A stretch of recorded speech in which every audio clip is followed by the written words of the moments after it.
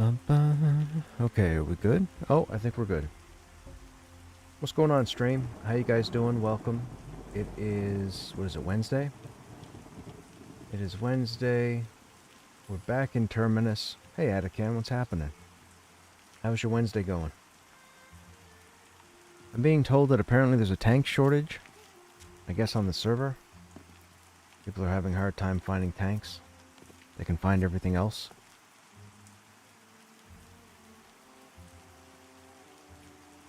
I'm guessing maybe the majority of tanks are probably guilded, so they probably hang out with guildmates, I would say. Although I've been in this guild for 3 days, and I haven't grouped with anybody since the first day, so I don't know what's going on there.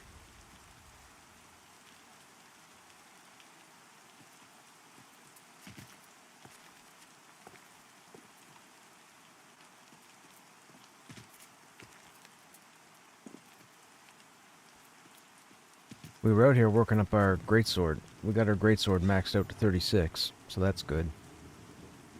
We still need heavy crushing, so I guess we'll do the big guy next.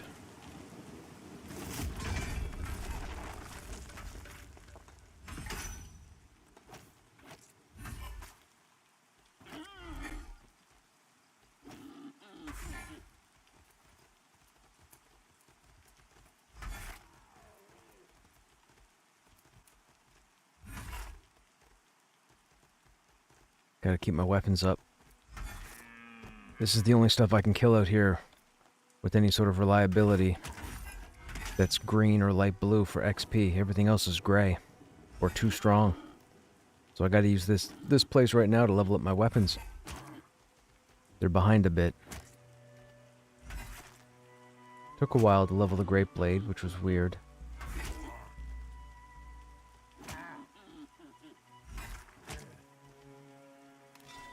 We now have 12 strength, 12 stamina unbuffed. Or no, that should be 12 and 10. I think our food gives us 2 stamina. Yeah.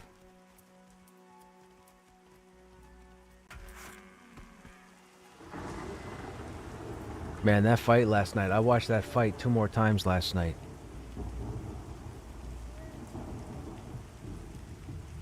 That encounter was, man, oh man, that was fantastic. I was so excited. I thought for sure we were dead halfway through. Not even halfway through, I thought we were dead. The fact that we pulled it, and here's the most impressive part that nobody got. I had messages afterwards from people saying how awesome the fight went. The most important thing about that whole situation, we didn't have communication. We weren't talking to each other. Nobody knew what the hell to do. Everybody followed exactly what I did during the fight. Dude, like it was, oh my god, it was fantastic. You want that group every day. Every day you want that group. They did everything and we had no communication. Nobody was typing anything. Everybody was just actioning. It was just action the whole time. Man, what a wild encounter that was. Not that I'm looking for that every night, mind you. I don't want to go to the manor and try and pull 5-6 mobs and fight them. That's just a bad day all the way around. And I wouldn't want to do it in Halnirs either.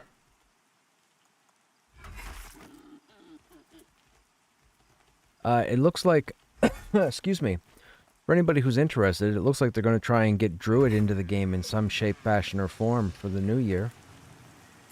So as soon as they can in 2025, looks like the Druid might be added. That's interesting. They want to at least get a base build of a Druid and then have players work with it, I guess, and see what's up. That's pretty cool. Apparently they've put in new items in the game right now, specific items. There are class-only items. I guess there are a couple of warrior-only items, paladin-only items, cleric-only items. Quite a few items, I guess, that are class-specific, which is interesting. I'm intrigued. They have a patch coming, and I didn't know this, but apparently they're going to be putting Pantheon through the newest version of Unity, which I think is Unity 6, which is going to make the game look sharper. It'll help improve performance for people. That's pretty cool. The only thing they're missing is a bigger team. They need more people. That's the only thing. They need more people.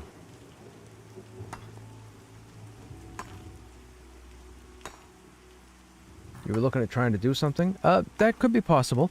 I'm gonna level my weapons first. I want to get my weapons leveled because if I get into a group, I'll never get a chance to use them. That's what I'm working on right now, see? Heavy crushing. We gotta get that up to 36. It's at 31 right now. We just did Great Blade. Where's Great Blade? Right there. Then I gotta go grab the Great Axe and do the Great Axe. We have that in the bank. Heavy crushing is 32.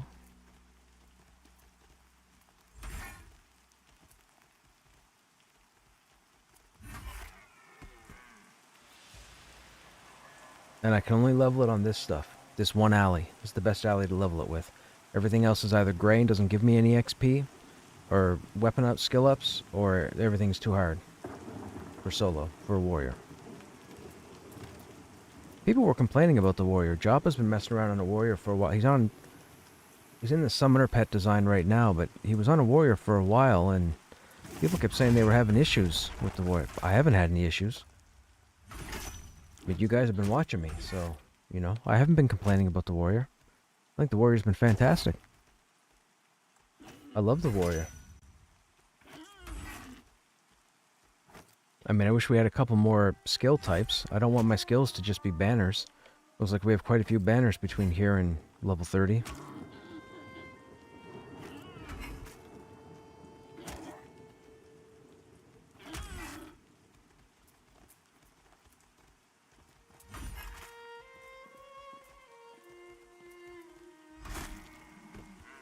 Warrior takes a lot of maintenance, man. Warrior's got to have all of their weapons, weapon types, like max skilled all the time.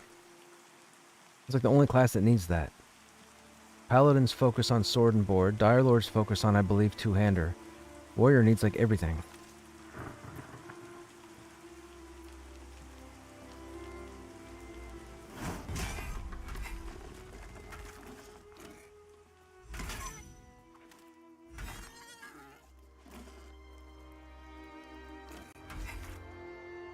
They also want to get a linking in. They want to be able to have it set up so that not only can people link items, but if somebody loots something, the loot comes up as links as well, so anybody in the group can click on the link to see what dropped.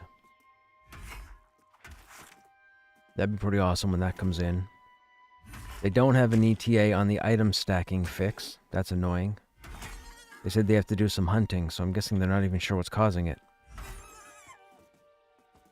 All I know is it worked during Season 5, it broke at Season 6, we haven't seen it since.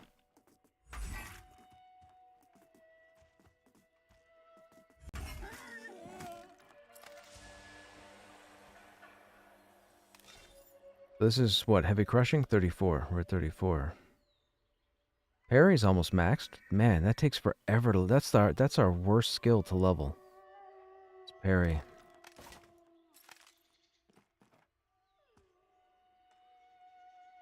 You bugger. You ran after that ore node. Dwarves, I swear.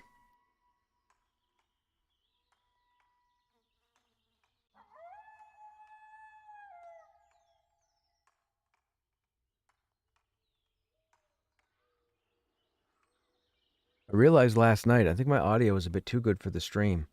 I noticed that when I was talking, I was hearing my own mouth noises. So I might have to go in and look at that. I might have to lower the quality of the audio a little bit, I think. Make it sound more streamy, less stereo.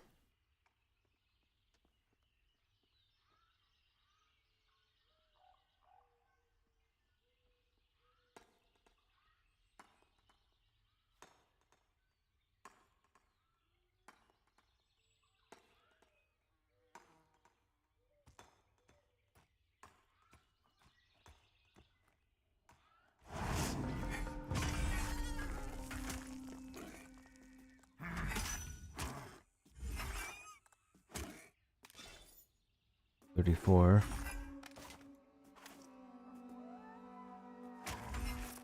35.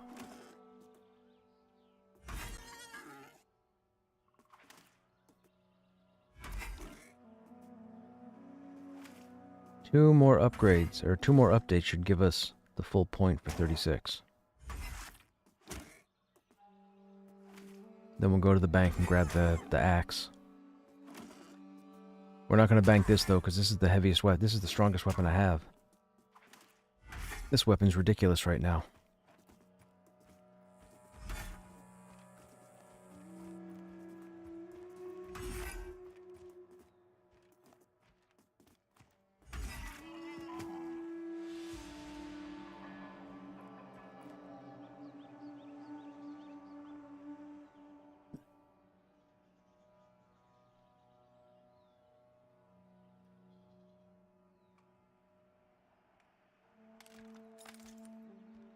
I can't wait to get into plate armor, man.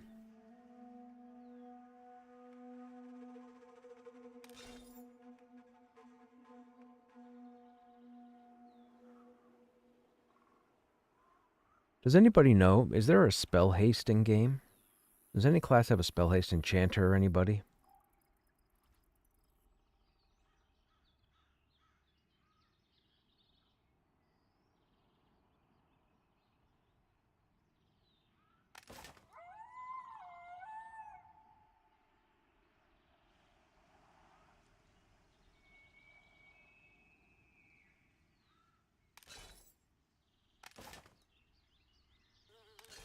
Archery we haven't gotten yet because we need a bow.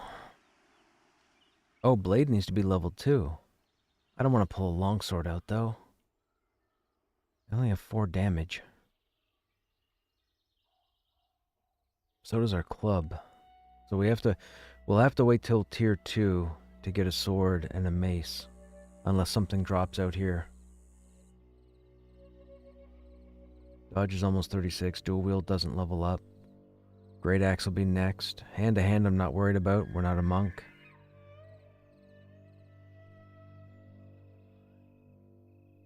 Shield doesn't level up. We need spear. So we haven't done stave either. Oh, we need to get a stave. I need somebody to make a staff. I'm guessing that's going to be like a monk weapon? Monk staff? Bow staff? I think it's a bow staff.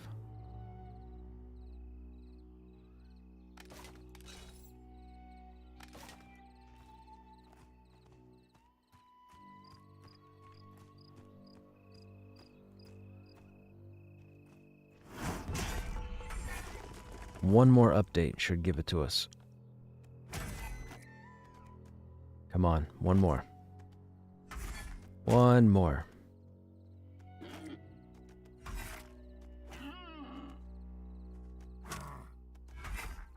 Anytime now. Let me get that last update. Anytime. No? Come on.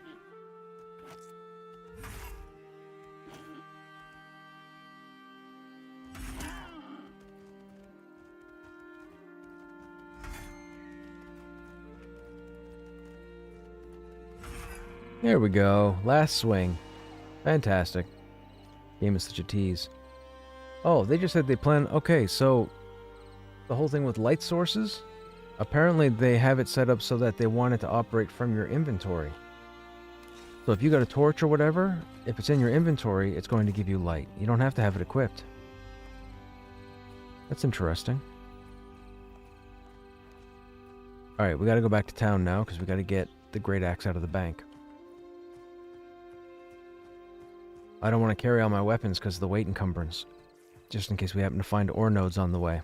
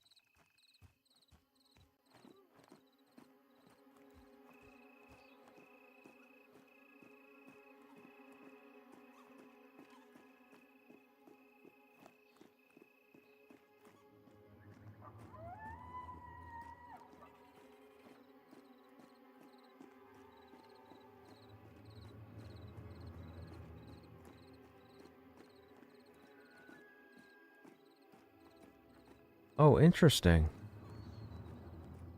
We just got a bunch of information about the necromancer.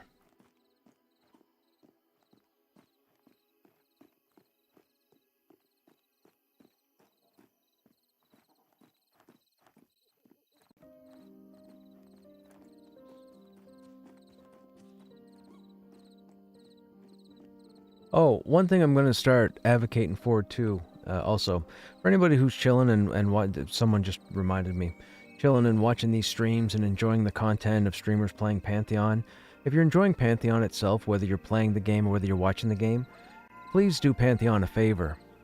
Hit up Steam. I know everybody's got it. Hit up Steam and go to the Pantheon page and leave some positive reviews. I mean, if you have negative opinions about it, include those as well.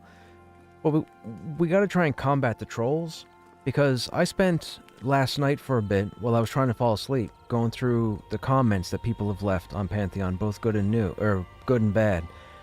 A lot of whiners in the negatives. They're complaining about stuff that would make the game easier and why it's not in-game. I understand that.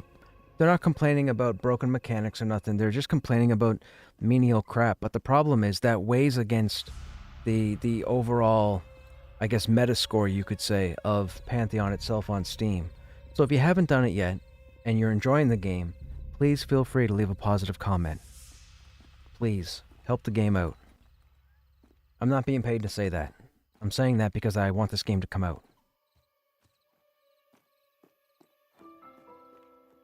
Everything they plan on doing with this game, I need it to happen.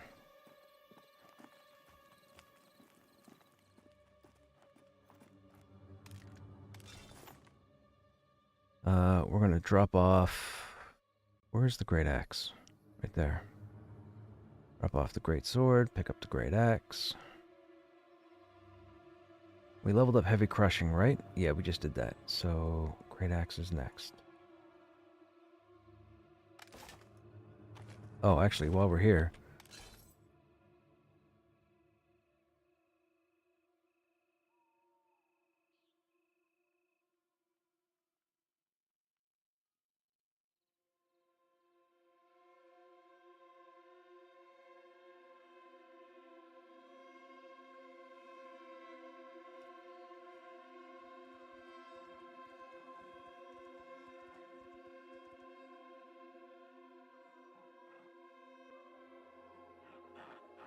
I gotta sort this inventory better.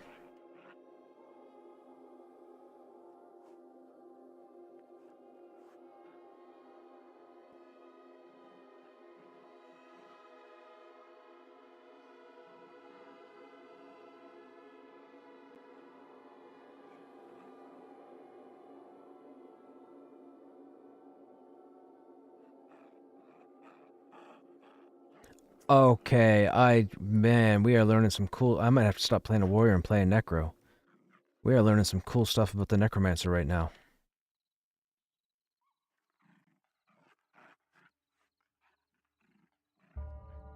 Some upcoming stuff, or what their idea for the necromancer is supposed to be, as opposed to what it is right now.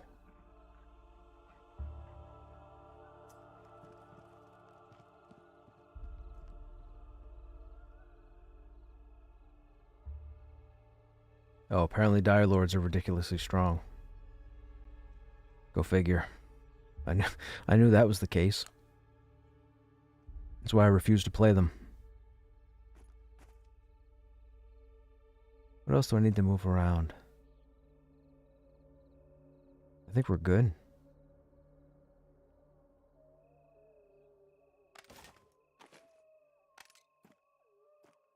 Look at how big that axe is on the ogre. Are you kidding me? It's like a wall hanging.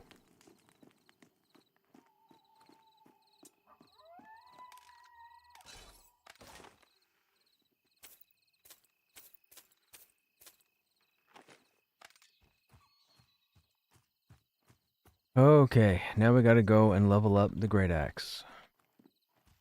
Hopefully it doesn't take too long. We're probably looking at 15-20 minutes.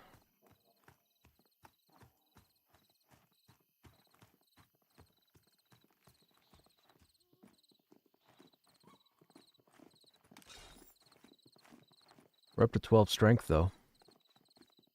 We had 11, and then we had those gloves drop last night, and now we're at 12.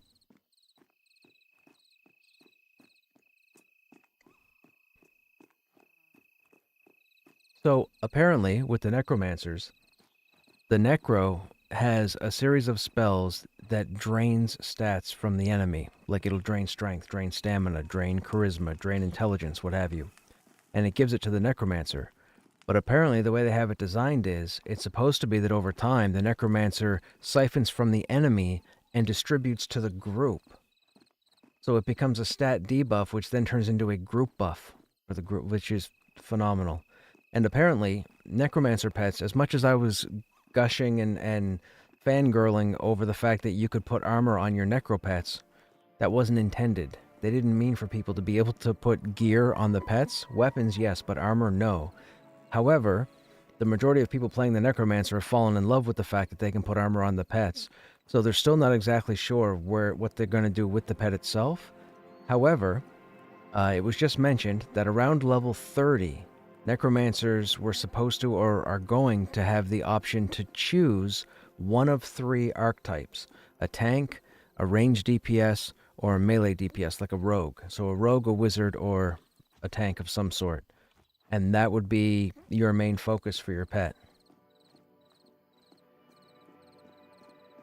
Which is interesting. I mean, you could have all 3, but only have one out at a time, is my understanding. Kind of the way it is right now.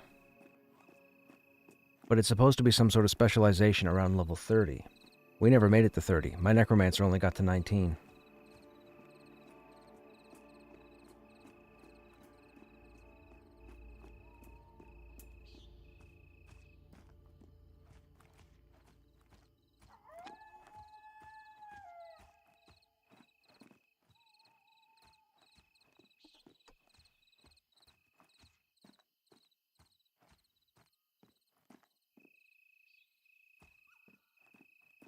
Oh, I don't like... Oh, Joppa just said the main critique he's getting about the Necro is that they don't seem to fit into any one particular role.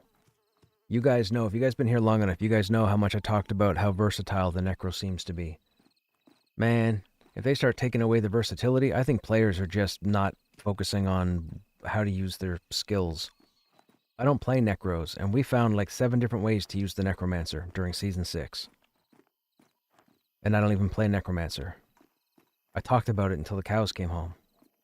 But now he's saying the majority of players are having issues with that.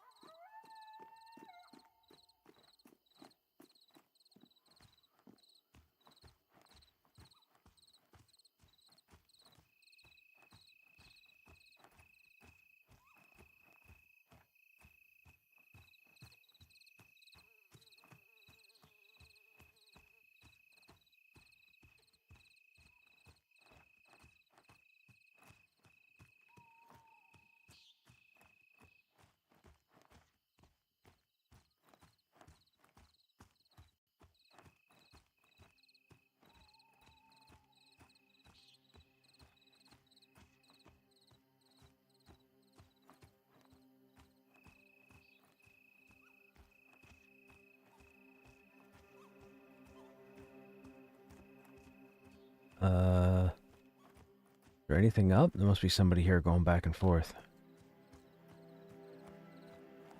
Young Ghost Viper is gray.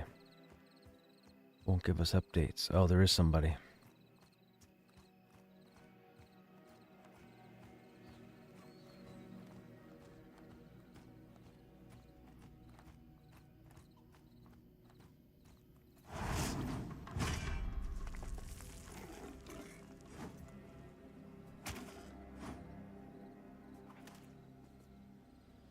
Well, Great Axe is up to 2. Now this boar might kick our butt because we have no skill in the Great Axe. So we're going to lay on some combat arts. just to get him down in health while the Great Axe skill gets leveled up.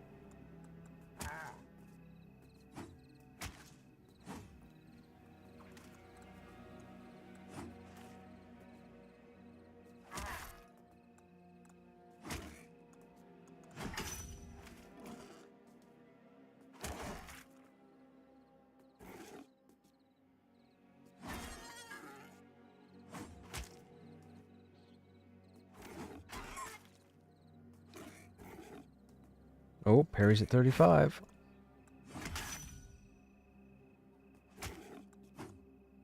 See what I mean? The boar's kicking our butt. We should be decimating it.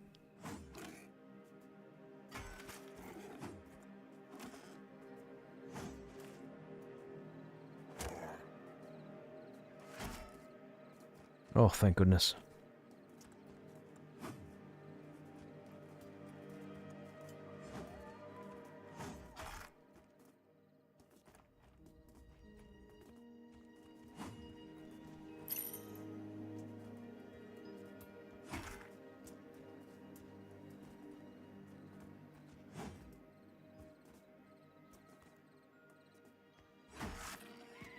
Great Axe skill of 14. Oh, we're getting there.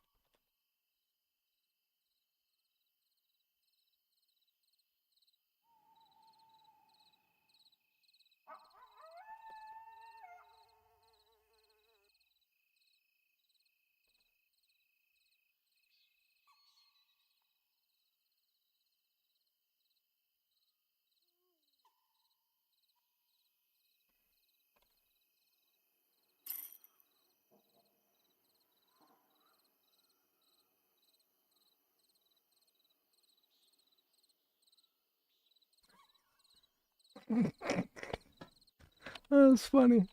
Okay.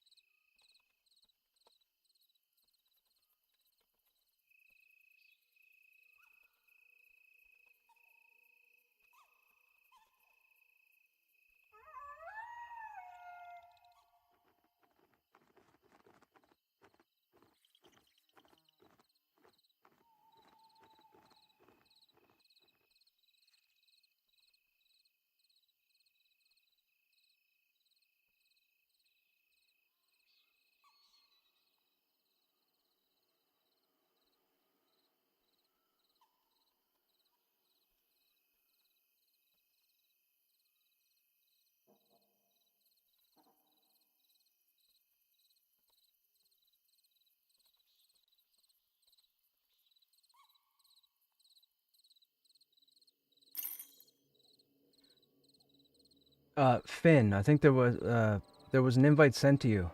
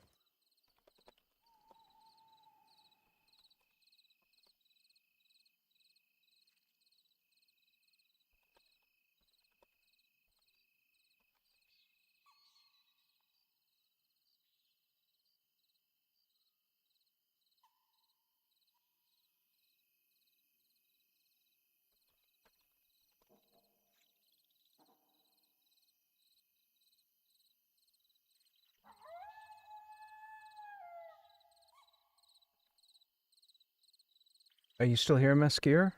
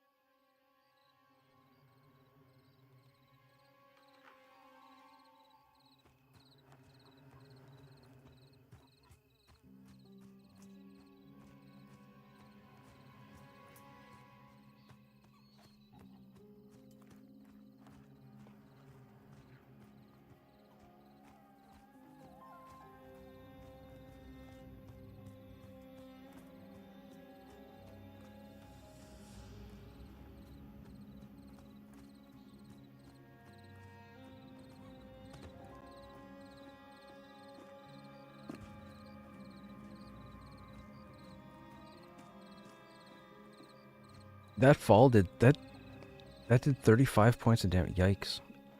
We'll have to remember. Be careful when jumping.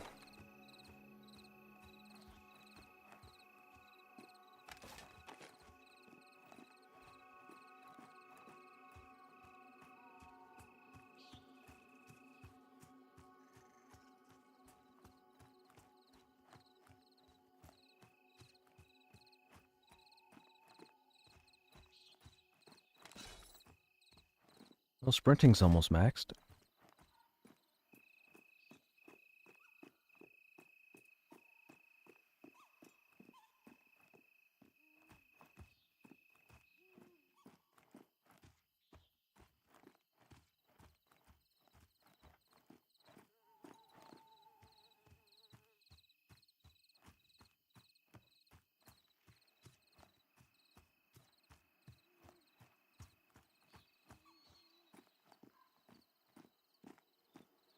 All right, we're going to show some of you a new place this evening. I guess apparently we're on our way to a dungeon in Avendir's Pass called Halnir's Cave. Or Halnir's Cavern, I forget. It might be plural.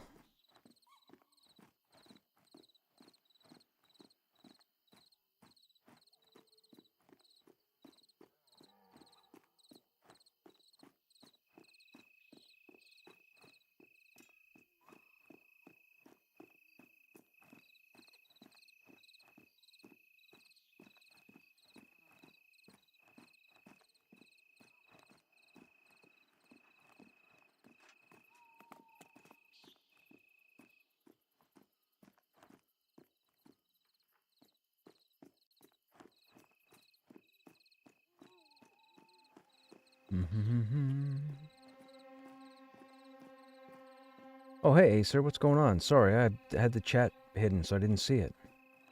What's happening?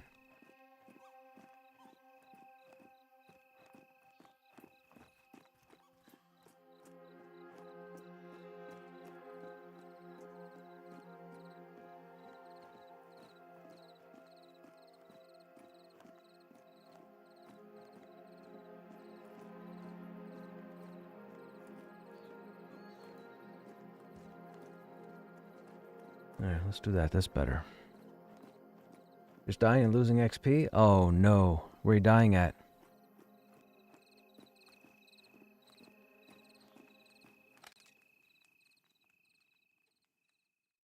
Hey, what's going on, people?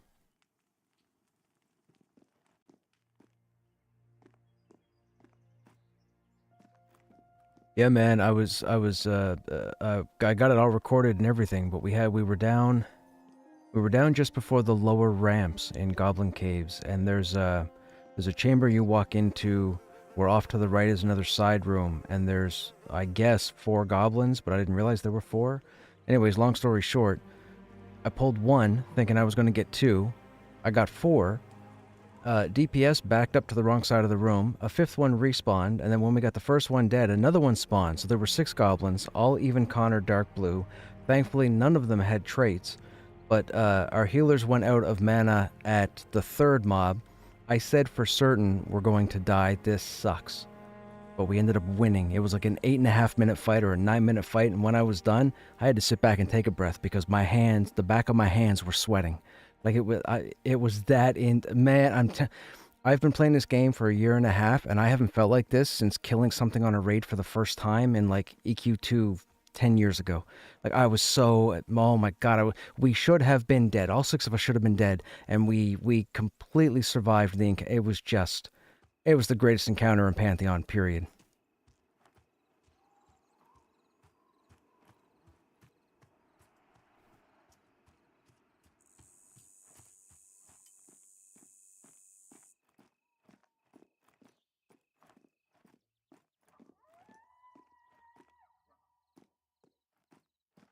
You witnessed the epic.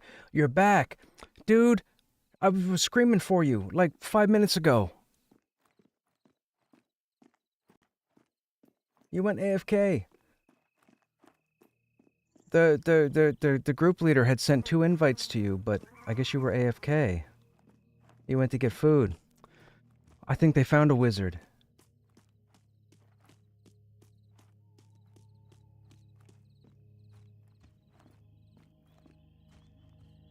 I was checking to see if there were any healers around to run something, and I got a tell from somebody that I was grouped with a couple of days ago.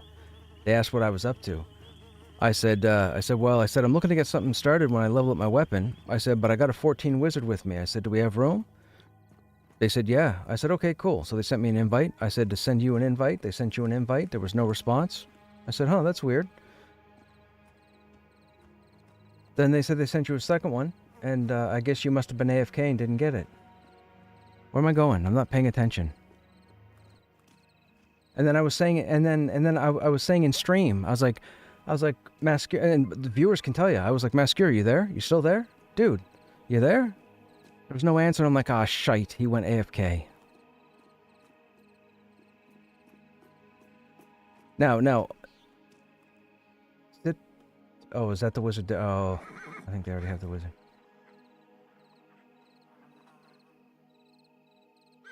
Kyrie said they can take me, I think. Send them a tell, and I thought they said they had the group filled, but maybe he was counting on you to come back? I don't know. What am I doing?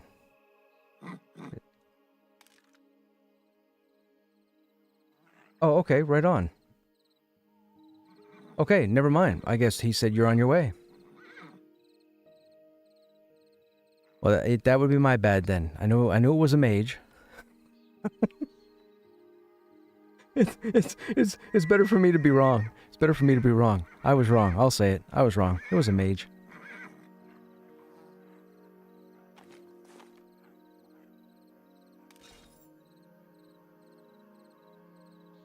You fighting barehanded?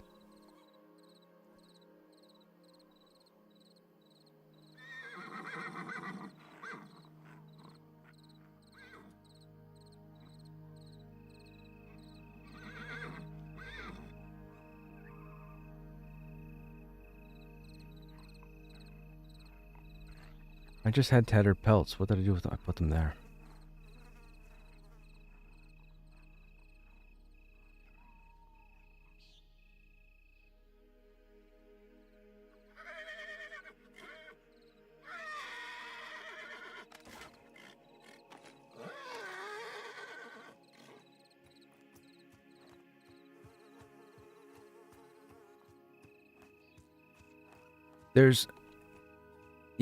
It's been a known bug since season 6. There's a bug where whether you're outside Halnirs or inside Halnirs, group lists will disappear. So you could be in a group of 6, but if you're inside Halnirs, you're only going to see like 2 people, and you're like, where's the rest of the group? And it's an ongoing thing. So what people have been doing is they've all been meeting up and then just reforming the group.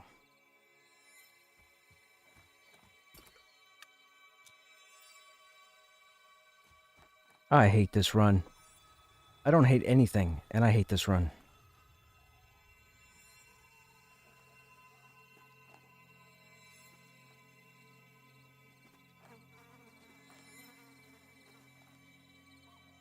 Hey, the Baxton, what's happening? Sounds like the High Keep Goblin Farm in EQ. Yeah. Well, I'll tell you this. If you go to my VOD from last night on YouTube, and you go to the 5-hour mark, I believe it's 5:00:50, and watch the next 8 minutes, you'll see what I mean. Because it's up there. But I think it starts around exactly the 5-hour mark, and it goes till about 5:08 or 5:09, I believe. If you were interested in seeing it. It shouldn't have happened. The fight that took place shouldn't have happened. We shouldn't have won. We should have died. We had no... Oh, I said this at the start of the stream. Here is what people didn't... I had messages sent afterwards, before I went to bed. I had messages sent where people were excited. The fight was fantastic. They were almost as excited as I was. It was pretty cool to hear. But here's the most important part. We had no communication. We weren't in a voice server. Nobody was typing anything. Every single person in that group did exactly everything we were supposed to do to win. That will never happen again. I said this last night, just after the fight. Sorry, no, I was talking, and when I talk, I'm streaming, and I had somebody ask me about the epic fight that I was talking about last night, so I was explaining it, and I completely wasn't listening to what you guys were saying. Are you guys heading out now? Like, are you running over now?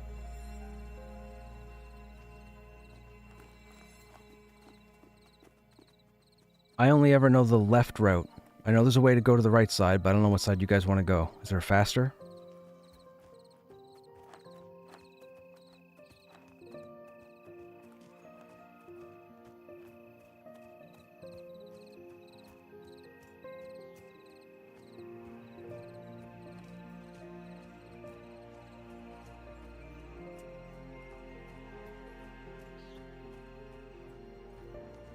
Yeah, my unofficial title is Krushnek, he who trips over spiders. I'm not even kidding. All through season 6, those spiders killed me. Like, dude. And don't forget, there's a Dark Agent NPC just over this hill, so stay down kind of where I am. Like, make sure you're following exactly where I run, because there are 2 spiders down below on a busted cart, and there's a high-level NPC called the Dark Agent to my right on top of the hill. Yes, ran left.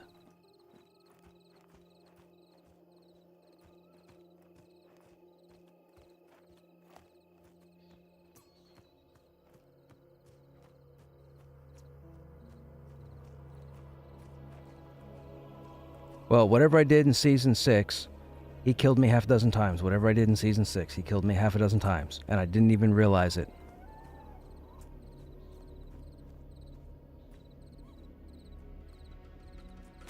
Uh-oh.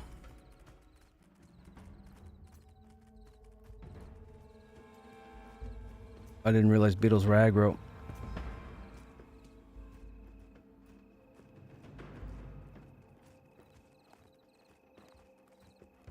Bolt. Yeah, Bolt. I've died to him too.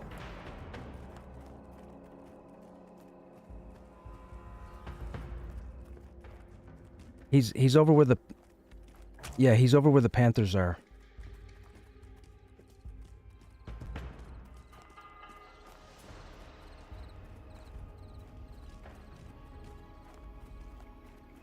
I'll give you guys a little secret, if you guys don't know, and I probably shouldn't, because it'll ruin the fun. The humanoids that we encounter over here, the random nomads casters out in the field in front of Halnirs, if you kill 5 of them, you better your faction so Bolt doesn't aggro you anymore. There you go. I shouldn't have said that, but now you know. I ruined the game. Haha.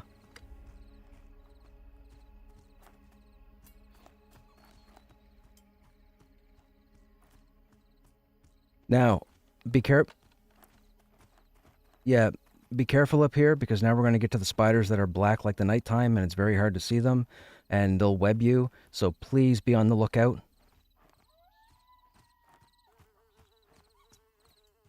Friggin' rights I do. I told you, when I say Krushnek, he who trips over spiders, that's not a joke.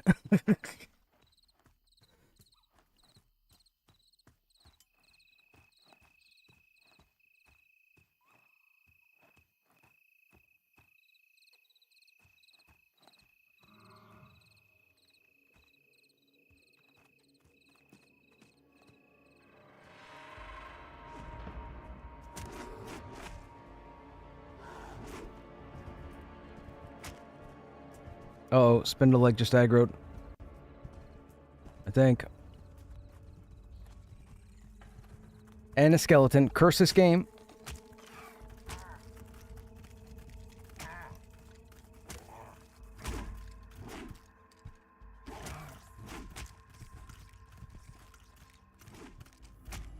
So I'll die, but I'll be next to Investigator Vallarta, who is not going to aggro anything. What is happening? She's supposed to kill everything.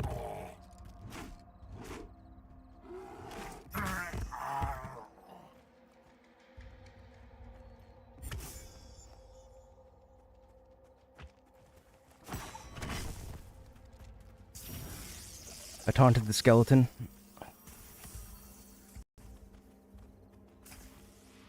I'm gonna make it.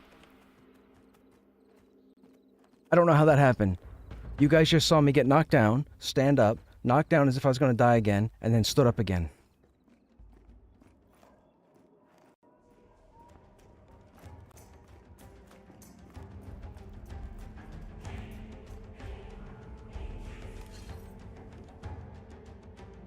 Oh, I can't switch while in combat.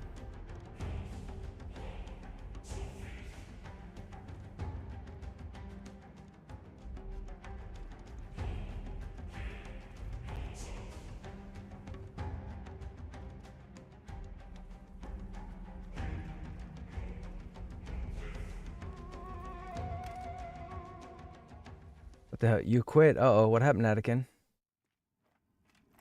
This gives me early EQ vibes, where everything is dangerous. Everything is dangerous in this game. Yes, everything is dangerous. Everything is dangerous.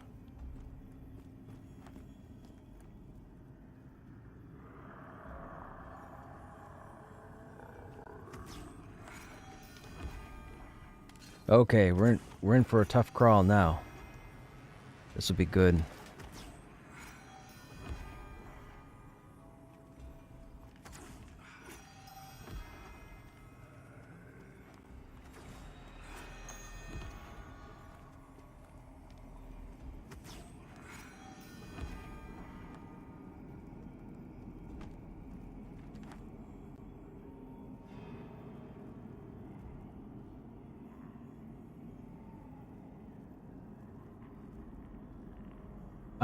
I'm used to being with an enchanter typically who would have another interrupt. Does anybody else have an interrupt in the group? Okay, I'll handle Ravage then.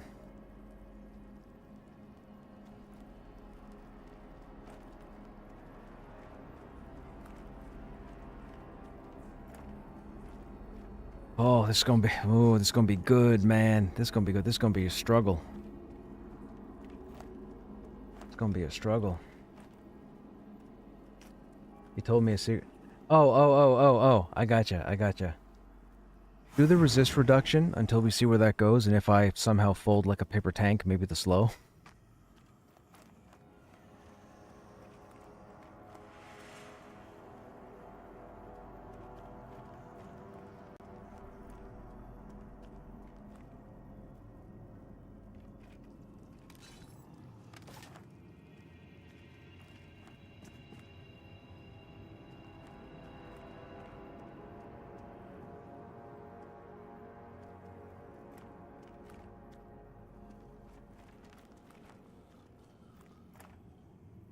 Alright, we got everything.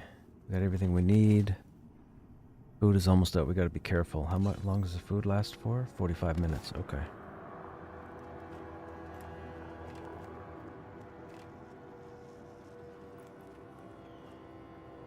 I don't have a bow. Strategy's changed.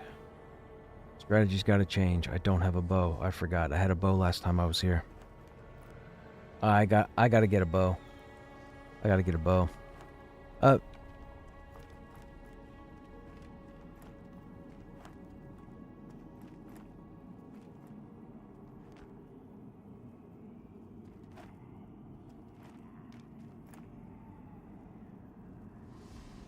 Does anybody in chat know who I buy a bow from?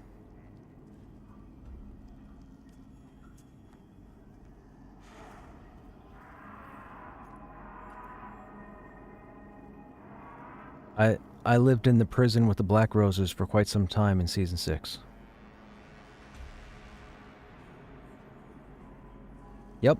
I used to have a... Oh, here's a question. I used to have a bow. Where can I buy a bow?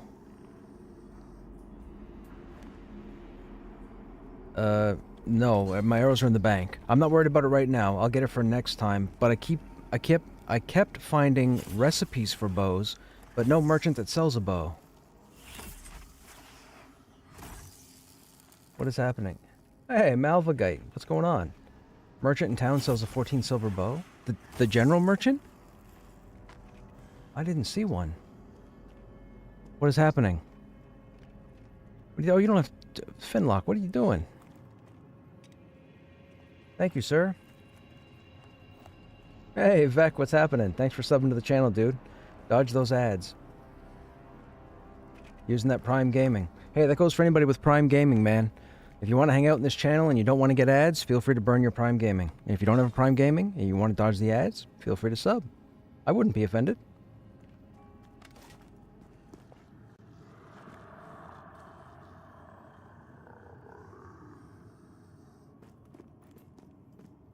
Let's not worry about it this evening. I should be okay pulling regardless. It's just, it was really nice to have a bow, and I completely wasn't even thinking about a bow until we just got here. Okay, so I will be asking for traps. I have a macro. You see right there, that's a macro. I'm not going to key up too often because I pretty much stay focused on the fights. It'll be pretty simple.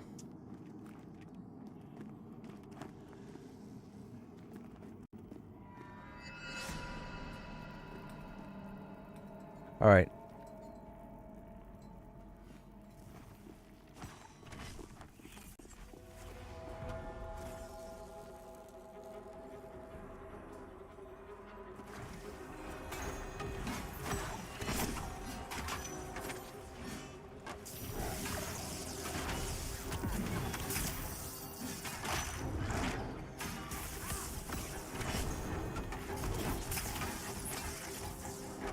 Nice. I forgot.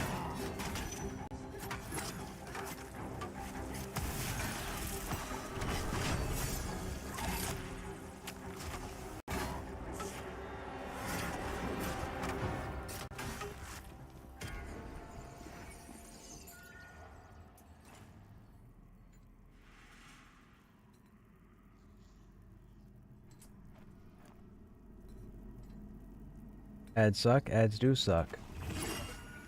No name is weapon merchant? Ah, okay, thank you, Mal. I will look at that when I get out of here.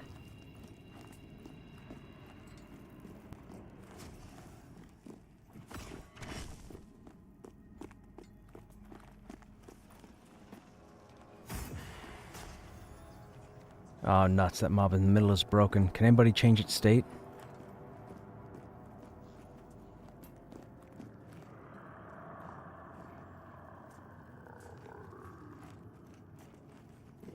Yep.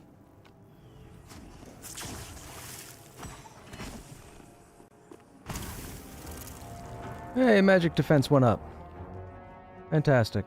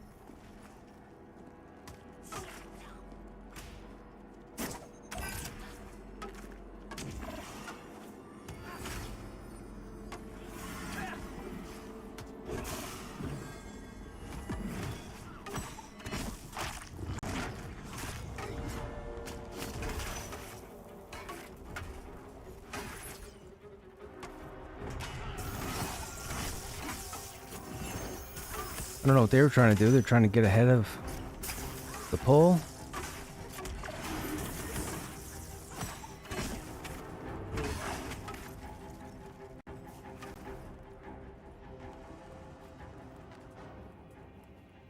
I mean, did they just run off? We taking all of this?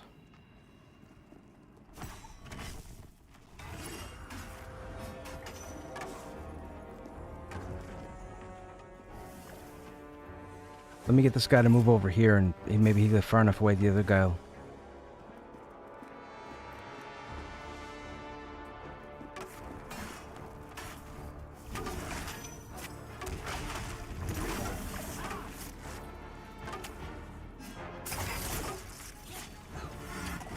I don't know what that group was thinking, man. Like, I don't know if they were trying to... I don't know.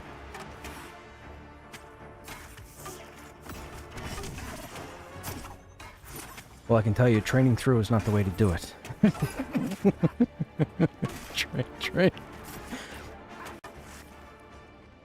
Training works when stuff leashes reliably, but this is Pantheon. That doesn't happen. Okay, this is a Ravager, so I'll try and get the Ravage, and if not, just, you know, make sure you guys are behind him. I am. We can fight him here.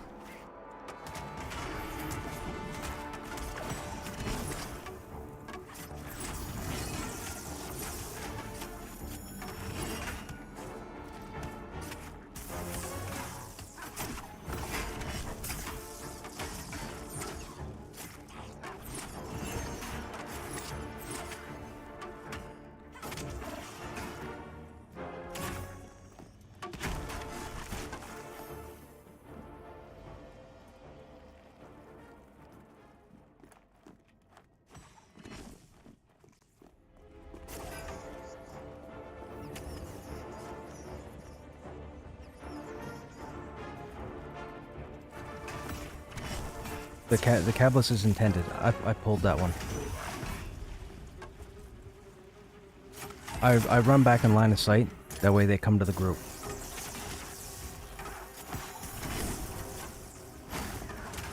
Man, these guys think they're dealing with some rookie? Come on.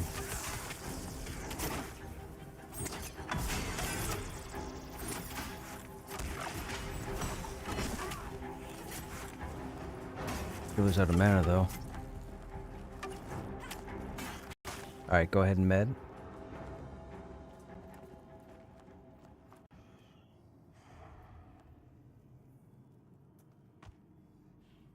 That other group is reckless, man. We're gonna have to be careful.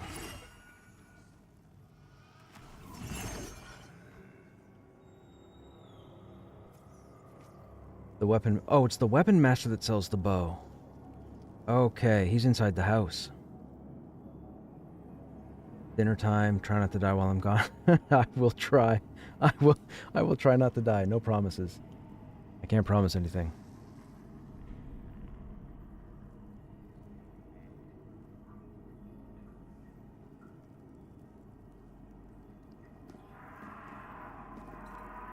Okay. We can go ahead and move in then. Just stay to the right.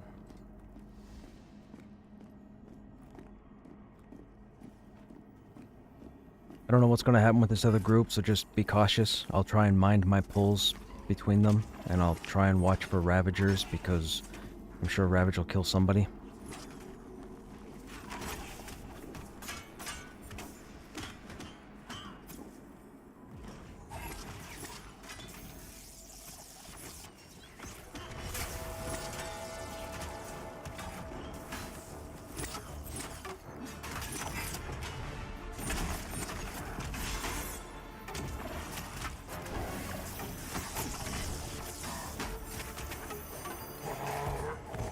Resisted.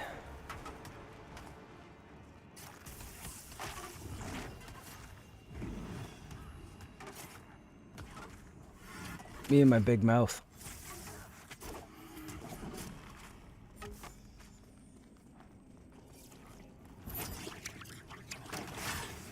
I interrupted it, but it resisted.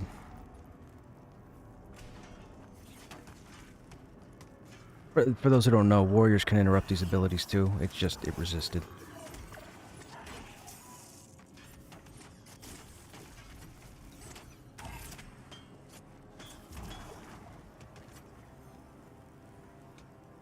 Yeah, see, I had a lot of warriors complaining online about how the warriors sucked and it was garbage and people should roll paladins and dire lords, and I wanted to prove them wrong because I think people are ignorant.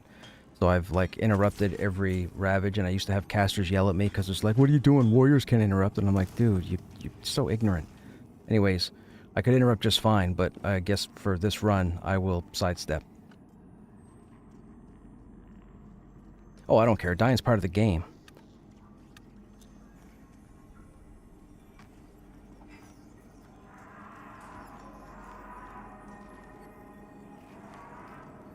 How did I res into a res? I have no idea.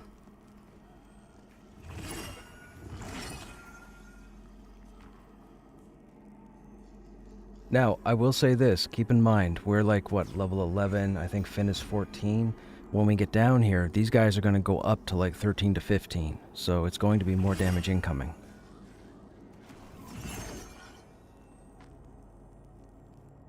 To be truthful, I would say we should probably stop here, go back to the beginning, and then just keep re-clearing. And the only reason I say that is this whole area here is 11 to 13, and this should be all right for the group. But I wouldn't want to get down any further and then struggle and have deaths. And I don't know what your guys' mentality is like. I have the patience of a corpse, so I could die 50 times. I don't care. But I think the smart move is to just run back and forth here for at least until we level.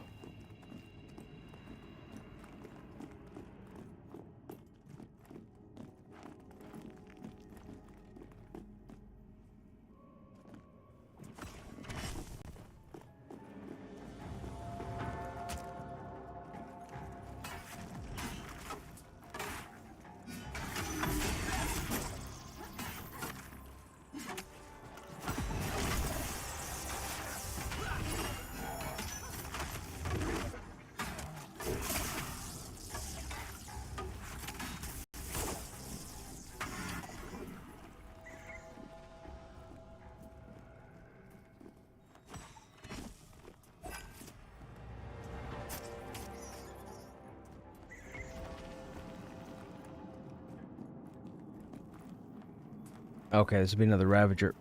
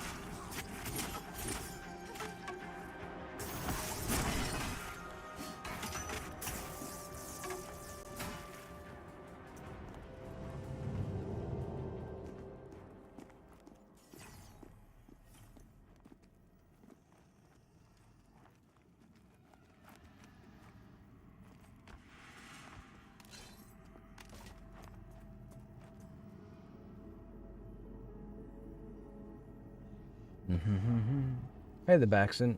So it's been a while since I kept up with Pantheon. Am I to understand you can buy it on Steam now and play? Yes, it's in early access. So it's still in development, but you can get in now on the ground floor, and then when it goes retail, you just move along into retail with it. Is Pantheon going to have a monthly subscription? They haven't come out and said with definite yet what they're going to do. I think they should have a monthly subscription, truth be told. For what they want to do with the game and what their plans are for the future, they're going to need the ongoing support. So I think they should have a monthly subscription. They'd be foolish not to. Period. That goes for all MMORPGs. No MMORPG should come out with just a point blank buy and that's it. That's the game. That's dumb. That's just dumb.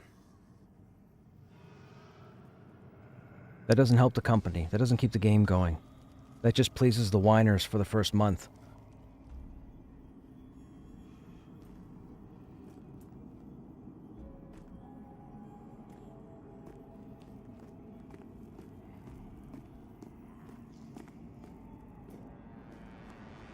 But the game is coming along fantastically. The game is amazing. I love the game. I love the game. If you want to see how awesome the game is, you need to look at my video from yesterday, my VOD from yesterday. Go to the 5-hour mark and watch from the 5-hour mark to 5:09. That's what I will say. That'll tell you. That'll show you the kind of excitement that this game brings. It's a very dangerous game to play. Problem I have with subscriptions. I have 3 kids, and if we play together, that's 4. Ah, if y'all, you well, okay, yes, but you know, I can't help you with that. Yeah, if you plan on playing with 3 other individuals and you're paying for all 4, that's a whole different thing. I get it, but still, for an MMORPG, you can't do a point blank sale and then expect to have all the content given to you at one, like for one price. That's not the way these companies should operate.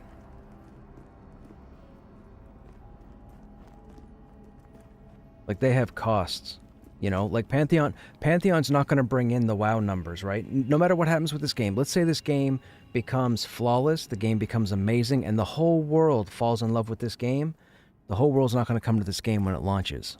This game is only going to pull in a certain type of person, and it's a much smaller audience, but these guys are going to have costs, right? You've got server costs, you've got the staff, employees, marketing, you know, development on expansions, whatever they plan on doing, bug fixes, quality assurance. That all costs money, right? And unfortunately, money doesn't come out of the air. So me personally, I think they should monthly subscription. I'm sure people are going to complain about it, and people are going to say it should be a one-time buy. People are going to say maybe... Oh, hang on. My group's talking to me.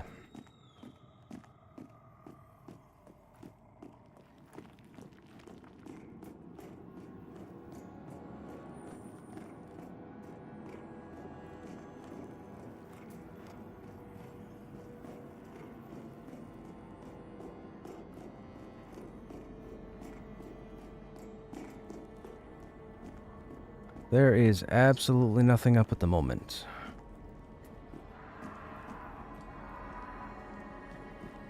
That's the one issue with this place, is that because it's broken up into segments, the smaller segments, at least the entrance, it's very limited pulls.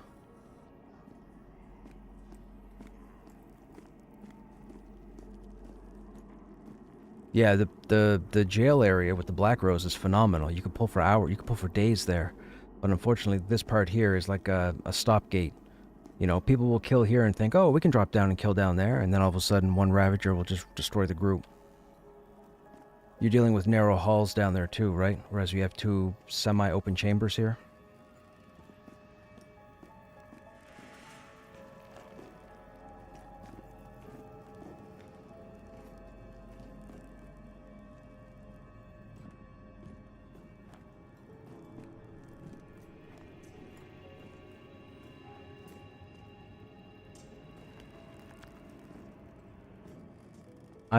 I'm game to try. I'm game for anything, but just keep in mind I am level 11, so anything 14 is going to hit a whole lot harder.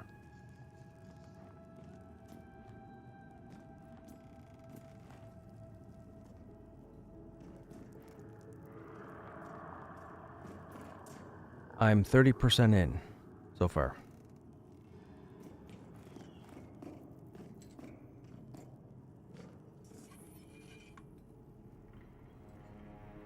Truth be told, if you guys wanted to, and I don't know what kind of effect it's going to have on the group and whether or not it has to be reformed, but we could always clear this section and then zone out and clear some stuff up in the grass for 10 minutes and then come back in. Because there's going to be at least a 10-minute respawn in this chamber, if not 15. Up to you guys. Again, I'm not fussy either way. I'm just trying to think what's the best way to maximize so we're not oh, aggro.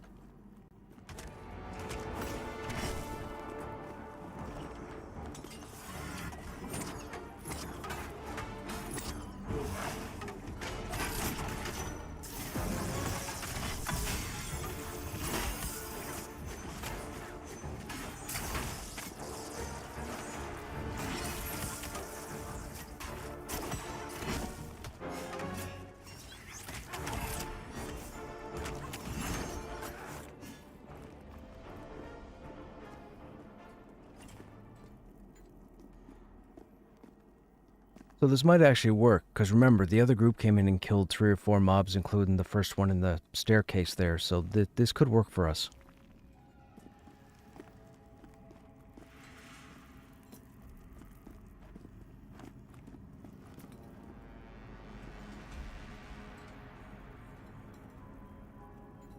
This was the first one I pulled, so this one should pull. or this one should spawn next. Maybe there's a family. But hey, there could be, man. Again, they haven't said what their plans are.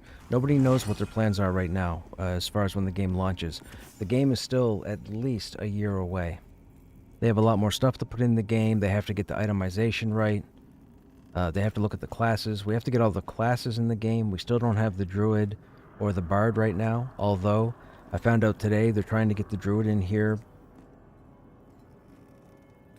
by January, possibly February, so that's pretty cool.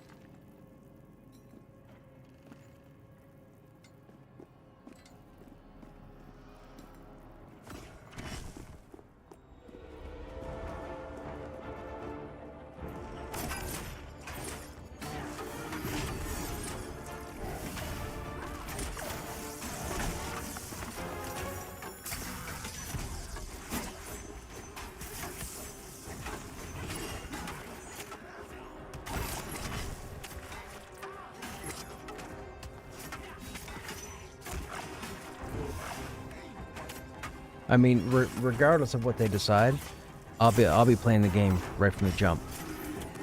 Like I'm absolutely loving this game.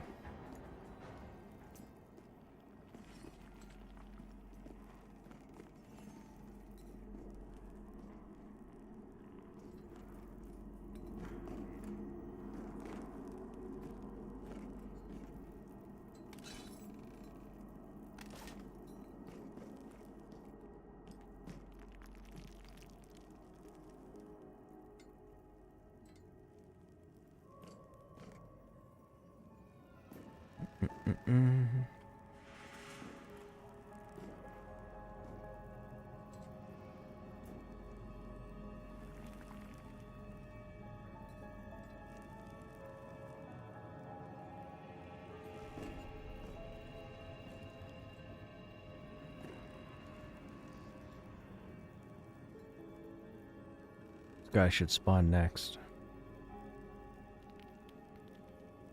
Or it might be this guy. Remember, the other group caused a train, so they pulled this guy, and I want to say they pulled this guy. We ended up killing them because they ended up zoning out. Because they tried to run, they tried to train through, which was silly.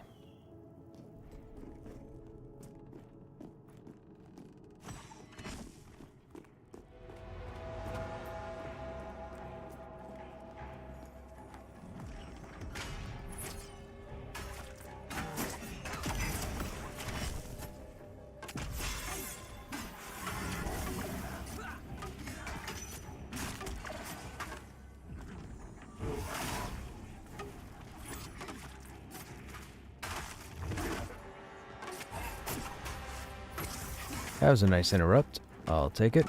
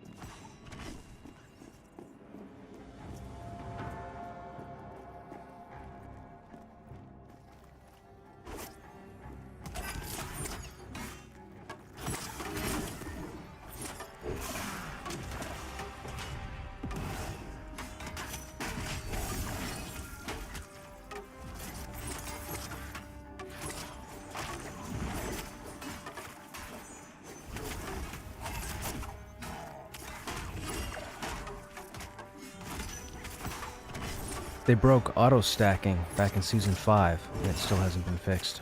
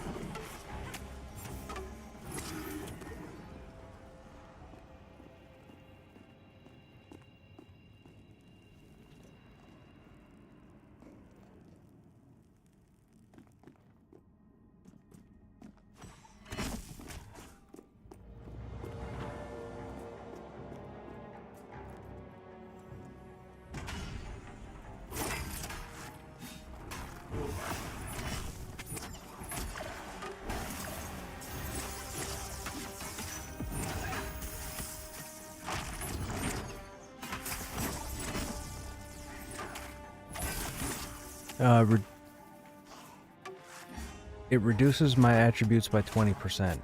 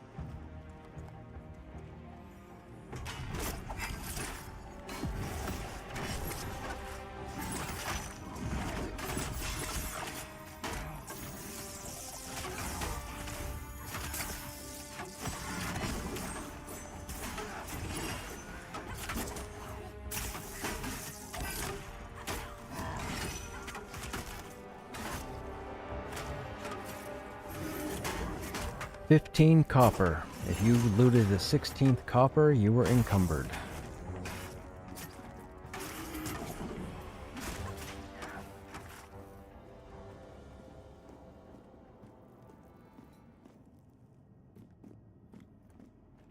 They did. They did.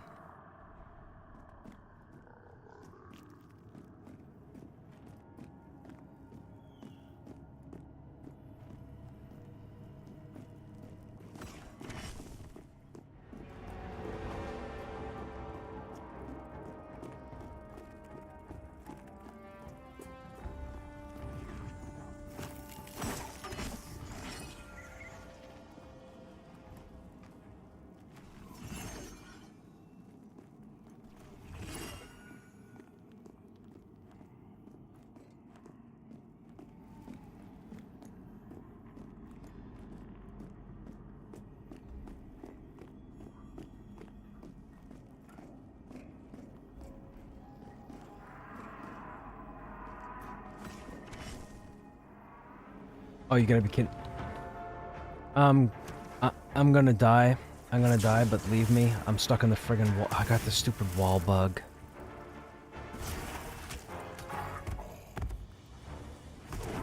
God, they gotta fix that wall bug, man. They gotta fix that wall bug. Oh my god, that's so stupid.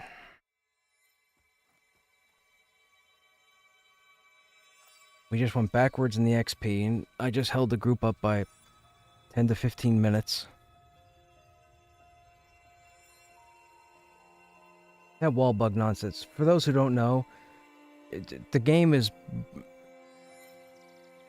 broken in the respect that if you try and sit along the side by the wall, or if you move into the wall, the game will stick you behind a rock asset, and you won't be able to move. You can twist, but you won't be able to move. Nobody can pull you, nobody can port you, nobody can do anything.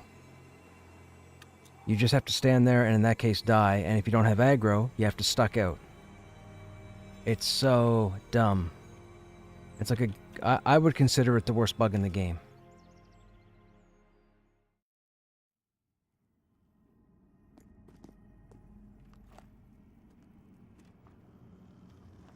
I don't miss this bug. So yeah, side note, stay away from the walls all the time, even in the hallways. It killed so many people in Season 6, it was so dumb.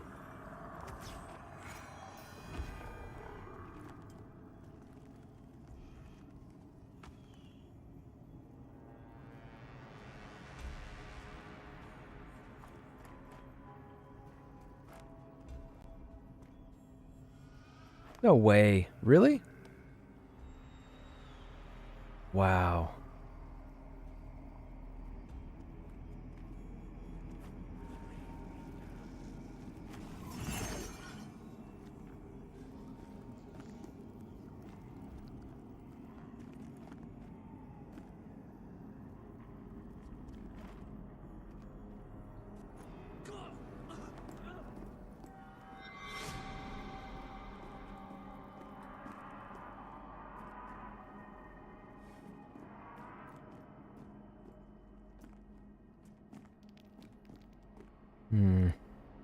I don't think they social with the spider, right?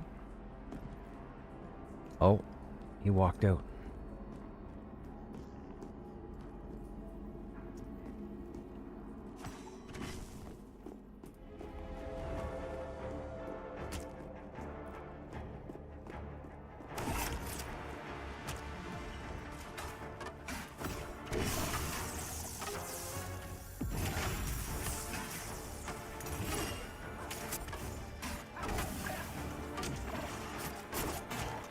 Wasn't there 3 loosened trees? It looks like they got rid of all the shards. If you notice, there are no shards for any of the servers.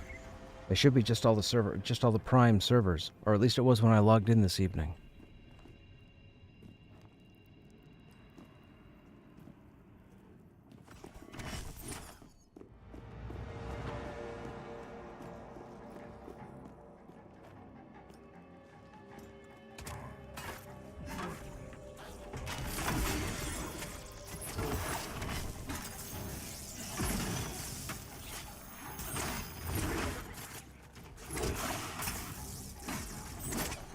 It's unfortunate, man. I wasn't expecting that setback on the XP.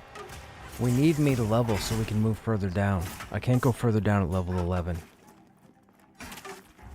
We'll die repeatedly, and that's not good. I need to be 12 to reliably take on 14.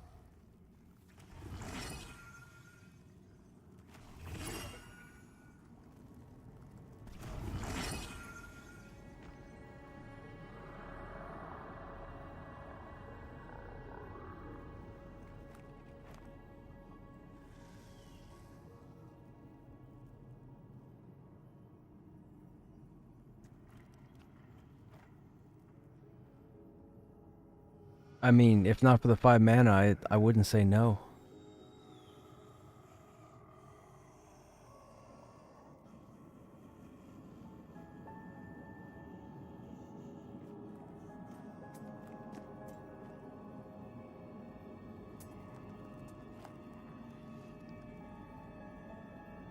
No, it's fine. If it's got mana, go ahead.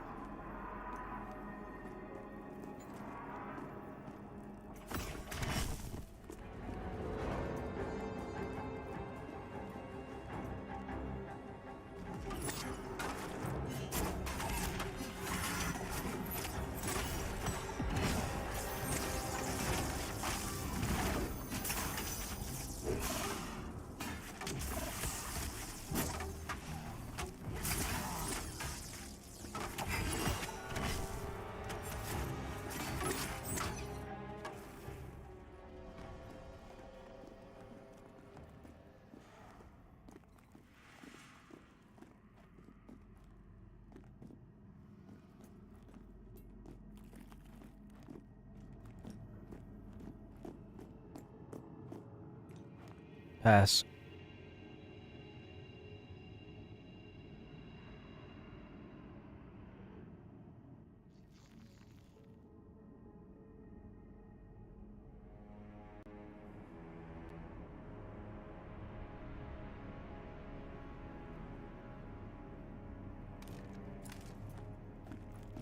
I'm gonna pull from down the stairs. I think we should be good for a couple of minutes before this chamber respawns.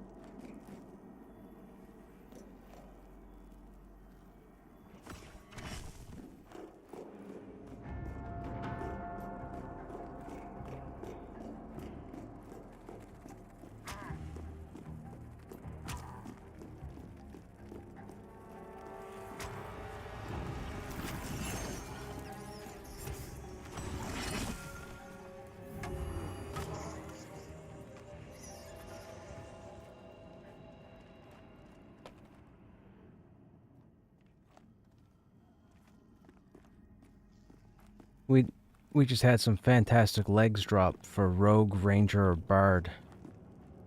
Or wait, Rogue, Ranger... Was it Bard? Yeah, Rogue, Ranger, or something anyways.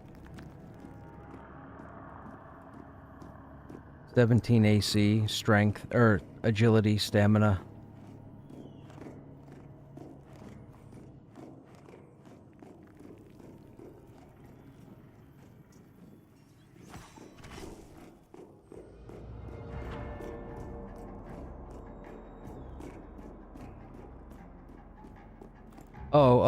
We're gonna have two.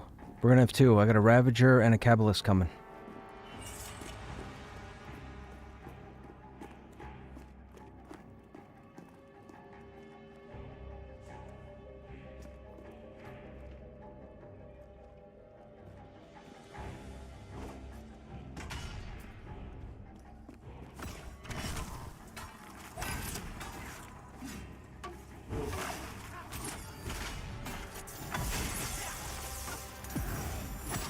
pulled from all the way down the stairs, down the end of the hall, and then when I got up top, the Ravager spawned in front of me.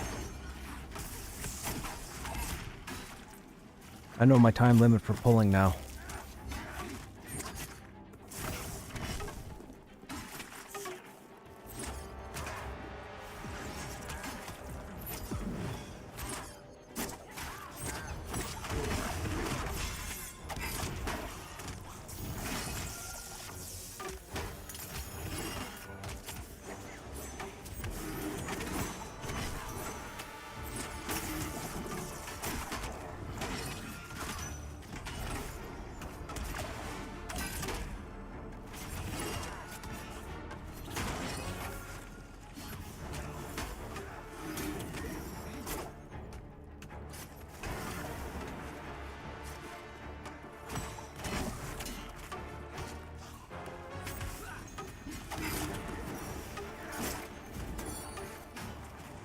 Higher level pulling damage.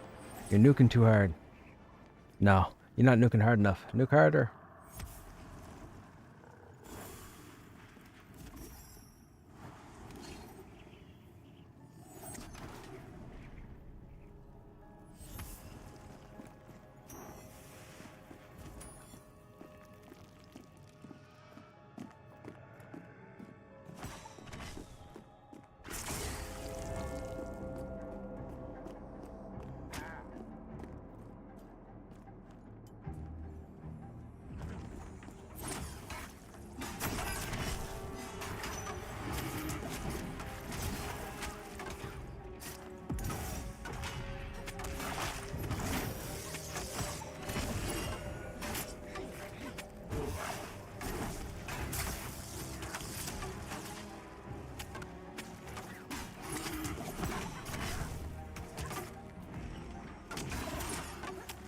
Nope, that's the third group. And it's all Vanguard.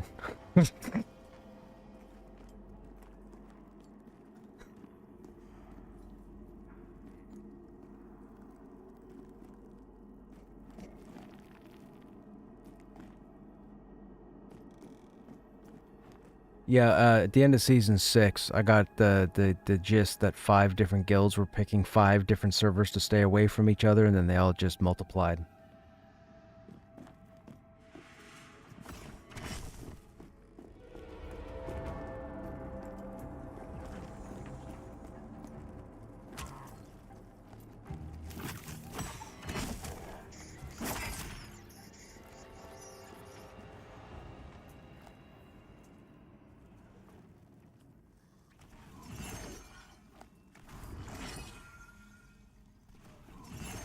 Oh really? Right on. I had Visionary Realms and the sound guy in my stream Saturday. It was pretty cool.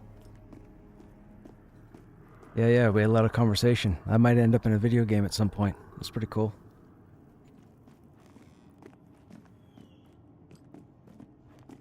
I was, dude, look, if I wasn't straight, I mean, I blew so much smoke towards the dude that it was just, I've gushed about the audio since Season 3, I think, when it first caught my attention, and it's just been fantastic.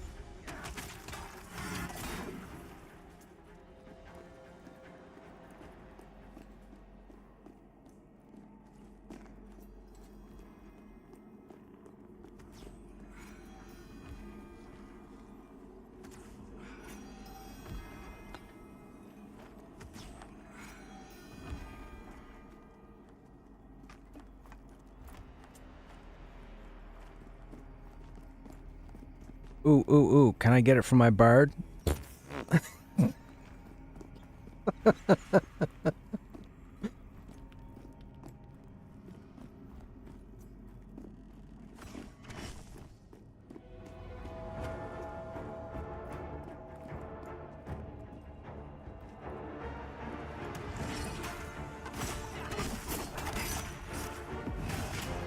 Speaking of classes not in the game yet, this evening Joppa was mentioning that they have plans to put some sort of base model of the druid in-game sometime in January or February, hopefully.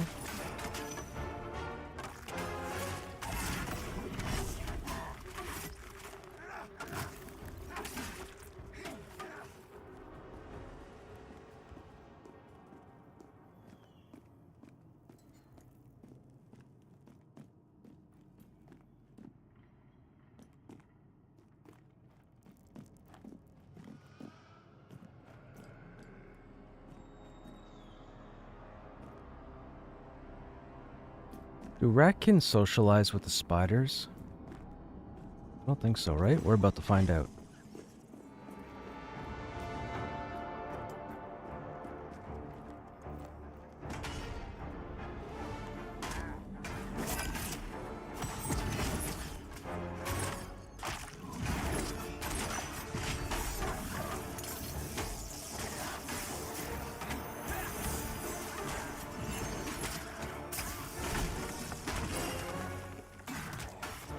I'm just loving the warrior. Like, I heard Joppa talking tonight about, I guess a lot of players have been complaining and griping about the warrior. And I don't see why, man. Like, I'm flying. The warrior's phenomenal. Like, just absolutely phenomenal.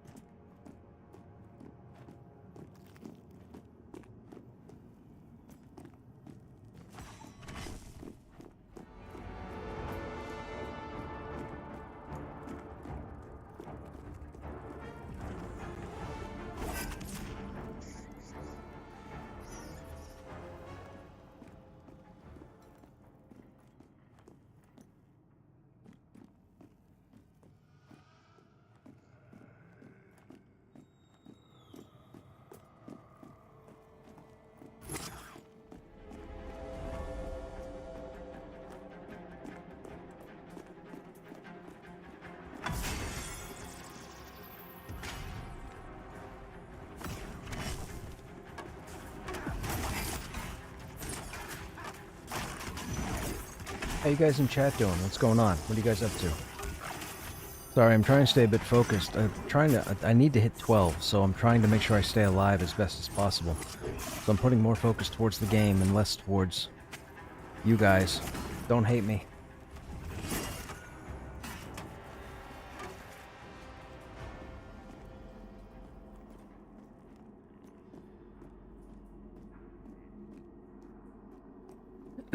Excuse me.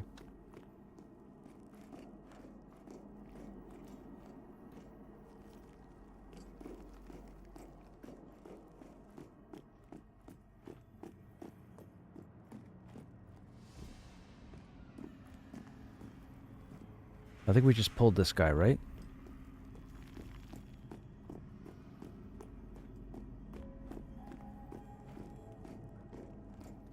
We need that guy to spawn.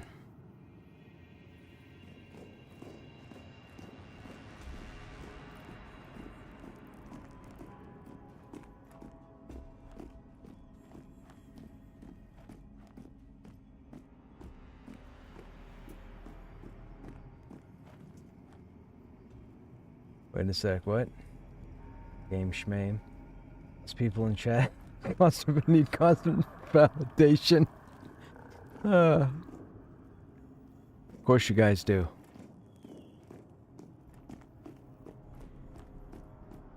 Just listening, figure out what kind of rice you're making for dinner. January can't come soon enough. Rice, man, rice. I haven't had rice in a while. I like lentils. Rice with lentils? I think it's lentils. Little tiny seed type things. Bean type things.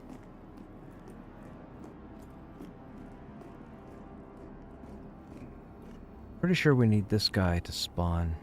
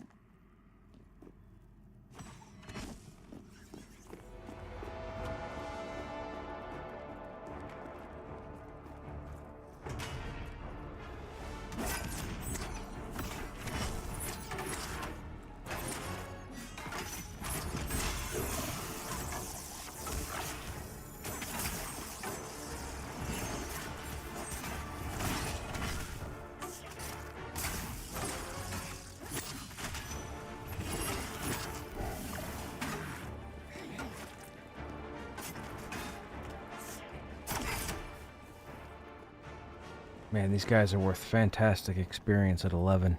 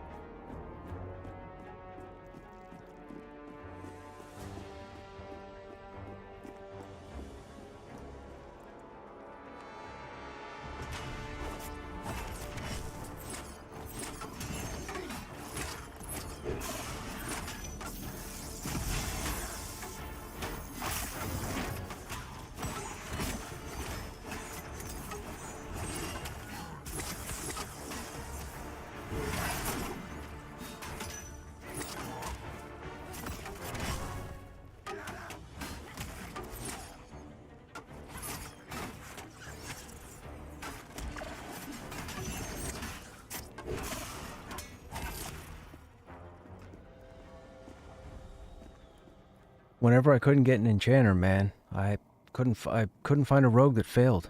Rogues were fantastic. Like, the rogue class is just amazing as far as the damage, and then switching to CC on the fly, it's just, dude.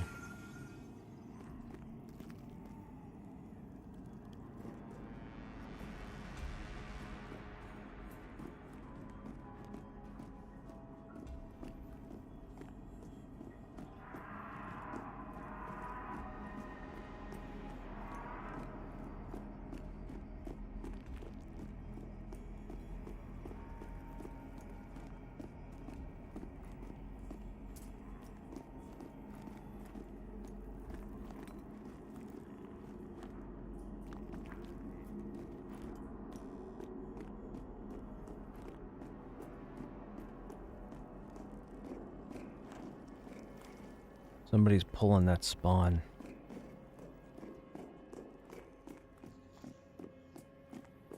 That spawn should have respawned by now.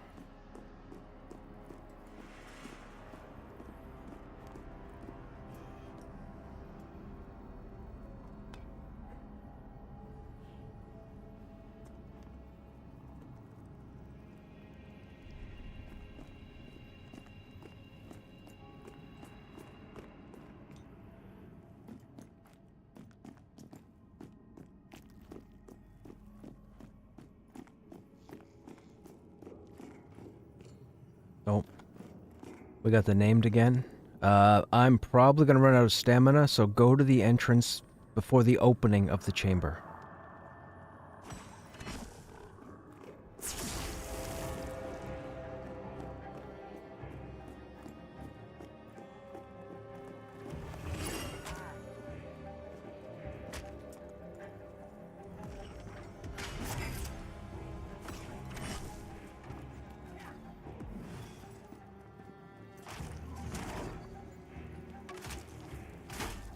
I was trying to get him in the room, but he wouldn't come in the room.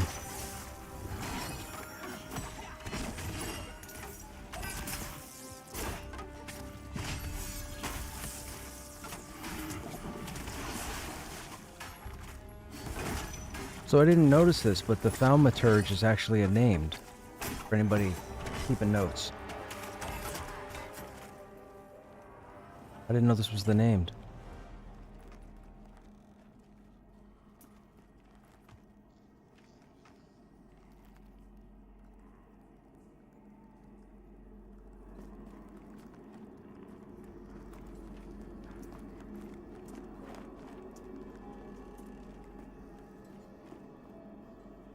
Is it warrior usable? Or no? I didn't hear warrior.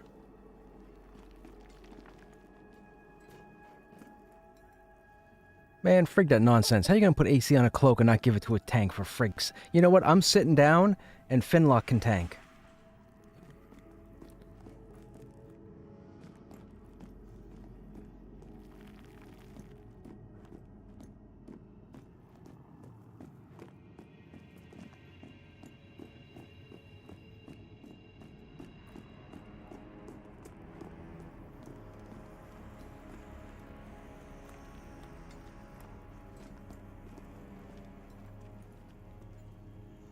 Hey, Morphling. Would you rather have a rogue or enchanter? Depends on the situation.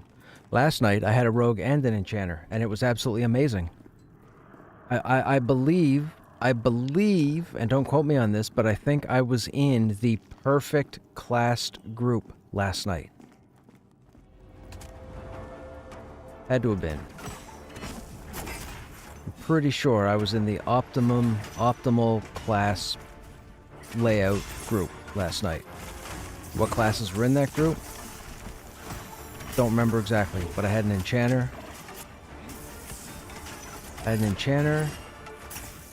A shaman, a cleric, a rogue,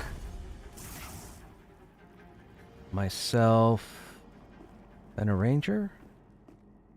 Or monk? I don't remember. I'd have to see the icon.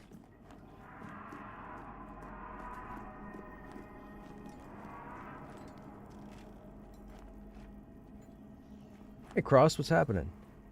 I've honestly given serious thought to maining Enchanter. In the right hands, it really is way too... Dude, the Enchanter and the Necromancer are phenomenal. I love a Shaman Cleric combo. Me too, Gimmels, but I'm a tank, so I'm biased. If I could have both a Shaman and a Cleric every time I logged in, let me tell you, I don't care who else fills what spots. Give me a Shaman and a Cleric.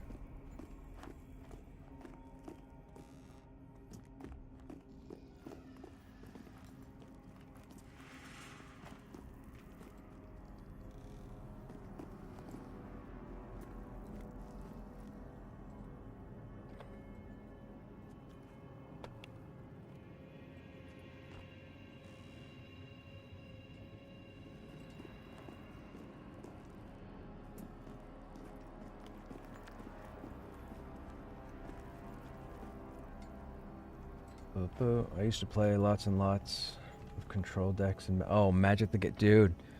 I just took all my cards to work last week while we had no work because I found out one of my coworkers, much younger than myself, was playing actively, and I didn't realize there was still a community for it in my area.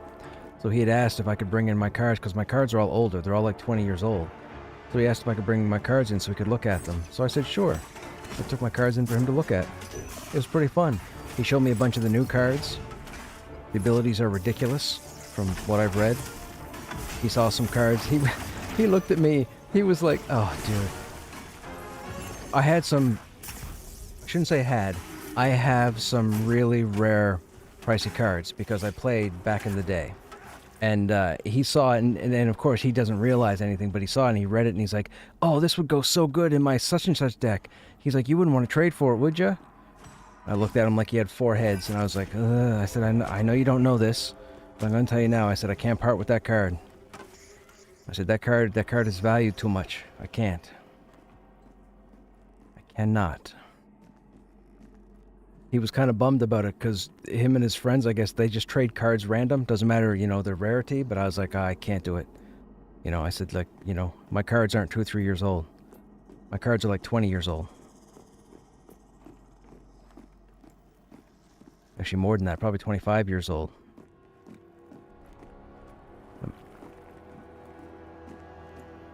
Oh, hello.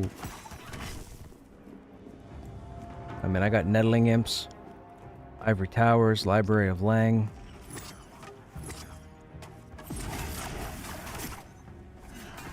Singer Vampires. Seraphs. Armageddon's Wrath of Gods. The 5 Dragon Elders.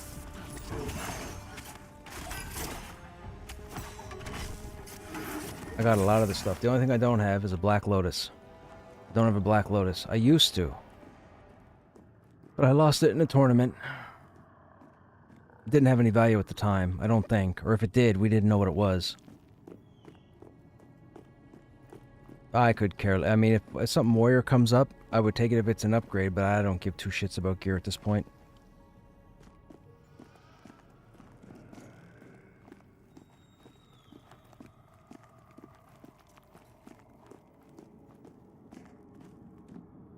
I would like grinding stones, but they don't drop here. Although, last night I spent 4.5 hours in Goblin Caves. We probably got 60 stones to drop, simple ones. I didn't get a single one until the very end of the night, and I finally got one, and I was like, what? And then the group broke up, and I was like, son of a...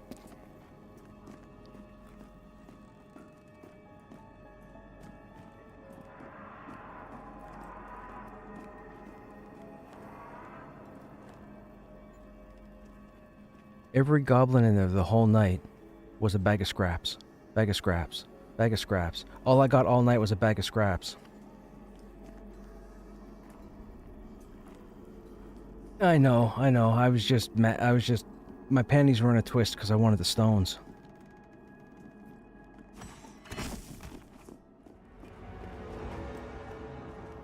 Yeah, I know.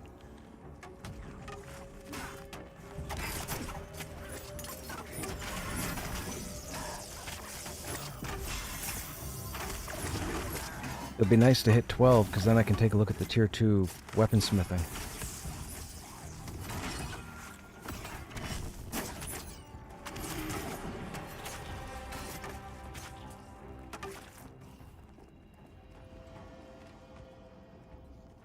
Oh, well, that is unfortunate.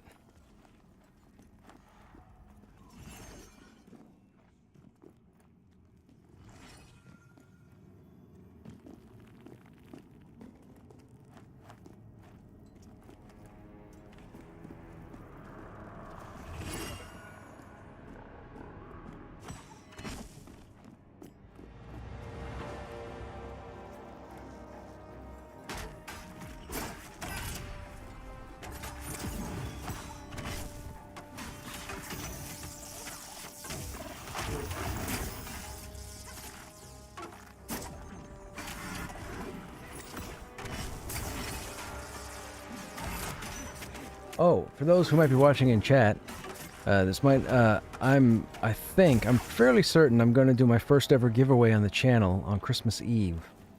I got a key for Pantheon from the devs, and I wasn't sure what to do with it. So I figured, you know what? It'll be a gift. It'll be my gift to somebody. So if you're here Christmas Eve and you're not currently in the game and you want a shot at it, feel free to stop by the stream. At some point from 7 p.m. Eastern to midnight Eastern, there'll be a code that'll flash up on the screen. May the fastest person win.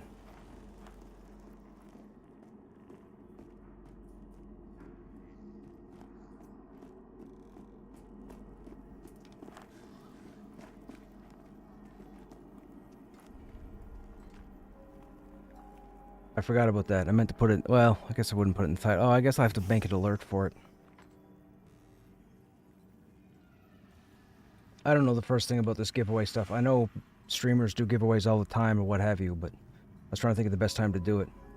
I figured I'll do it Christmas Eve. Because I'll be chilling. I don't know what the game plan is at the time, but I'll be chilling.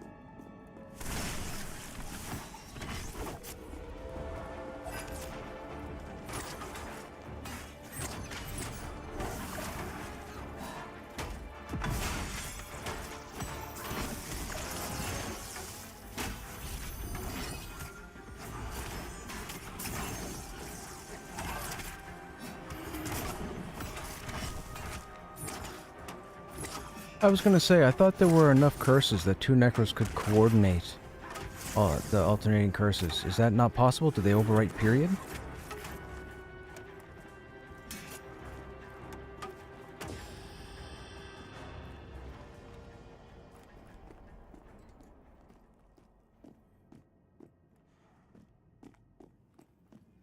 You don't understand Magic the Gathering at all. Oh, Justin, dude, Magic the Gathering is so good.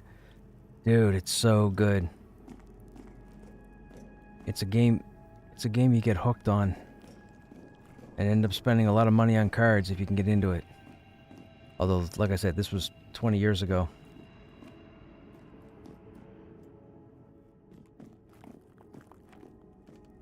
If you ever wanted to learn Magic the Gathering, I think it's free to play. I could be wrong. But there's a game called MTG Arena online. It's a very, very cool Magic. It's the most current version of Magic the Gathering in a video game style, and it's really good at like learning the game, playing the game.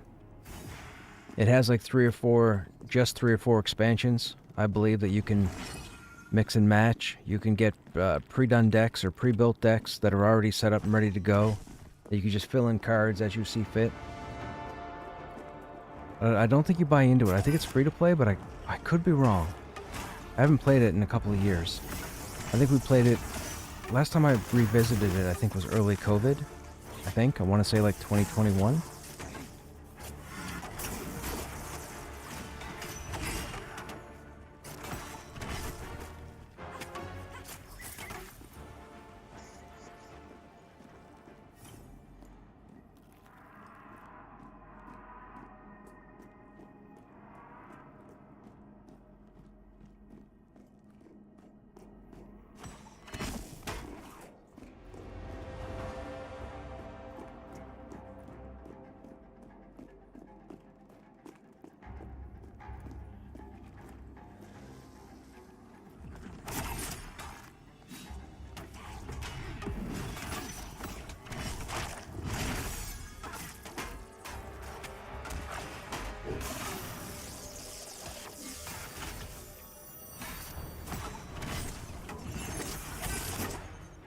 for fries deals and pay your bills. Gotcha.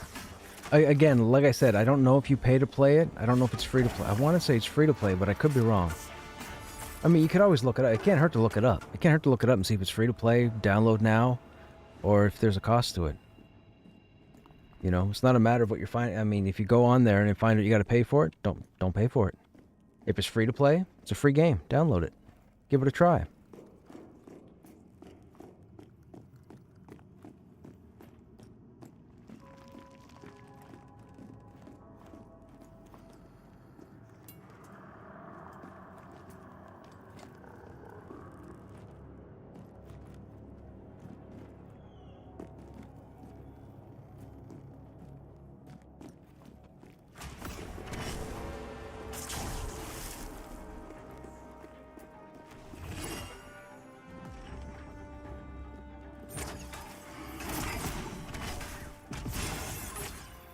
Oh, this time he runs to the group.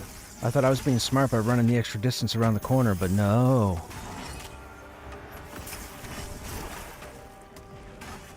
Well, he didn't run to the group the last 2 times. He stood 30 yards out.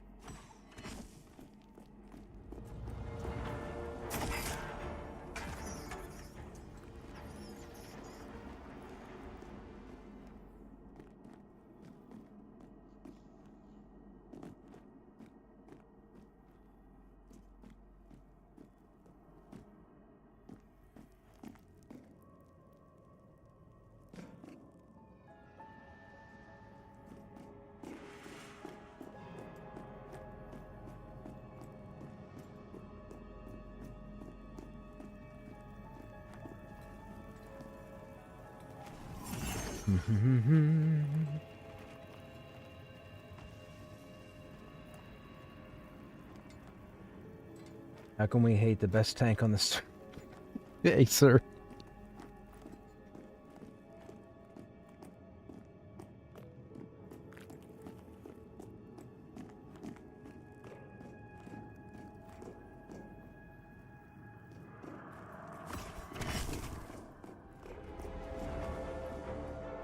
I should be able to get this guy back before this door spawns. I think this door's due to spawn. Perfect.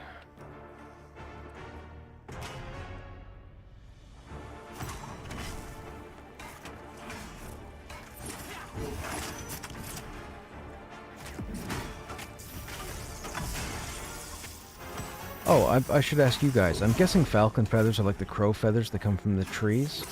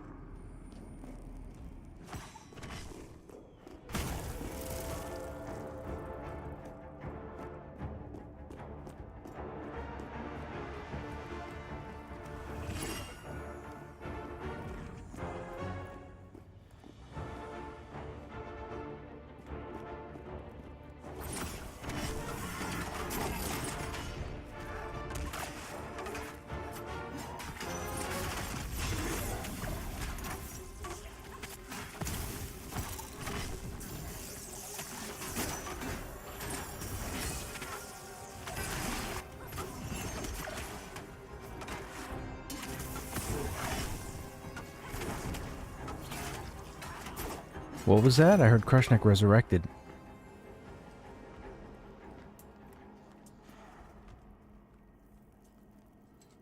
Oh, when the other group was in here and they caused that train and they mezzed everything, the one guy in the group typed zone and then they all zoned out. And this game, for some reason, has a bug where it randomly takes players' chat logs and posts them above. That's why you see random messages above creatures' names. It's because some player typed that.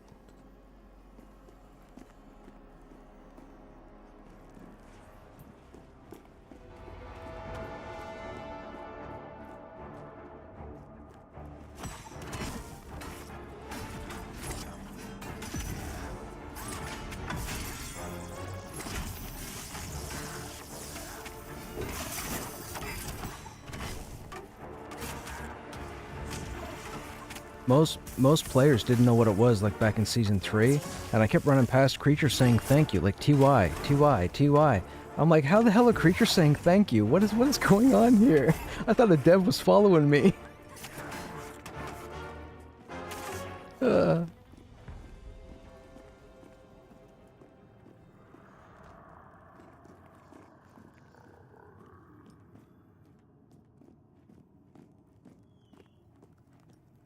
I was in here during I think the middle of Season 6, and we were here at the entrance, and one of the players that was out of group was standing off to the side, and they died to another group's pull, and they typed a message in say, and it was, oh, I guess this probably isn't the best place to stand.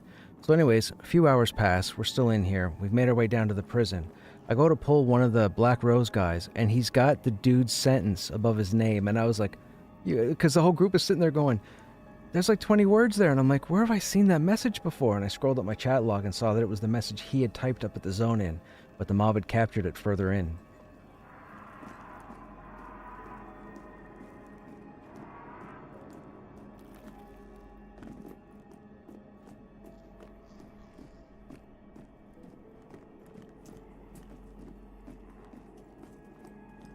Who's that? That's not my group. That's not my group member. Bunnies are cool.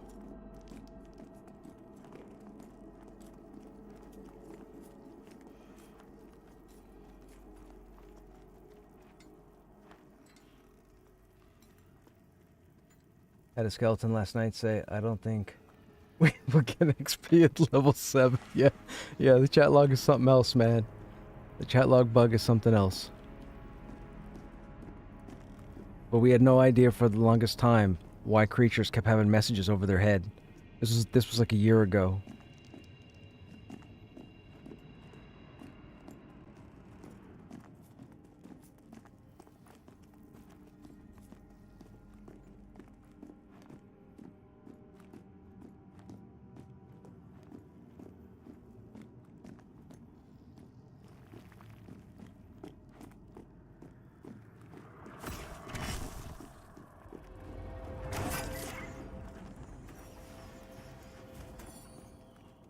This is a 4th Vanguard group.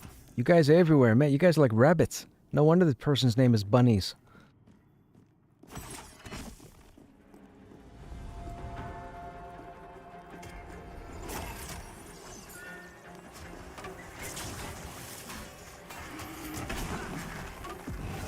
Oh, I just see Ziff. I was with Ziff. Ziff was in the group. The epic thing that I kept talking about, the fight, Ziff was in there with me. Or Zyfe, whatever the name is.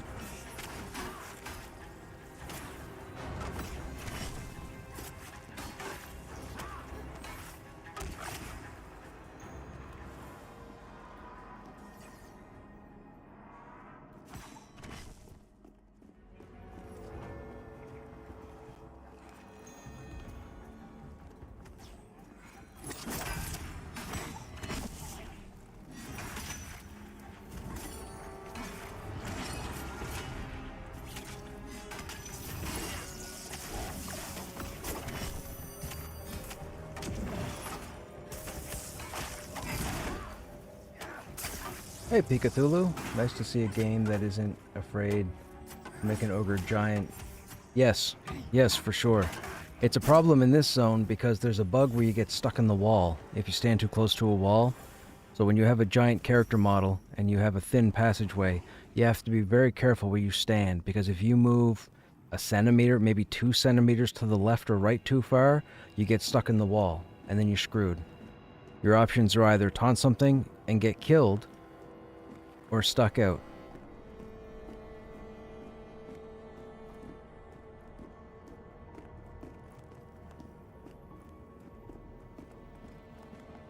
And join the other two groups that are probably fighting over each other.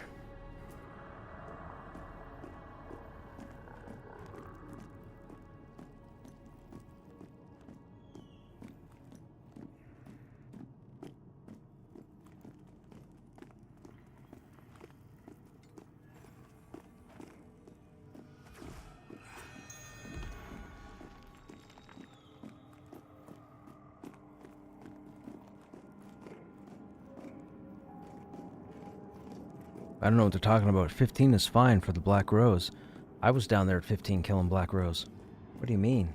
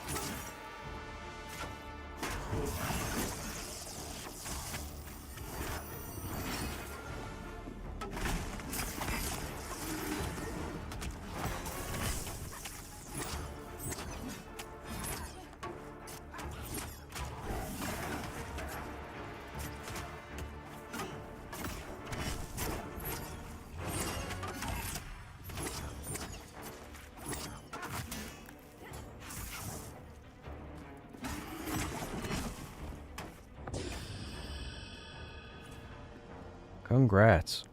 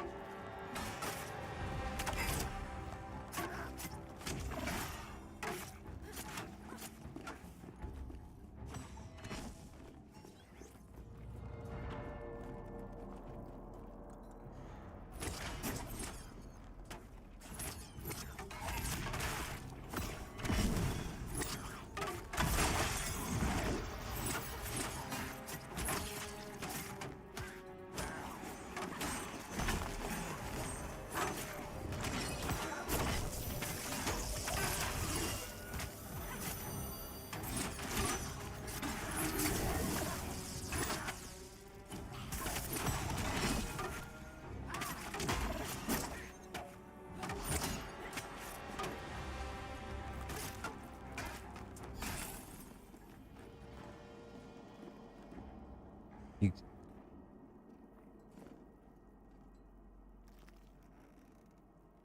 think I'm gonna make a dark mirror? Right on. You should. Nice, Hounders, I'm jealous. Dude. We're stuck at the entrance for now. I have to hit 12.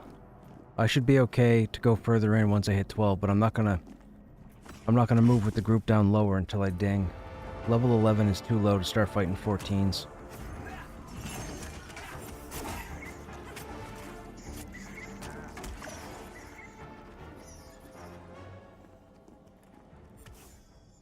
There's already like 3 groups in here. There's a group back there behind us, and there's 2, I think, that have already moved past us.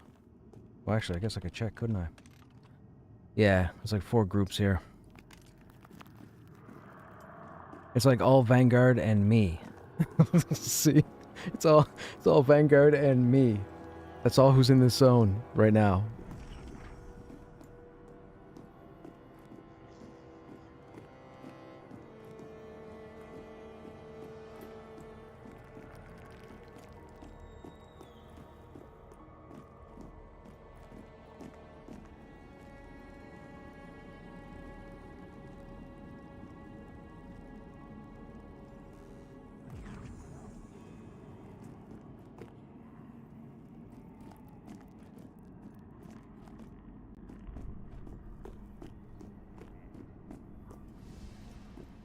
What are you all gonna turn into pumpkins?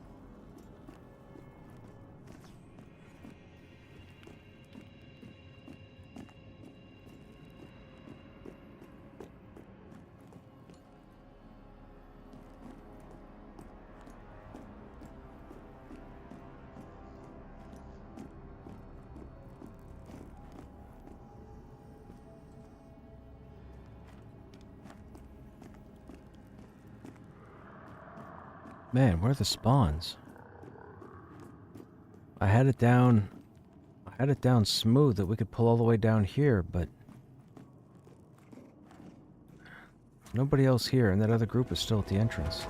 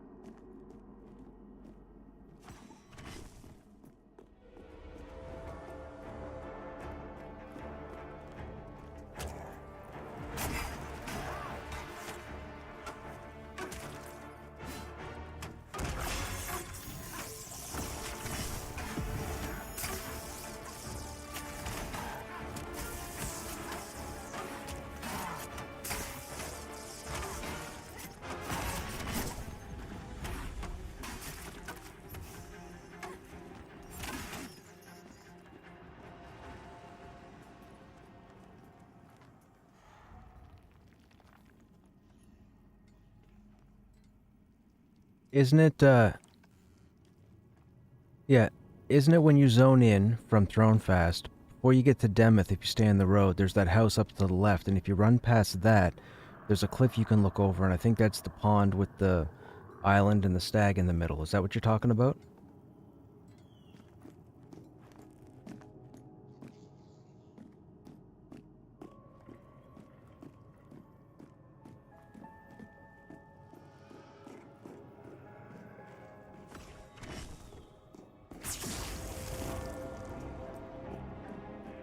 Magic defense is 35. Yay!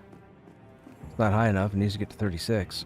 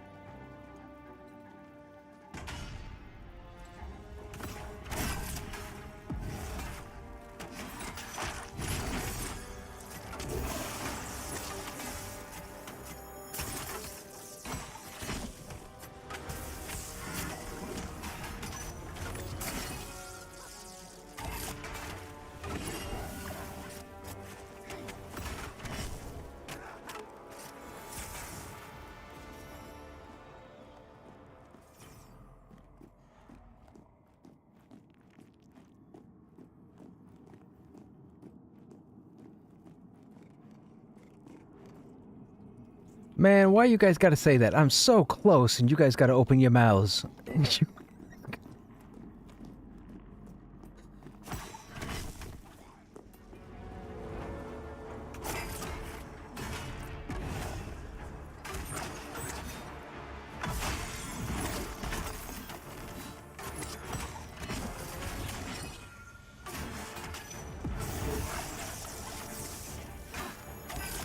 Man, I have grouped with so many good people, man.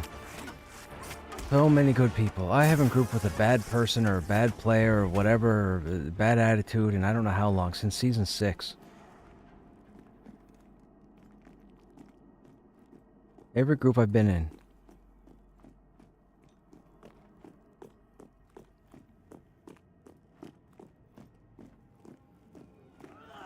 Everybody's been cool with the wipes, dying, not getting what they wanted.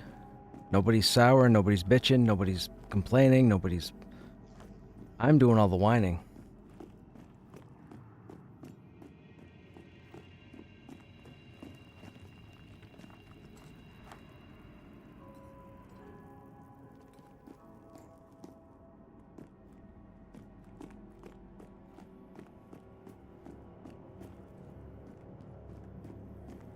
Pretty sure this room is going to respawn now. I don't need to check the stairs right now.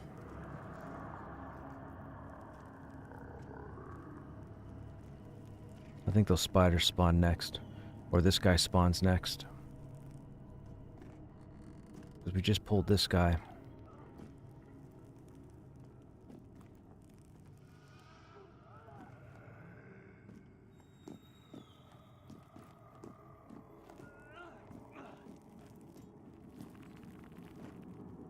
I've been using it every pull.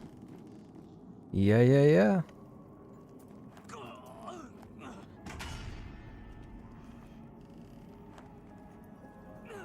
It'll yell at you.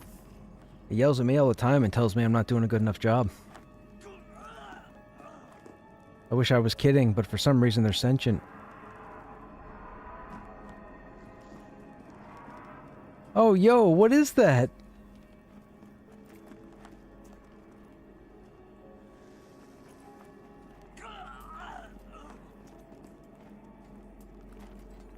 I wonder if it's like a stand your ground thing from the banner. I can't just leave it anywhere, so I gotta pick it up and dispose of it properly. I've never seen that before. Looks like I left a pile of crap on the floor.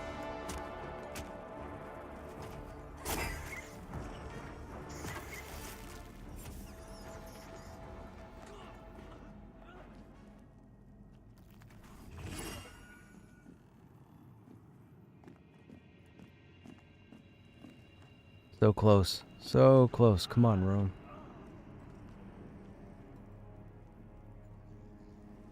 You can definitely tell the player base is old because the behavior is so good. Mal, man, you are well. I shouldn't necessarily. Yeah, yes, okay. I'm gonna somewhat agree with you on that.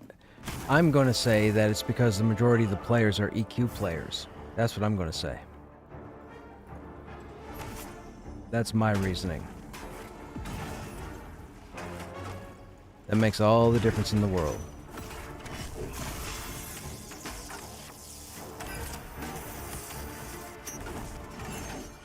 That's one of the cool things. When I was playing EQ, so for those of you who don't know, up until last year, I spent the last like 9 years streaming EverQuest. I was part of it's a long story anyway, it's not the point of what I'm about to say. One of the cool things was I was able to meet on stream grandkids of people, and the grandkids played EQ because their parents played EQ and their grandparents played EQ. And it was the coolest feeling seeing generational EQers, Narathians.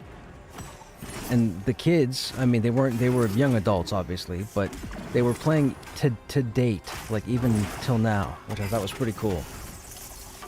They would tell stories about their parents playing the game and their grandparents playing the game and how they got into it and the friends they made. And I thought, wow, man, young people are actually playing EQ and meeting people and so on. Because if you look at the social universe outside there today, young people are all on their phone and their electronic device and nobody's hanging out, you know, all that stuff. It was wild, just absolutely wild to meet generational EQ players.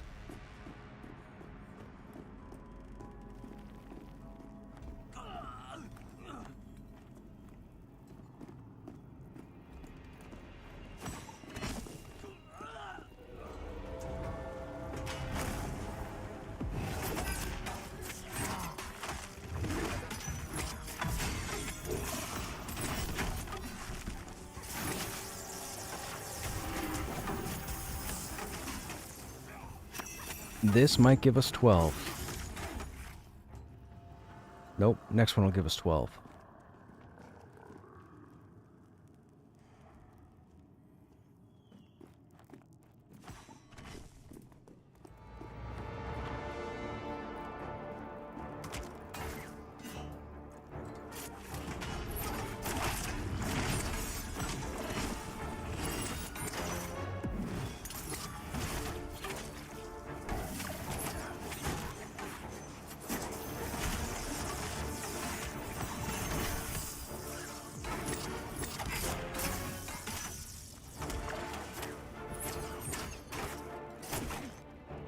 I like how everybody backed up.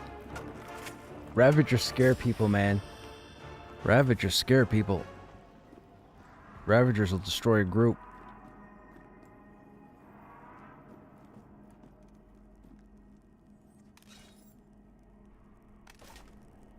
I mean, yo, I'm in.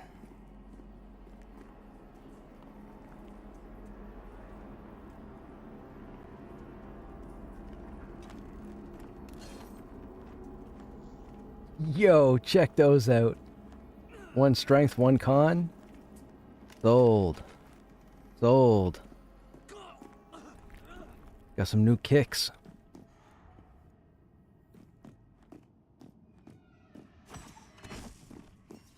Strength goes up again. Now I think our unbuffed strength is 13.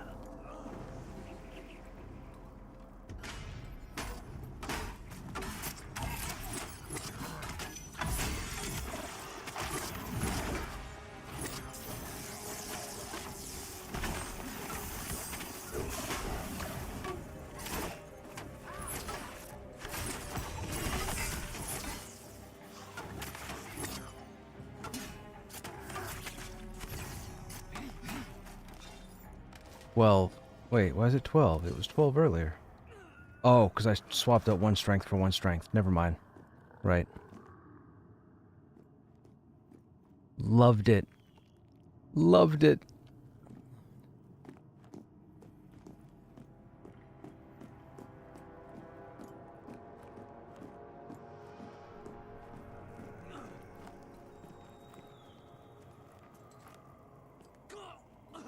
I had an earth-based tank named Apex. I had 2 healers, one named First Aid, one named Triage. I had, oh god, I was so nerdy with City of Heroes. I still have my City of Villains Collector's Edition box in the next room from where I'm sitting, like brand new, still wrapped.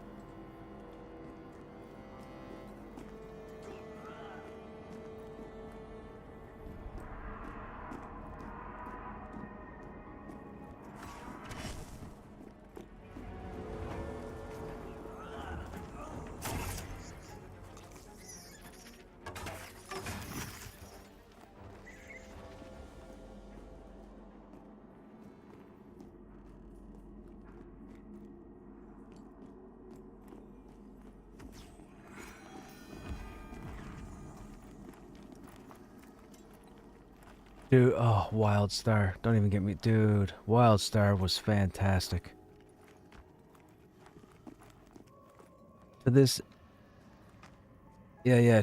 To this day, it's the arguable most difficult game for the general population that's ever existed. Dude, it was a shame.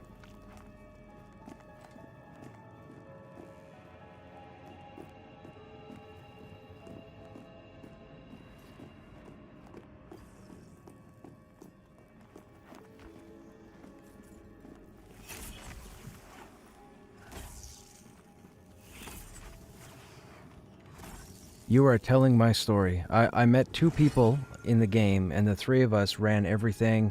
We all scheduled the same times. Then we started getting people to fill in. I think the group max was 5 at the time, so we kept getting 2 people in, and we kept running that dungeon. The last boss has that spiral hypnotized circle that goes around with the empty square, and people just couldn't stand in it. And every time we went in, man, they were dying to trash mob telegraphs.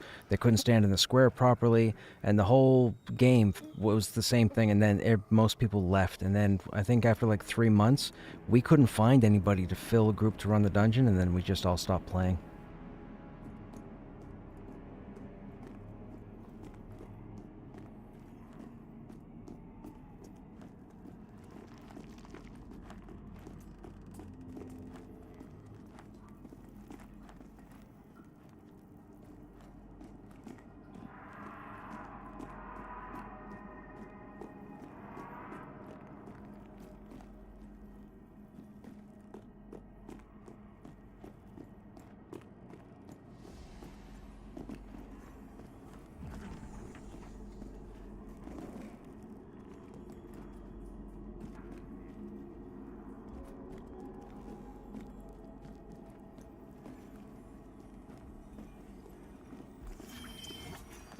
Wildstar was tuned so tight that my guild only had 2 groups capable of hitting the dungeon. Yeah.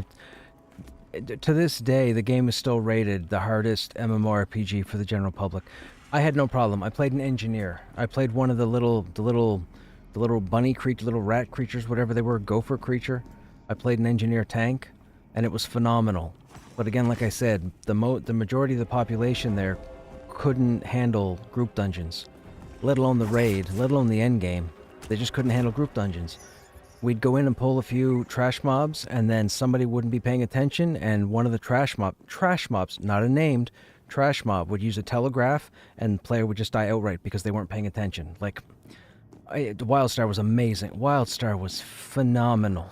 Phenomenal. I was so sad when it ended. So sad.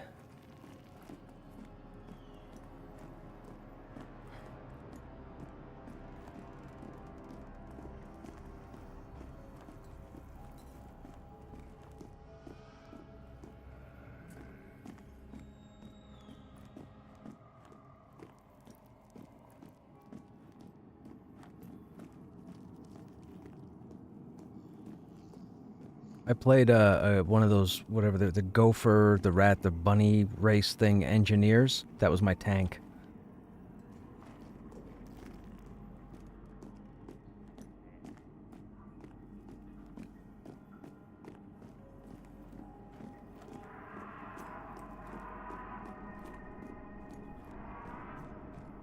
I so want to get this in play, but I know I don't even remotely have the time. That's true. Game was made for the hardcore player only. Then everyone found out they weren't that good. Yeah, it was very unfortunate, man. Like, we spent weeks and weeks and weeks filling the group. These weren't even real life friends. These are just two players that I met in the game, and we all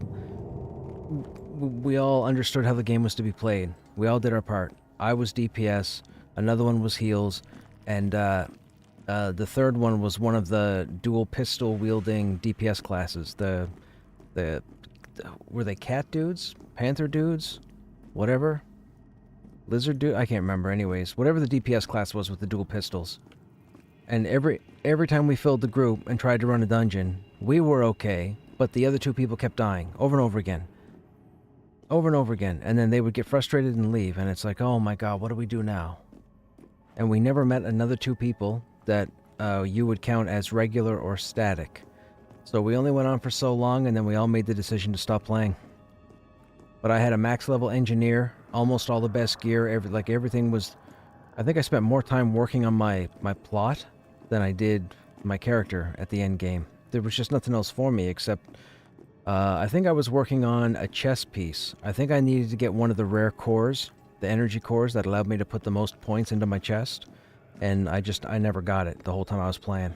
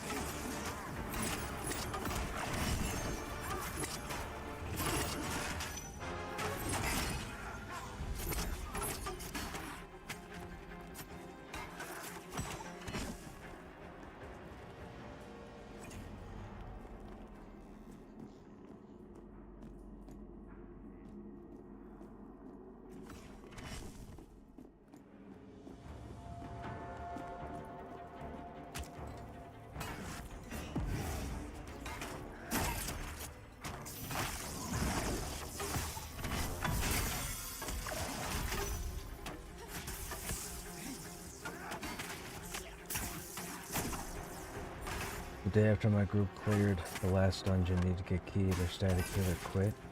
That he was too stressed. Yeah. It's very difficult when a healer has to try. I definitely understand the plight of the healer. The tank, I mean, I shouldn't say that. As a tank, you couldn't stand still for very long either. You had to constantly move and know when to use your abilities.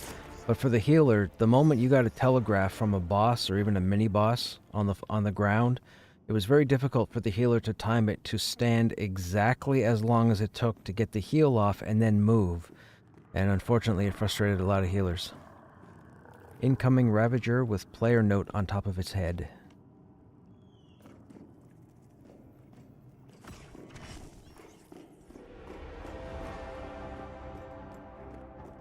Grar.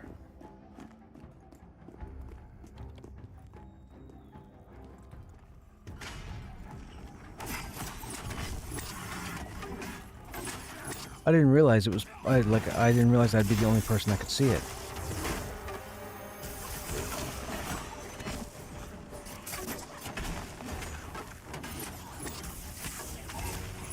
Oh, well, he was saying that while he was standing in front of the crystal.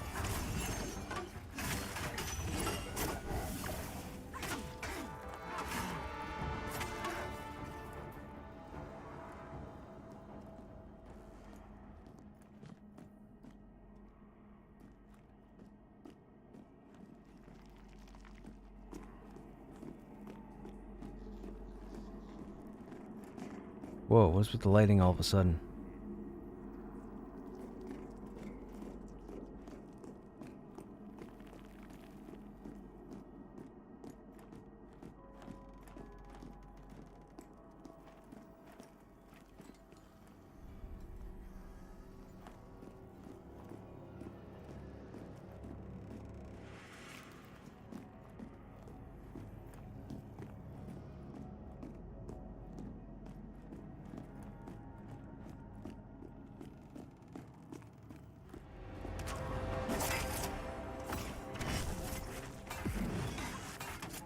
Guy surprised me.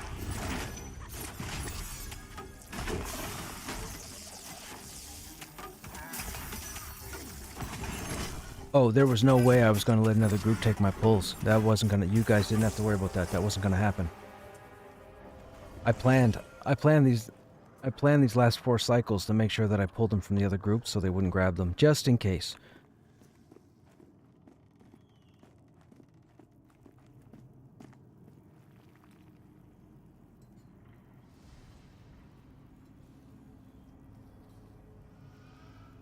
You make a game too difficult with not enough reward, people gonna quit. Yeah. Well, I mean, at the end game, it was pretty much getting the cores, right? The main goal of the end game of WildStar was to try and get the best energy cores to unlock the most stat points. Hope the warrior... Wait, warrior's good where? Here? This warrior? Dude, warriors are fantastic. Take my word for it. Don't listen to everybody whining about warriors. Because there are people out there whining about warriors. Warrior's fantastic.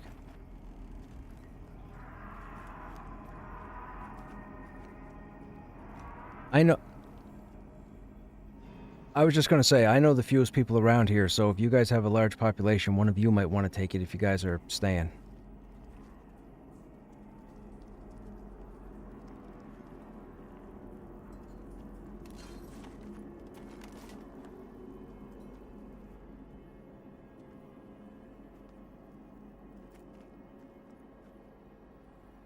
I was grouped with them...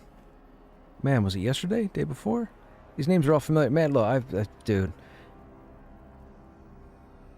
I'm very easy. I'm like a hoe. I get around.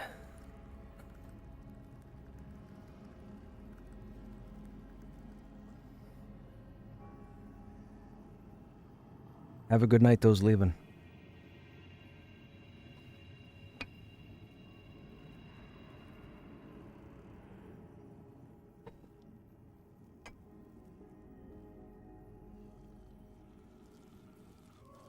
As long as I can keep running.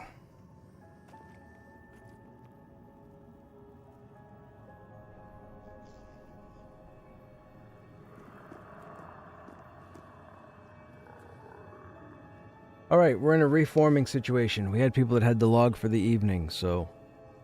I don't have a plan to end anything, so... We're gonna sit here until we figure out what the next step is. I think we're gonna try and refill this group, but if not, I'm sure we'll figure something out.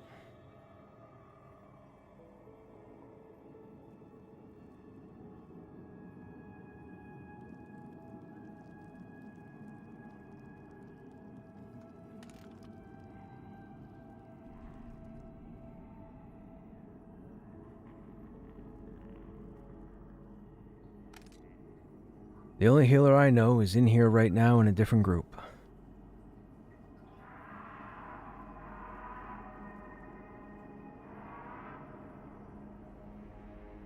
I'm 12 now. 12. Bum, bum, bum, bum, bum.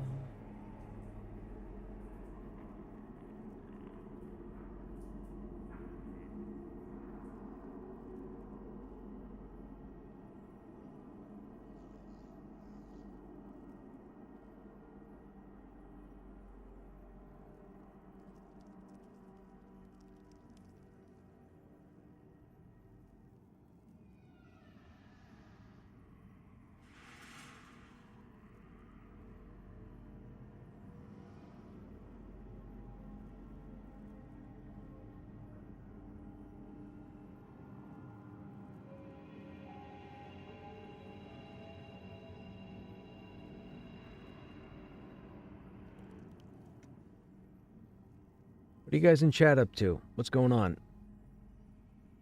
I'm here, but all the way in Wild's End. I know, man. I know you're on the other side of the world. I was watching... I managed to catch the last 30 minutes, I think, of Joppa's stream this evening.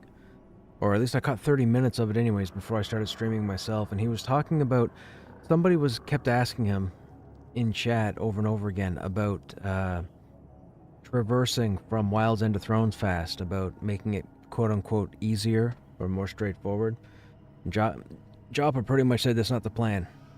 You know, you're supposed to stay put for a few levels until you're, you know, comfortable enough to run across. And if you run across at a lower level, You're at your own peril. I'm 100% behind it. I agree. What was that story?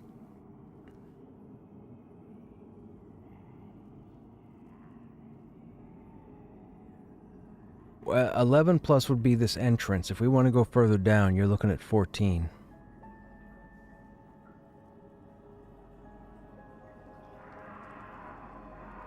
I would say 10 plus. But yeah, no, like, people need to understand, it's not just Thronefest and Wild's End. They're not done with zones. They're not done with cities or towns or whatever. There's going to be, every race is going to start somewheres. So there's going to be zones in between all these different locations. People just aren't happy and they're whining and complaining because they want the stuff to come easy right now. It's the mentality of everything yesterday. They want everything yesterday. That's not this game. Go away from this game. If that is your mentality, to have everything yesterday, go away from this game. Don't come to this game. Stay away. Man. Thankfully, Joppa said there will never be flying mounts. At least as long as he's part of Visionary Realms. He's already said there will never be flying mounts. Which is perfect. Get familiar with the zones, people. My God, stop being lazy. This is not a lazy game. You say level 10 Shaman? That'll work.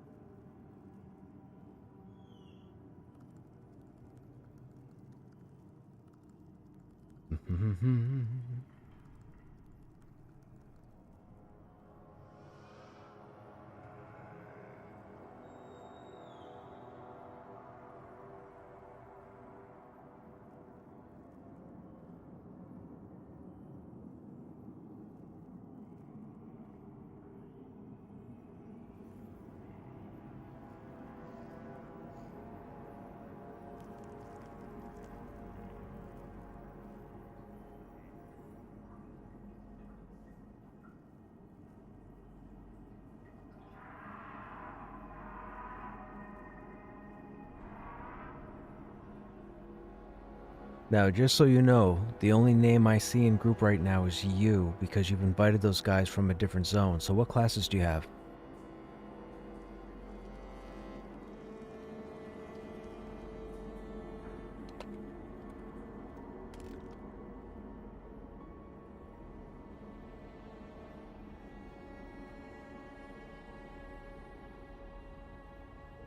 We don't have a cleric, do we?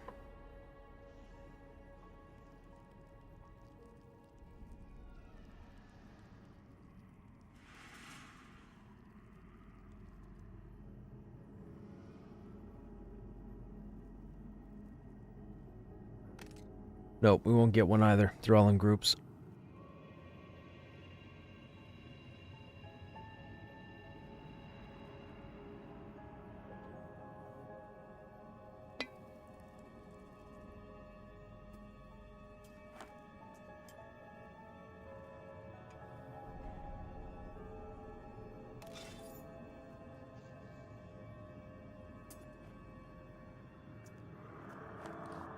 We got tier 2, baby. We can make a tier 2 weapon when we get out of here.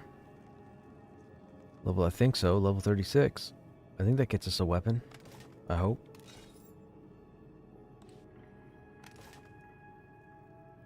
We have the Ash and Bronze. I don't think we have a tier 2. I don't think I picked up any tier 2 weapons, did I? No, I didn't.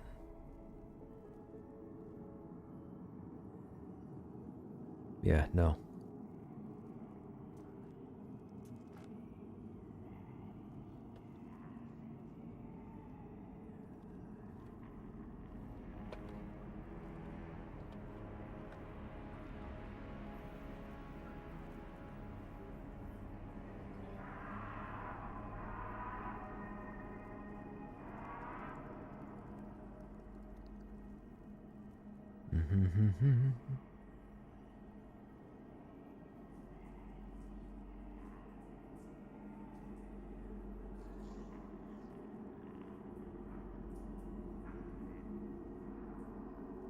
For those who might just be tuning into the stream, we're just regrouping. We've had a group here for the last little while, but a number of them had to leave. The group is almost full, but you only see myself and Finn's name because the invites happened outside in another zone. It's a known, for whatever reason, I don't know if you want to call it a bug. I don't know if it's intentional or intended. We'll see their names once they zone over.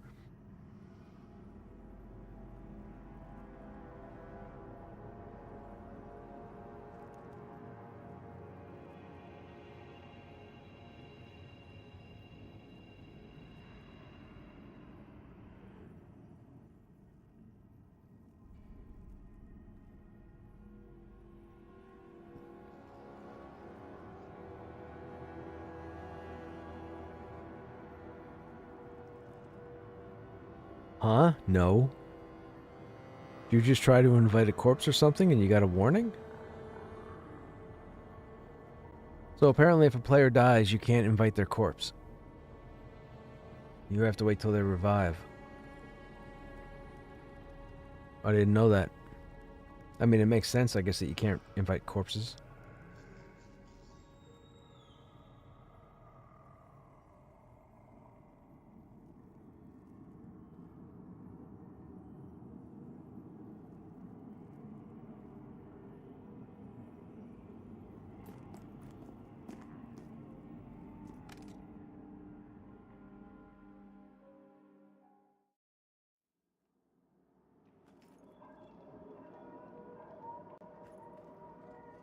Yeah. I might have to drop and then re-invite me.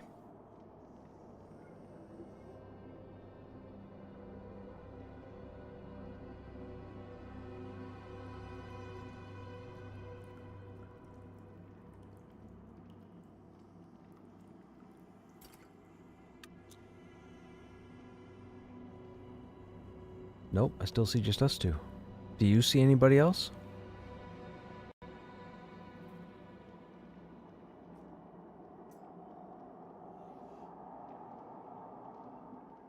Hey.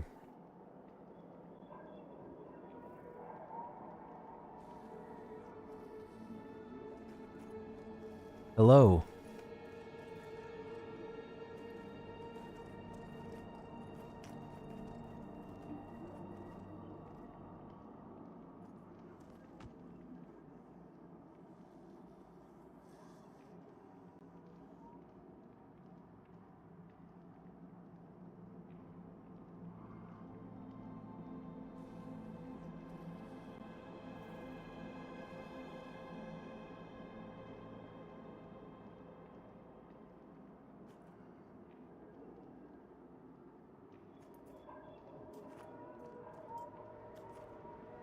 Oh my goodness, there are level 23s in the game right now.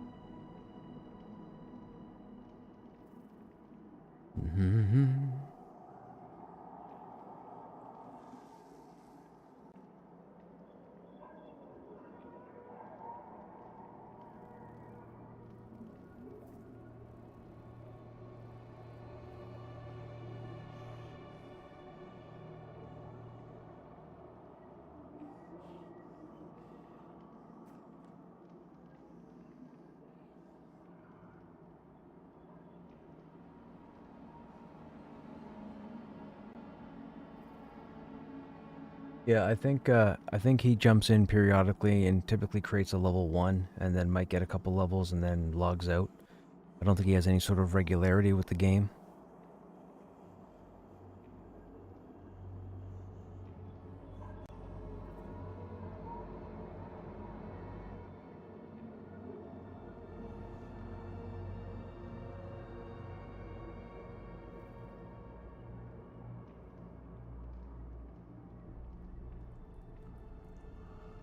Jax is still getting, I'm guessing he's waiting for a res.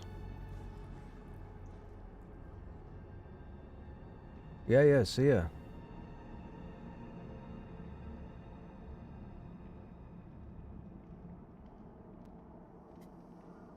I, I hope it's all right we're in here, considering we're not part of the organization. It's just the two of us.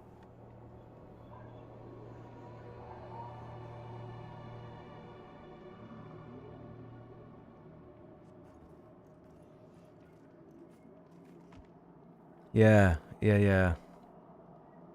It's funny because the last 4 days, 3 days, every time I got into a group, I got an invite, and when I did, I wound up here. uh,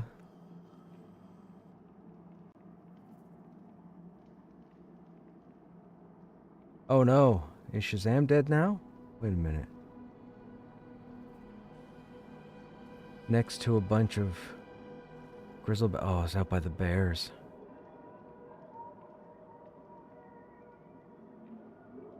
I can't go up by the bears.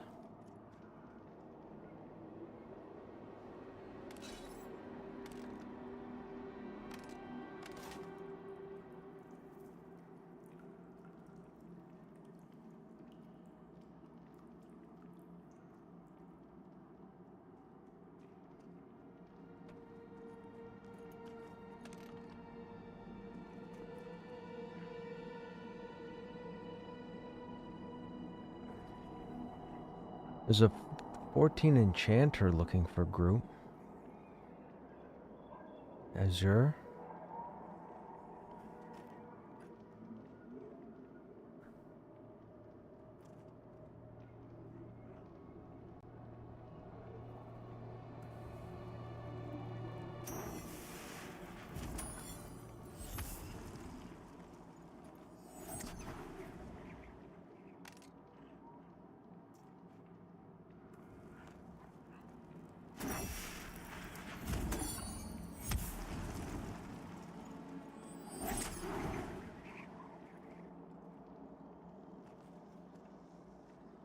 I want to say, didn't he, sounds familiar, didn't he do something, didn't he have something to do with wrestling?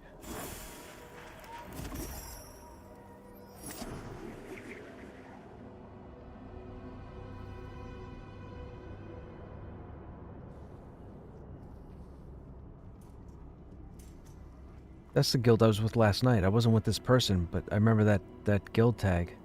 Oh god, bees.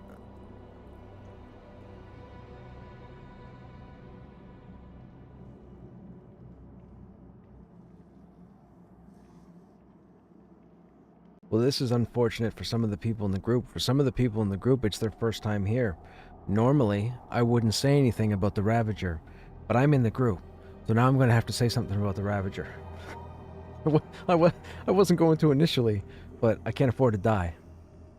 So I'll have to warn them about the Ravager.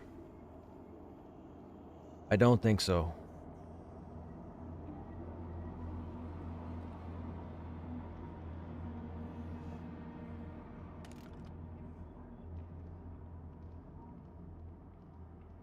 Nobody with the LFG tag up. How many people are in zone? Yeah. No. 15 be too high. There's a level 23 right there.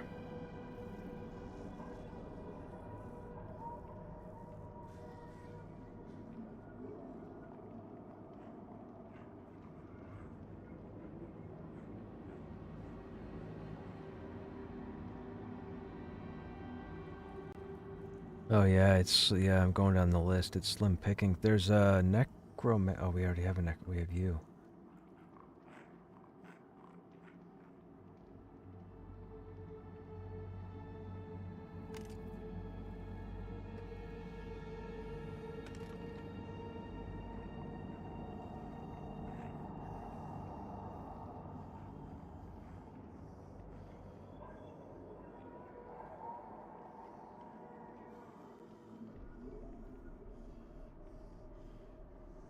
I mean, there's a 12 paladin I see named Orion. If we grabbed them, they could tank and I could go two-handed. Like, I've got a pretty heavy weapon. So I mean, if we needed a sixth.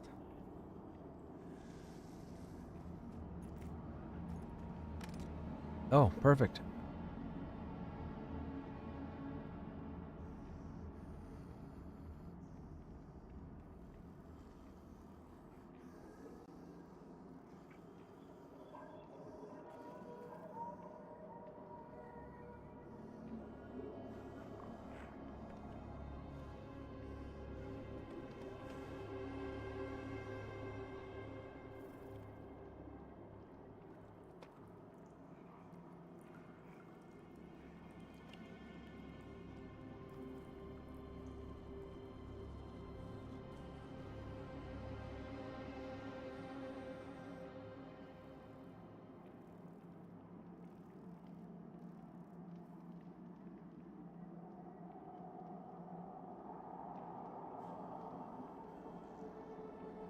don't think so. I don't really jump between.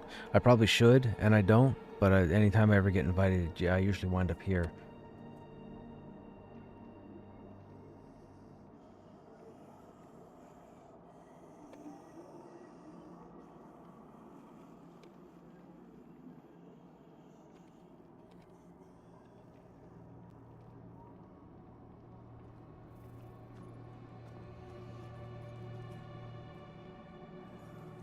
Let me check.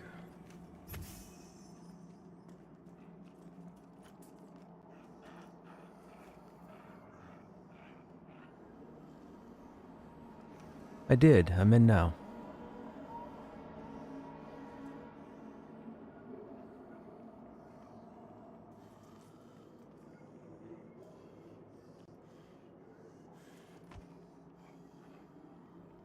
Perfect. Okay.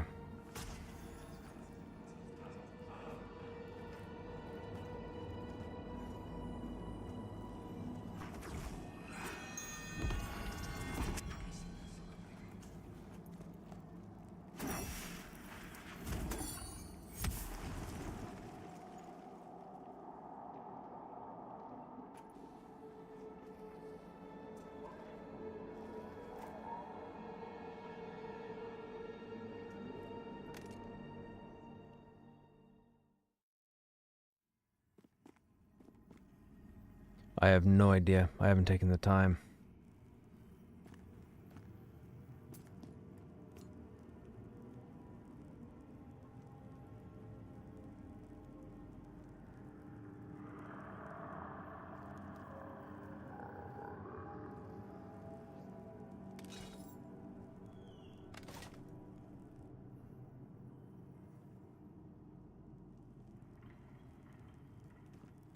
Yeah, I was gonna say, I saw the group disintegrate, so I thought everybody zoned in, so I zoned over, but now that I'm zoned over, I only see you and Phelan.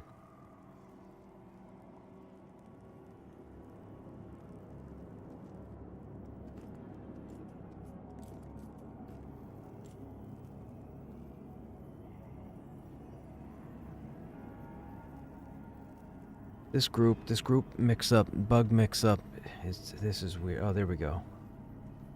Okay, everybody just popped up.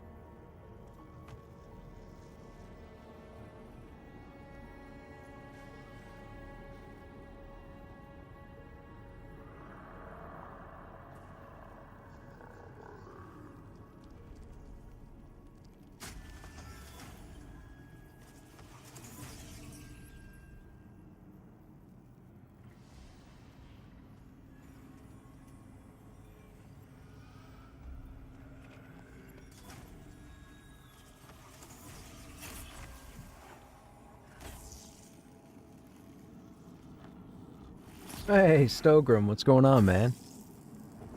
Thanks for resubbing to the channel with your Prime Gaming sub. Keep dodging those ads.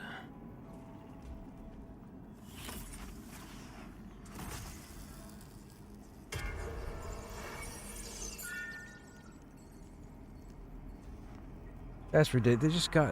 They just got here.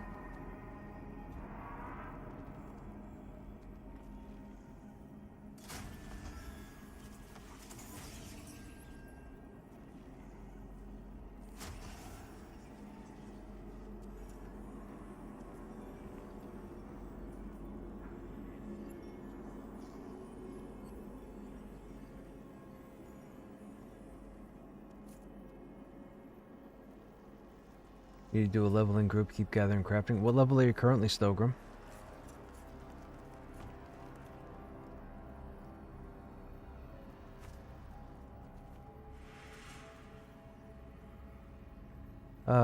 You see what Jack's typed? He doesn't see any channels.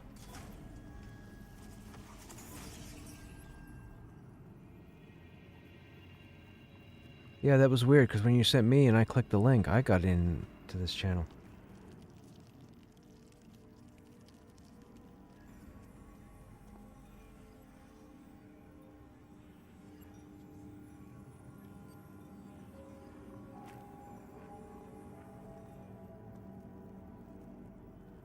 You might have to send invites to them.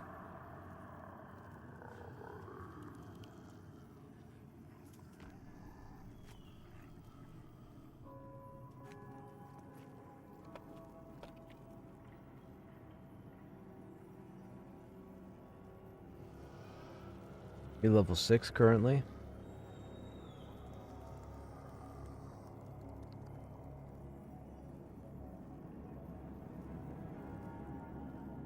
I mean, the crafting would be alright if you plan on making money, but for the number of resources that you're going to go through without having leveled up, like they said today they have plans to disconnect trade skill leveling from adventure leveling.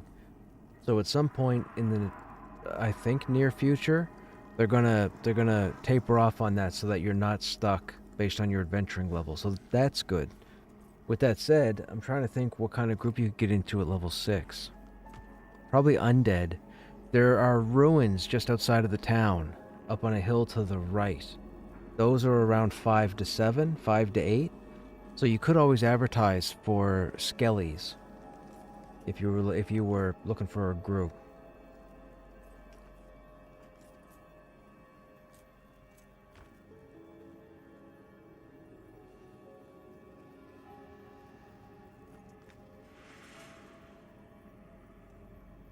Weather models were saying chance of snow Christmas Eve. Dude, it's been I can't even tell you, it's been all rain and warm weather here. And where I live, I should have 2 feet of snow right now. That's a lie. I should have 2.5 feet of snow right now. And I have nothing. I was out today in a shirt, which doesn't happen where I live. The whole planet warming up has been an issue for me. Because the longer we go without snow here, the longer the mosquitoes stay. And mosquitoes love me, but I strongly dislike them. There was somebody I thought somebody here had mentioned.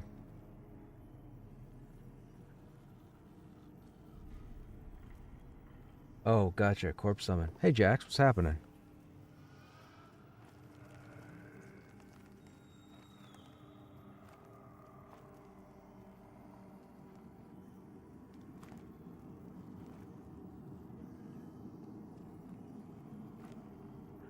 We were in the van Discord because we were with van players earlier, but it was just Finn and I, and we're not in van, and we were like, you know what, we don't really want to be hoboing out in a Discord server that's not our guild.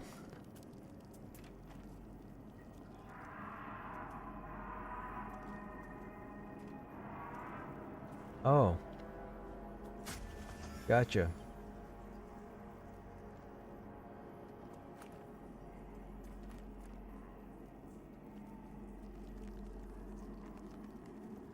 Six Skelly or Thug. Yeah, thugs. That's it, yeah. So anytime you see somebody advertising for thugs or skellies, Snowgrum, you should drop what you're doing. For sure.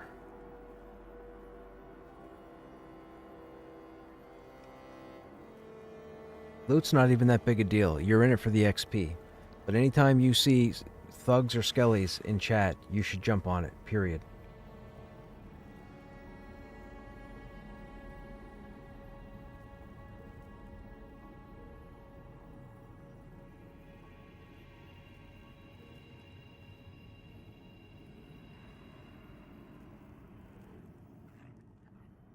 I need plate armor, man. I need plate armor.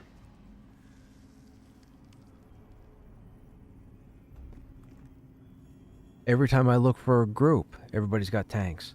But when I'm doing something else, Everybody sends me tells.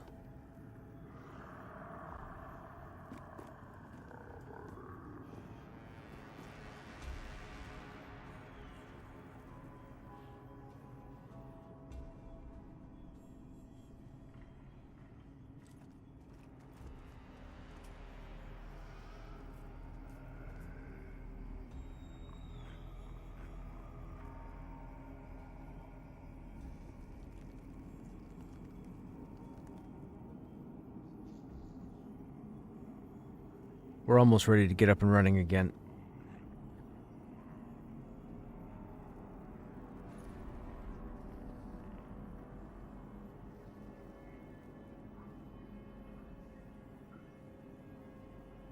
I jumped in around 7 p.m. Eastern, and I couldn't believe the population. I think there were like 14 servers that were 3 pie pieces full. Like, I was like, holy crap, where'd all the people come from? Yeah, today's population is nuts. It was not like the last 3 days. That's what I wanted to tell you guys in chat. The whole server list, except for a couple of Oceanic servers, were almost full. It was insane. It was insane. Every server was 75% full at 7 p.m.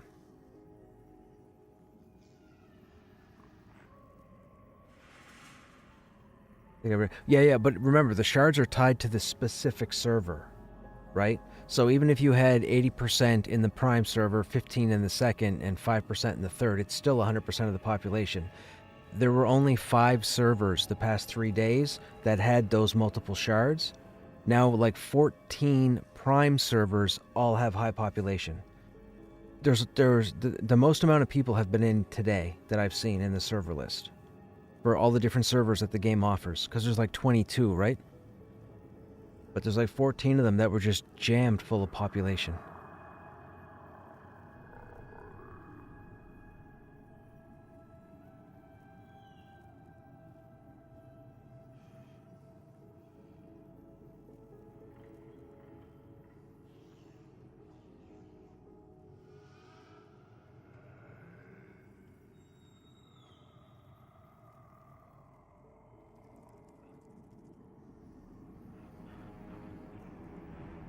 I did 1 warrior to 20, 1 warrior to 19, 1 necromancer to 19, and this guy.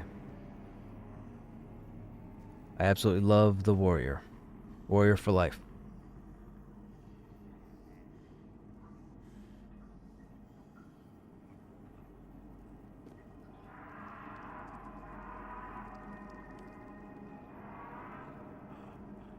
So just real quick, for those who haven't been here before, we're going to stay here. So where we're standing and the little area 20 feet ahead of us, we're not going out past this. We're going to be here for the evening until everybody gets to like level 12 at the minimum.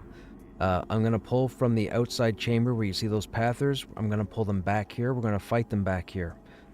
Stalkers are rogue DPS. They'll jump on me, and then when I come back to the group, they'll run directly to me. Kabbalists and thaumaturges will cast at range. I'm going to run back in here. I'm going to line of sight around a corner, one of these ridges, and they're going to run straight to me. The Ravagers, you have to watch. When a Ravager comes in, I'm going to turn so the Ravager is facing away from you guys. You guys are to make sure you are behind it. At about 80%, he's going to cast an ability called Ravage, and he's going to Wolverine the shit out of everything in front of him. If you're standing in front, you will die. There's no ifs, ands, or buts. I will sidestep until it's almost done, then I'll step back in. I'm probably going to get hit once or twice. It shouldn't be for any significant damage because I'm pretty well geared. That's pretty much this whole entrance. There are going to be some little spiders that get pulled. They have next to no hit points, but they do a lot of damage, so they have to die fast. That's pretty much this area. This is as far as we're going, unless the group stays long enough that everybody hits 12, in which case we can start to move a little further in, but we're not going in before that, period. Full stop.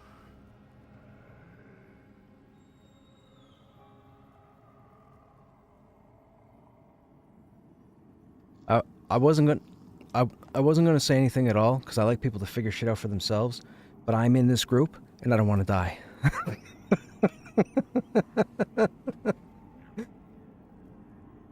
No. It's funnier because I had to go through this. So it's funnier for me to watch you guys die to Ravage and then go ha ha ha. But because I'm in the group, I can't do that because then I die.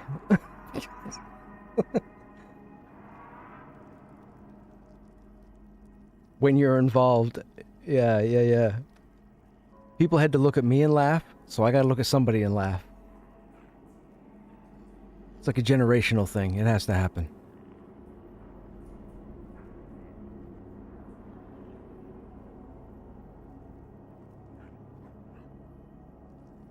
That look, this game. That's what the I don't know how much experience you guys have with the content in this game, but that this whole game is a giant haze. Like Visionary Realms is hazing the player population for the history of this game. It's just one giant haze.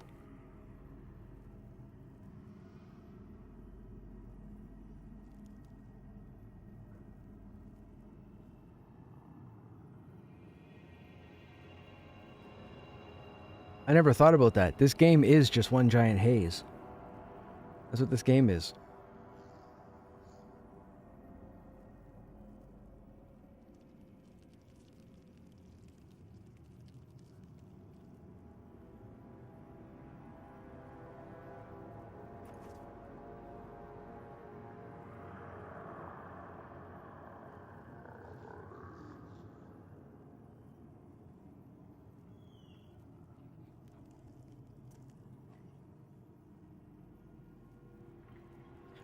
For anybody who might have an interrupt or a silence, when we pull the Kabbalists and the Thaumaturges, they have an ability called Mantle of Mist.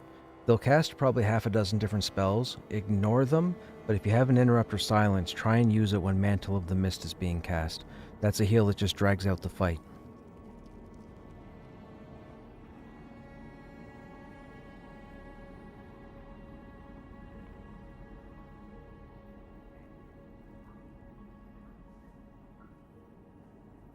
How do you find a monk? Interested in, but reading up on them, they feel like a cross between EQ2 and... So, they need to work... The Feign Death ability is not working the way they want it to work. They've already said it needs to be worked on. Joppa even said today that it needs to be worked on. It needs to get some tweaking. But other than that, I can tell you that the monks that I've grouped with, they love the class. I haven't heard any bad things. I've said this all week long pretty much, and I'll say it again. I have grouped with so many people. I don't have a static group, for those who are wondering. Everything I've done is pug. I've met like 100 different people in the last 4 days. With that said, nobody has said anything bad about any class in this game. Everybody is digging the class that they're playing, and I've grouped with every class that's available. So... Now, some players out there are crying to, let's say, Joppa, because he's the only Visionary Realms person I know that streams, but they are complaining to Joppa that classes need certain tweaks, like they're saying the warrior needs to be beefed up a little bit in this respect, that respect, blah, blah, blah. No, it doesn't. I've been playing... This is my third warrior. No, it doesn't. Leave it alone. It's whatever they have is fine right now. Anyhow, the classes that I've been grouped with, everything's been fine. Nobody's complained about not doing enough DPS. Nobody's claimed about not being able to heal. Nobody's complained about not having enough buffs. Nobody's claimed about complained about dotting or whatever. It's just wild. Now, maybe Visionary Realms already knows stuff that will get changed, and they just won't allude to it because they don't want to stir the fire, so to speak, or stir the pot. I get it, but I haven't had anybody complain about the class they're playing. And the only time people have talked to me about re-rolling is because they wanted to try the other classes before they got hooked on one. That's it. So if that doesn't tell you something about this game, I don't know what to tell you.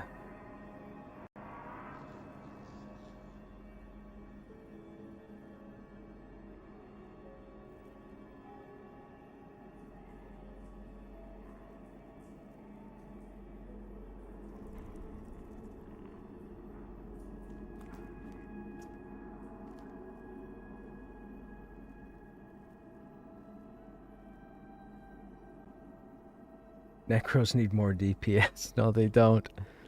They are fine.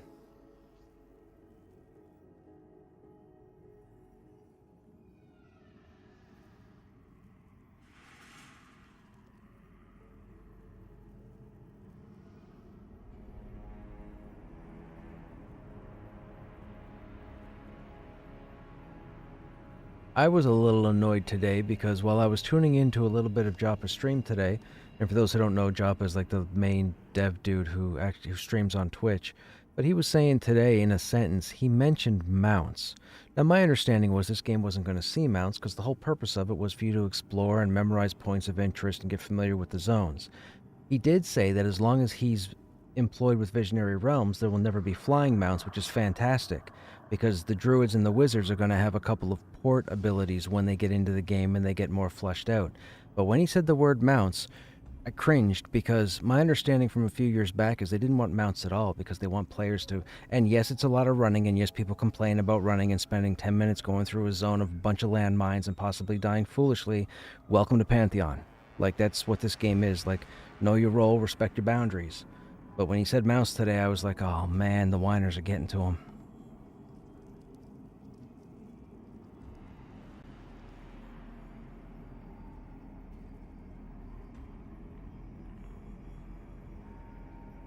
Yep.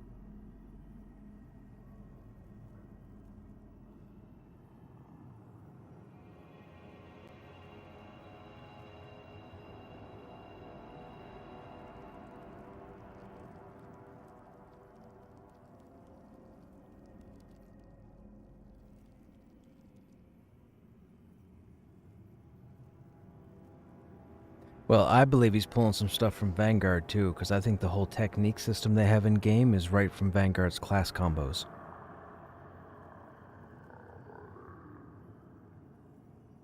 Vanguard was set up kind of like EQ2's Heroic Opportunities. Your group would go into a fight, the warrior would go ahead and use a shield bash and maybe stun the mob, or the mob would be put off balance. And when that happens, all of a sudden the rogue would have an ability lit up called shred or poke or whatever, and then you would hit that and it would cause some kind of dot. And then the mage would have an ability like fester or whatever that would pop up, and then the mage would hit that to pile on top of that, and you worked a combo system between all the different classes in the game in order to do additional effects and additional damage, which was pretty awesome because it was another feature to make players pay attention and be more active in combat, which is what Vanguard had learned from EQ1 and EQ2. The EQ2 had the Heroic Opportunity system, which of course was a similar thing, but very few people used it because they were too focused on using their own skills. They didn't realize that they could manipulate this wheel off to the side and do all sorts of fantastic abilities and spells and so on. And then in this game, they have the techniques with the openers and the follow-ups, but you don't need to use those to get through this game. But they're cool to use because they're like a tertiary or an auxiliary way to do certain effects like AC debuffs, dots, pure damage, that sort of thing. So, yeah.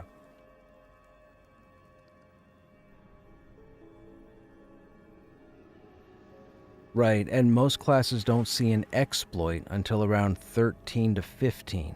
And I think mages are the first to get an exploit for Rattled, I believe. And then I think the melee DPS get it around 15 or 16.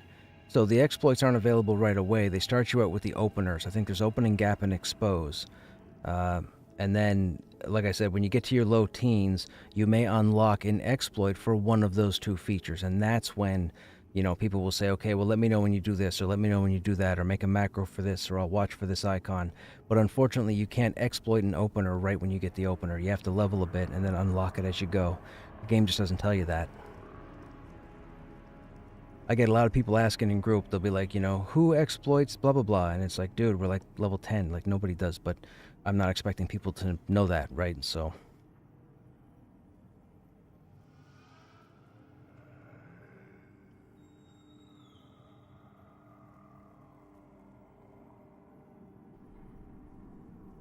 Rather have mounts that boost speed by X% in no game. My problem with mounts is the minute the first mount gets in the game, you can outrun aggro. That defeats the whole purpose. The whole ecosystem of Pantheon is destroyed the second you can outrun them. The whole point of it is you're scared shitless. The whole point of it is you're running, you're watching your stamina meter, you got a mob behind you, you got a dozen mobs in front of you from where you're going. You got to be smart enough to get around those mobs, manage your stamina, hope you stay alive. If you need to run to some place to die, you need to keep an eye on your surroundings to find out where you are. That is Pantheon. The second you get on a mount, you're going to start outrunning everything, and then the whole purpose of most of this game is useless. Period. The whole point of this game is it's not supposed to be easy. Mounts will make this easy. They would not put a mount in-game that has normal run speed. That will not happen. If a mount goes in-game, even if it's a 5% increase, it's going to keep you ahead of aggro. That defeats the whole... oh man. That defeats the majority of what this game is. Like, everybody complaining right now because they can't run from one end of the world to the other end of the world at level 5 or level 7 or level 8. Welcome to the game. Like, my goodness, man, players drive me nuts.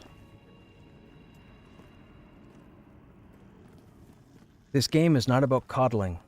This game is not about coddling. This game is about you paying attention and you doing the work. All the work. All the looking, all the planning, all the thinking, all the strategizing, all the whatever. It's you. The focus is on you. Putting a mount in this game is like just putting easy mode. That's what putting a mount is.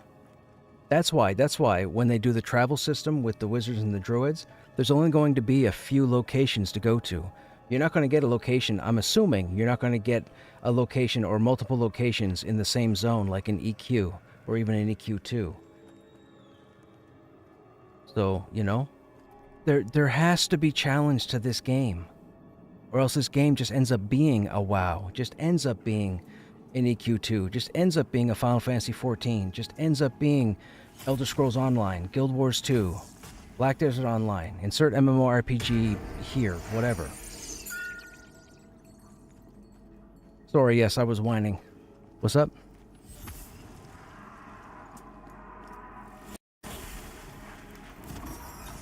Okay, I will start pulling.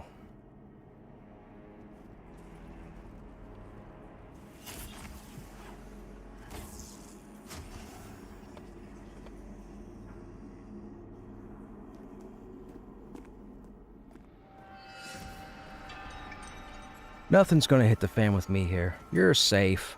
This is the most coddling you're gonna get in this game.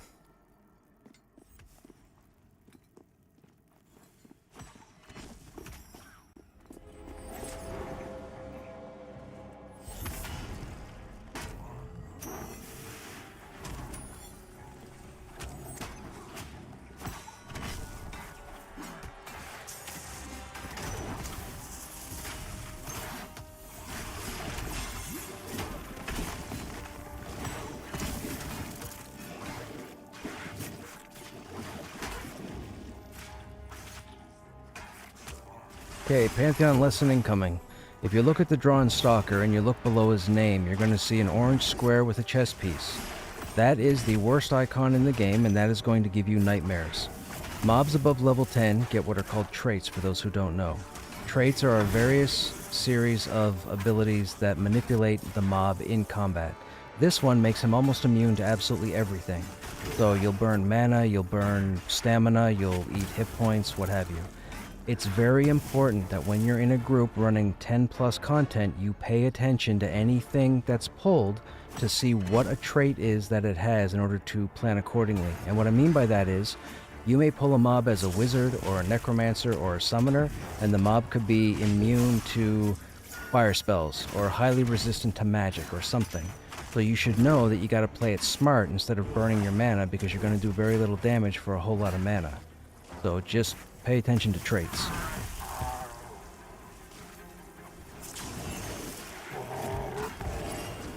Right under their nameplate, when you have them targeted, see the thaumaturge, the red box? Underneath it's empty right now, but on the previous mob there was an icon under its name.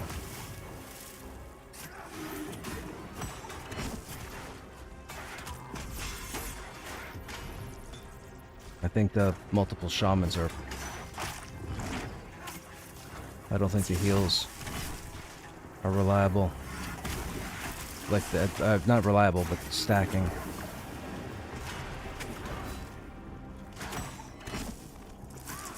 This is a named.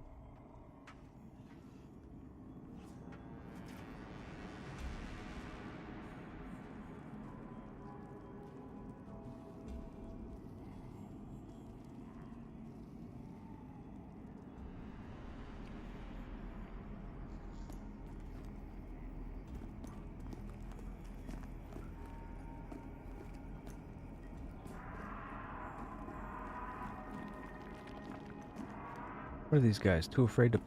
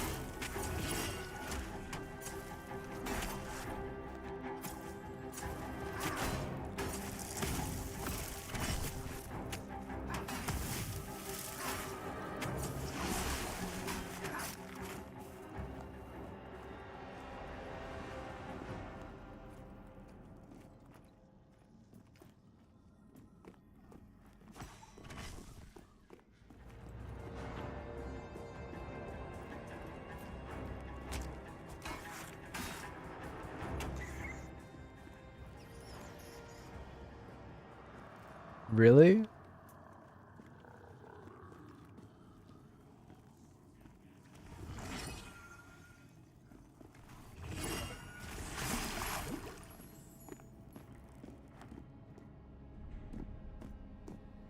Ooh, hello, Rummer. Stalker. We don't have crowd control, do we? No, we got traps.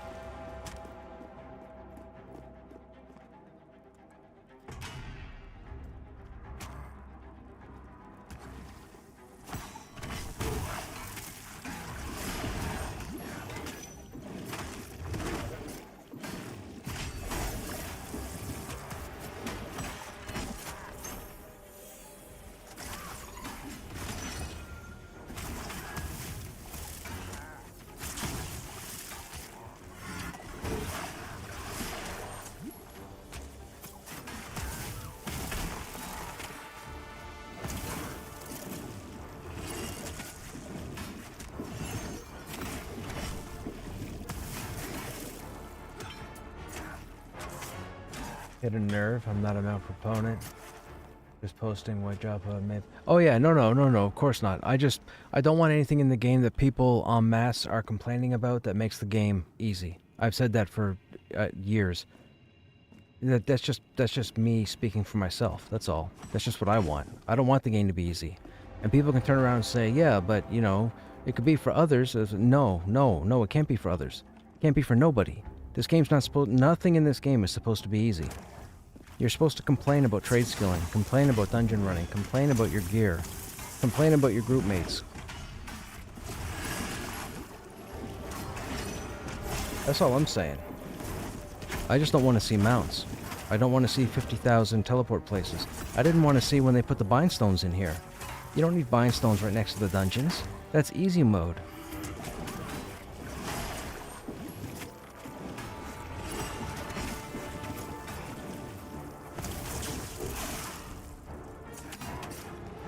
That's all I'm saying. I don't want to see things that make the game easy.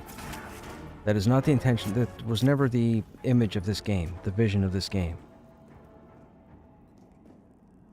And I know Joppa has a hard time because I can watch him and he tries to filter out the people that complain and spam stuff in his chat all day. I watched it this evening. I saw what he was choosing not to pay attention to.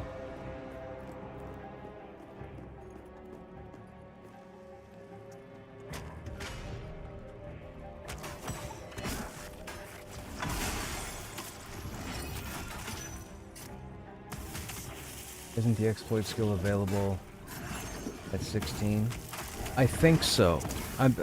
The way the game works is they give everybody their openers within the first 10 levels. Then I believe between 10 and 20 everybody gets at least one exploit for whatever the starters are. But you don't typically get an exploit for your own starter.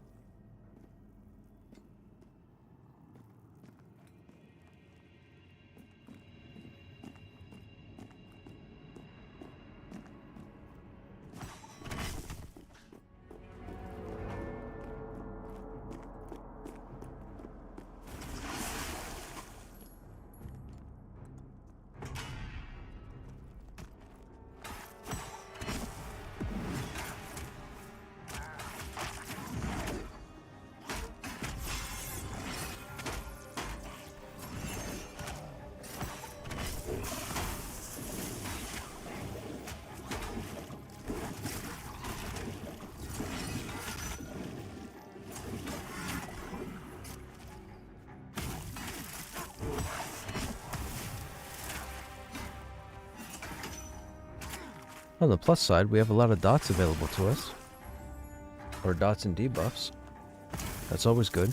It's nice to see more than 2 rows. Chanter and Necro are the only ones that do. Yeah. Because I remember on the Necro that we had in Season 6, I remember we had our opener and our exploit by, I want to say 17? 16 or 17?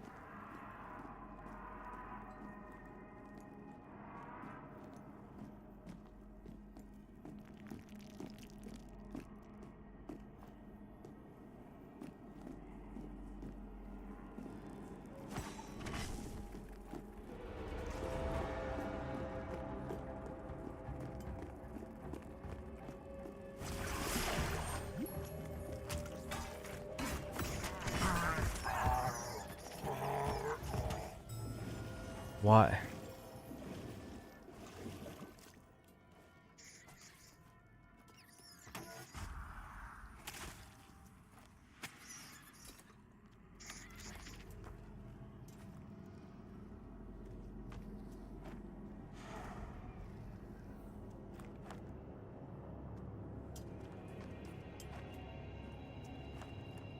So yeah, so those little spiders, they're spread throughout the first half of the dungeon. They have like 5 hit points, but they do like 5,000 damage. They're like glass. They're the epitome of a glass cannon. So when they get pulled, they have to die like as quickly as possible. I thought I had mentioned it, but I guess I forgot we shuffled people around and people left, and we got reps in, and I forgot to repost it.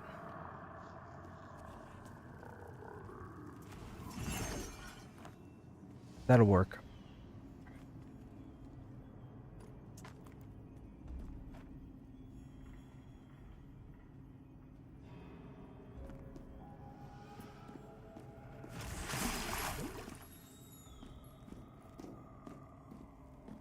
Oh, that sucks because it puts me back on XP.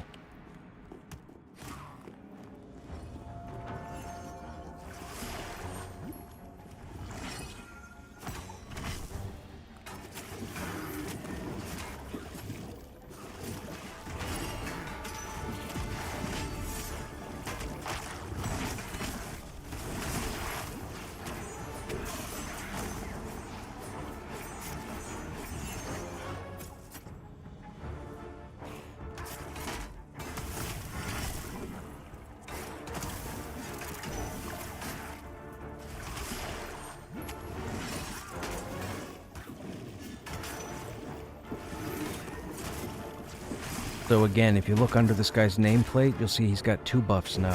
Formation Conquest, and then Iron... Oh, now he's got 3 buffs. But the Iron Willed is the scary one.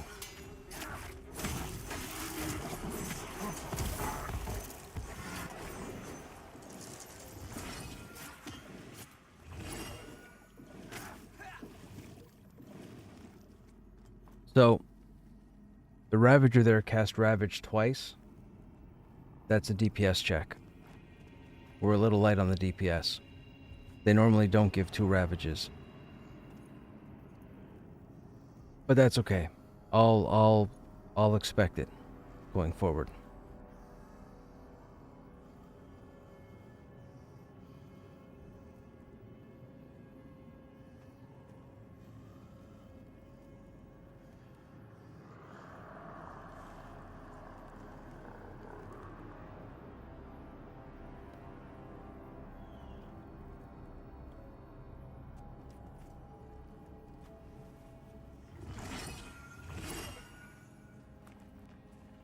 I can interrupt them, but I'm not high enough. It keeps getting resisted.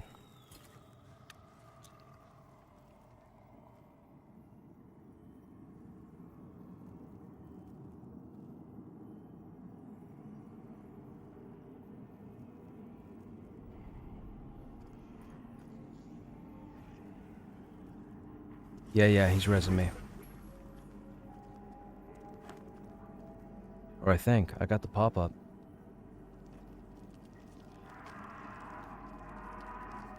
I clicked it.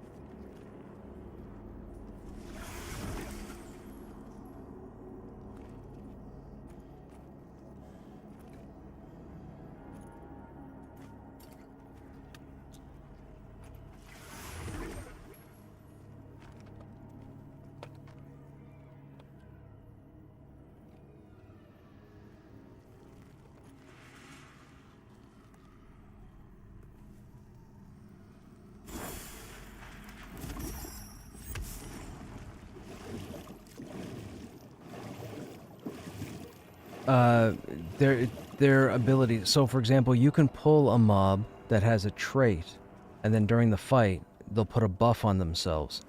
So it's not that there are multiple traits, it's a trait and then buffs follow. So what he does is that Ravager, as we were fighting him, typically before he does the first Ravage, he'll try Formation Conquest. That's an attack buff. Then he'll do the other one, which is the Red Sword. Then he typically does Ravage. You dodge Ravage, you go back in the fight. Typically, you kill him before the second Ravage goes off, but he had Iron Will, which makes him heavily mitigated to everything across the board, so it was going to be a longer fight. But I started typing a message about traits that I was going to tell those that aren't in the voice channel, and I wasn't expecting the second Ravage, and there was nothing I could do, because I was already in the text window. It won't happen again. I'll plan for a second one.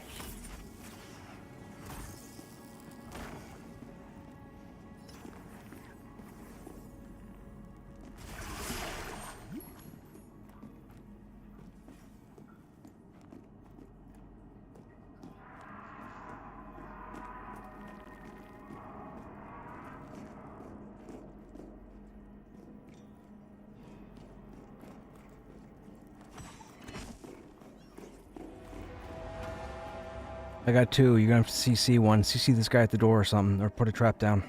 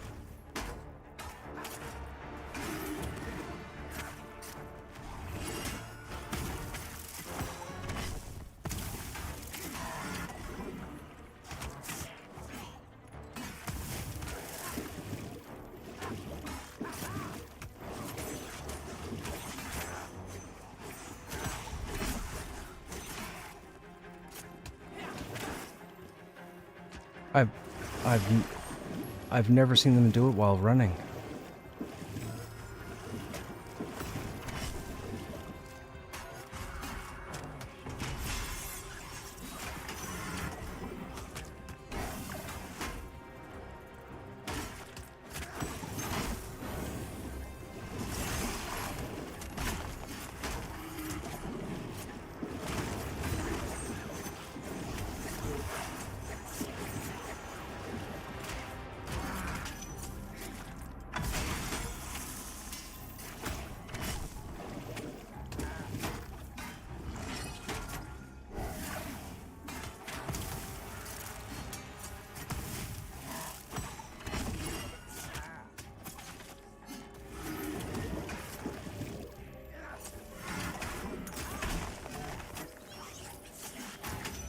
Gonna do it again.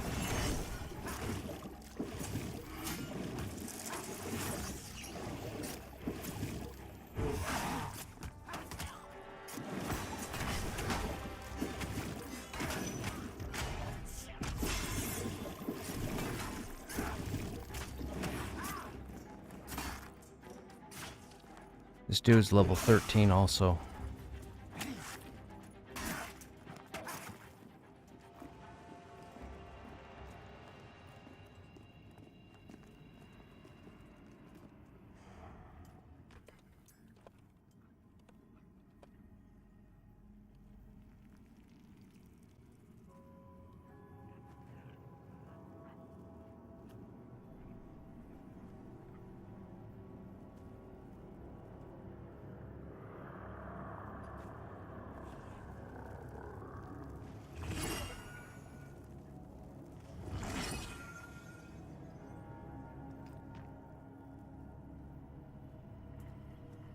When you're able, Jax, go ahead and throw a couple traps down if you can at the entrance. We're gonna pull spiders next.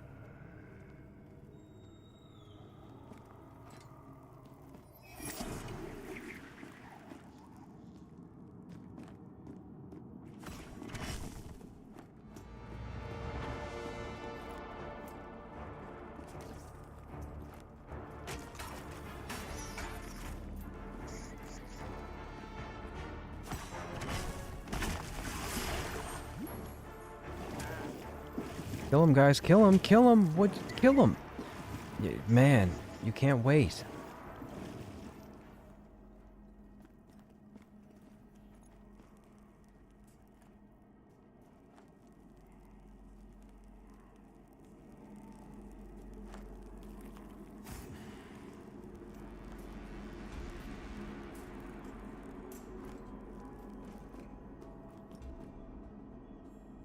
Just one. No traits.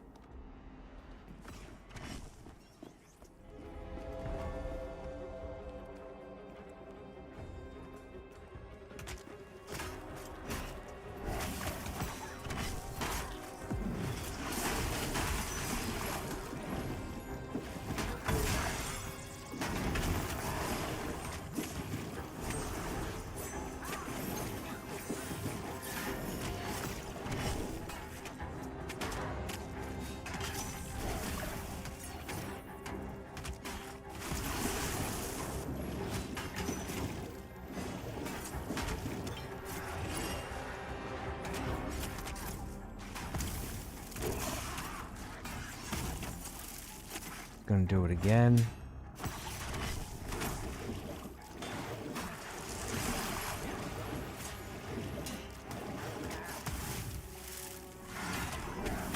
Nope. That was close.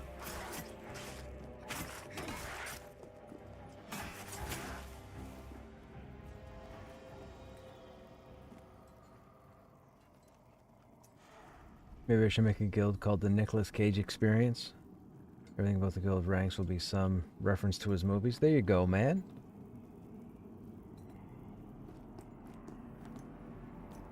Oh my goodness, they're throwing all Ravagers at us.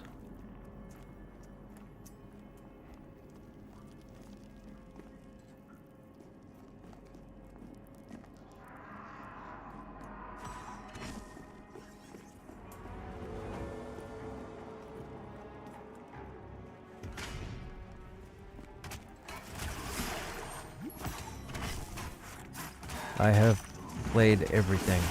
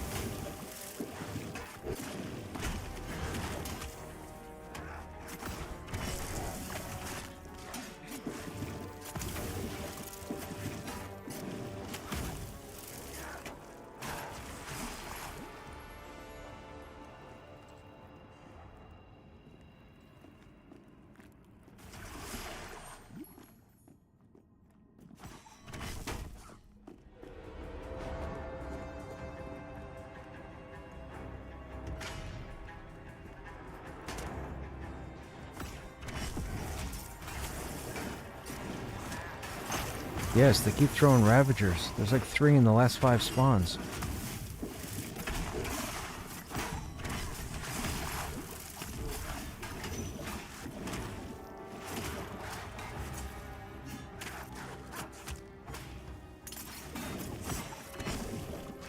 Hey Muppet, what's happening? Are racial bonuses in effect? No, not yet, but they will be. You can find them, I think, on their website.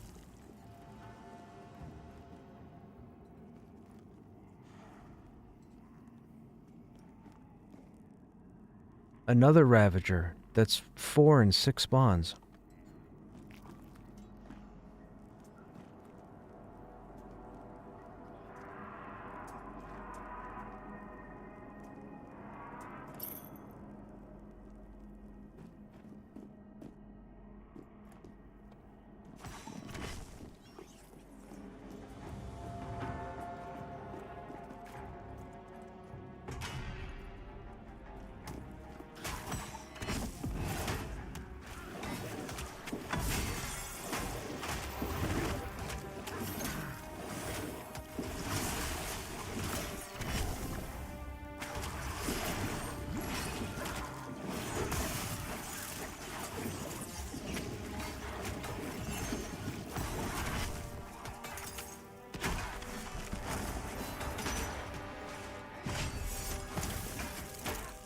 Dude, Necros are so cool the way they did them.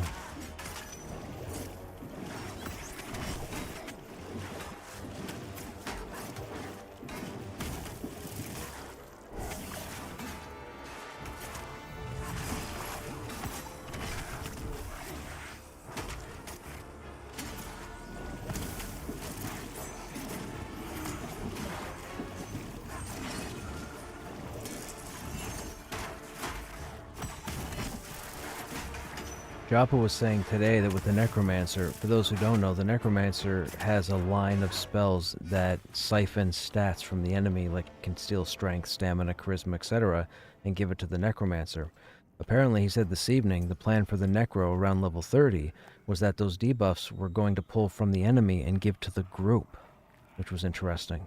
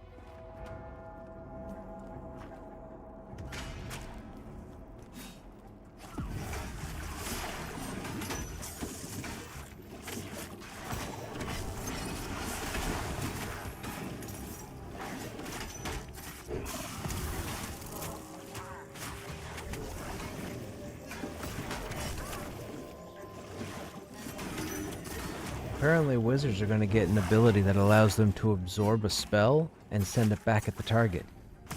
Like a mirror. That's pretty cool.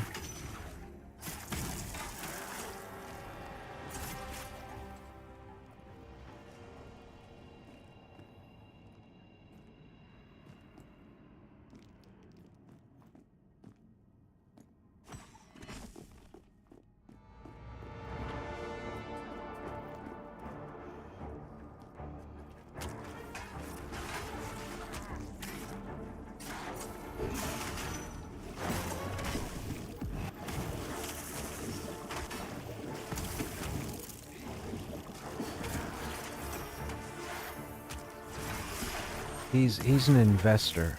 He wasn't in the beginning, but he's a significant. He has stake in this game being successful.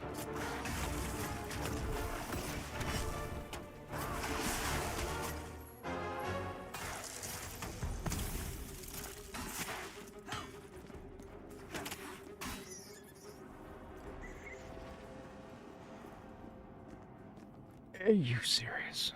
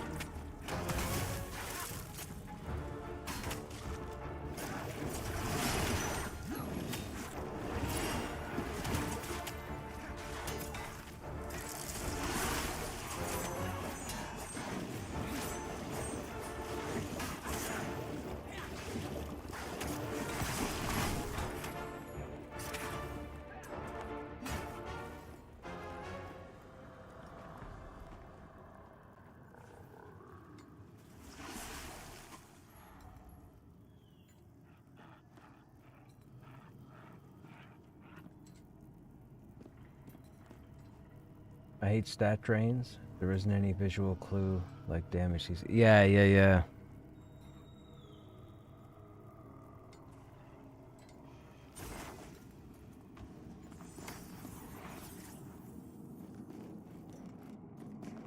Up until last year when I got into Pantheon, I had streamed EQ, but I stream in the evenings. So I'd streamed EQ for about, I guess almost 9 years. Yeah, it's been a long time. I've done 6 of the 7 progression servers. Same guild, same content, same 4 expansions. I'm a dummy. I'm such an addict for that stupid game. That's why I need this game to come out.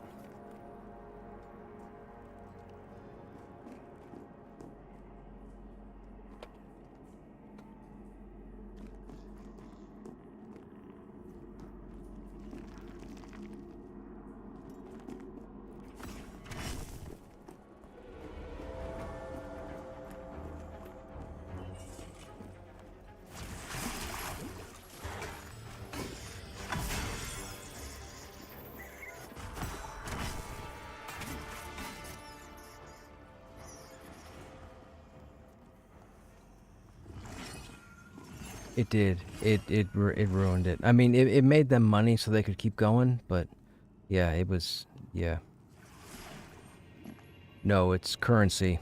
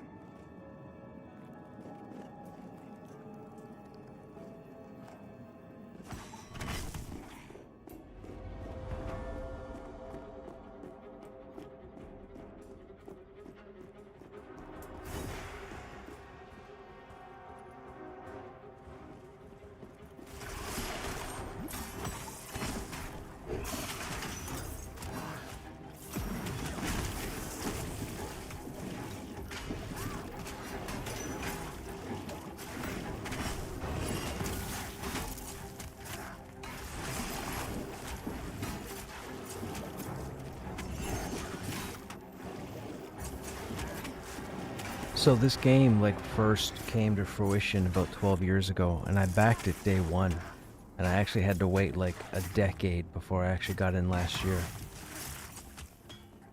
I didn't pull my backing out. I was like, I gotta have faith, because nobody else was doing a social MMO, and I was like, this has to happen.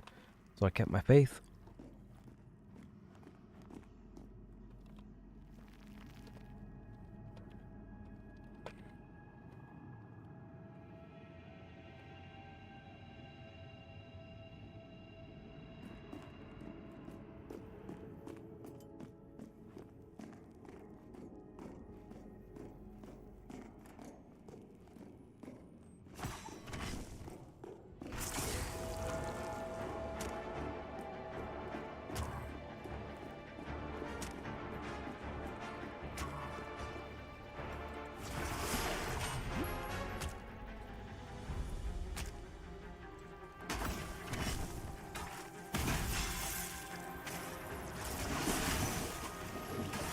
The only thing holding them back right now is they need a bigger team, but unfortunately it's not people like Joppa's call, the higher-ups.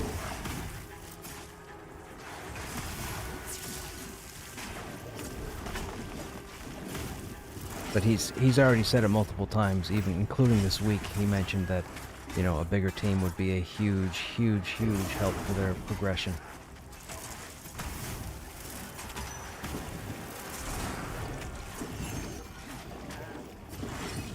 A few days ago, I was on the fence with this game. I'm now in deep. Right on, bro J. That's cool, dude.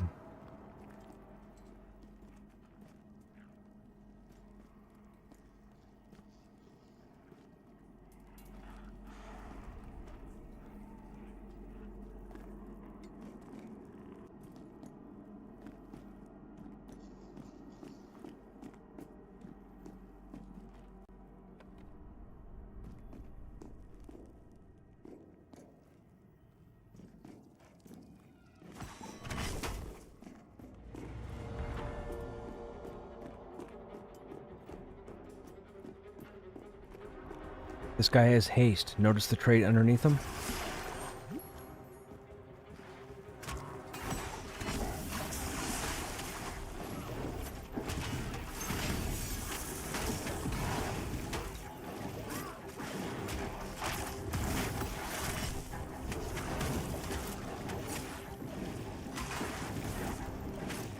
Man, will you just shush?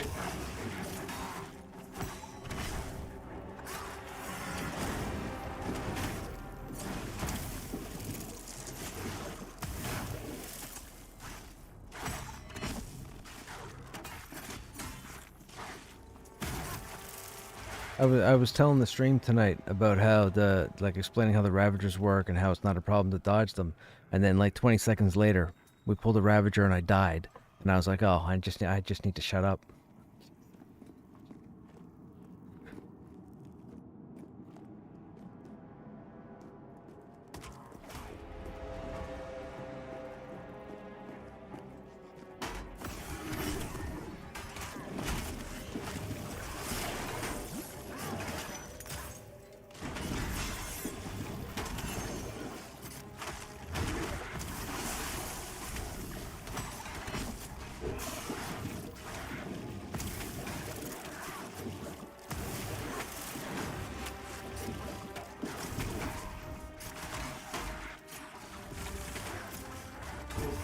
Someone's interrupting it, and I don't know who. Oh, I didn't realize we had an enchanter.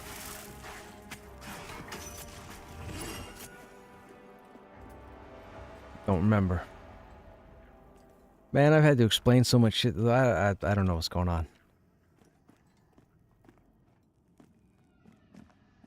You never do. You never, except for last night, you never do. You never remember the pulls that go well.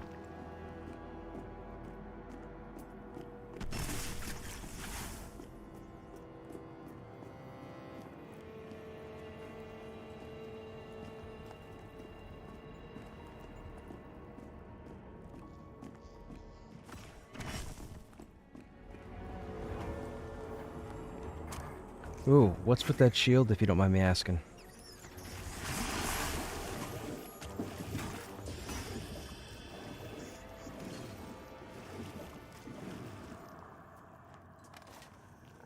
And only 3 AC? Oh, it's a buckler.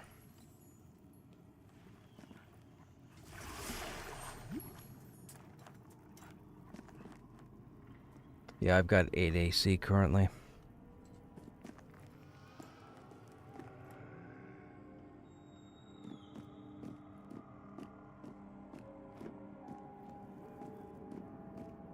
They're working on it.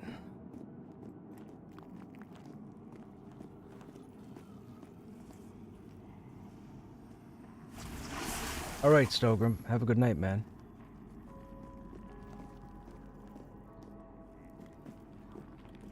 Again, I'll remind those who might be watching the stream. I think Christmas Eve, so the 24th, in the evening during the stream, I've got a key for the game that I'm gonna... I guess you'd call it a giveaway. I'm gonna flash it up on the screen. May the fastest person win. So again, that's the 24th. Somewhere between 7 p.m. Eastern and midnight Eastern.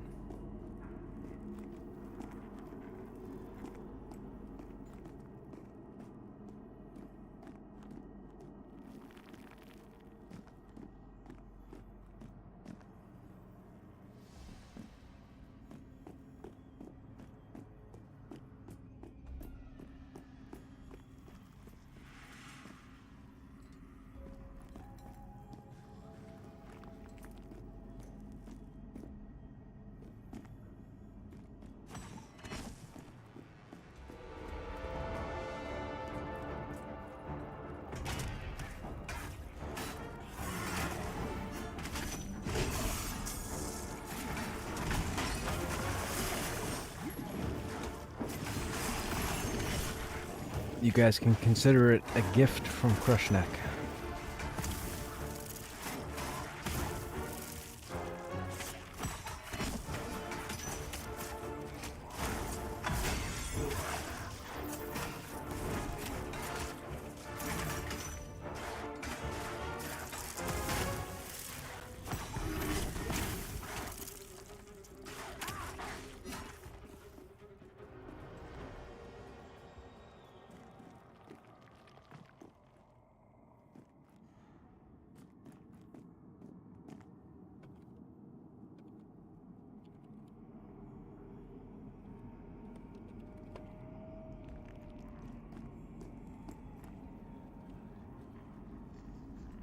9 AC, 1 strength, 1 agility. Ooh, actually, I can use... I mean, if nobody else is going to use them, I could use them, or do I random?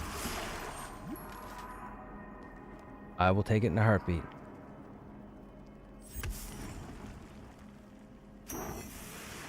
Oh, it's the same as the boots. Yo, I wonder if this guy drops a whole set of this stuff in here. I got the boots earlier. This must be the tank set. Yo, fantastic. There's some kind of tank set in here called the Scarred Husk. We got the Scarred Husk gloves. And we got the Scarred Husk boots. I mean, mind you, they're leather. But plate I don't think is available in the game yet as far as drops go.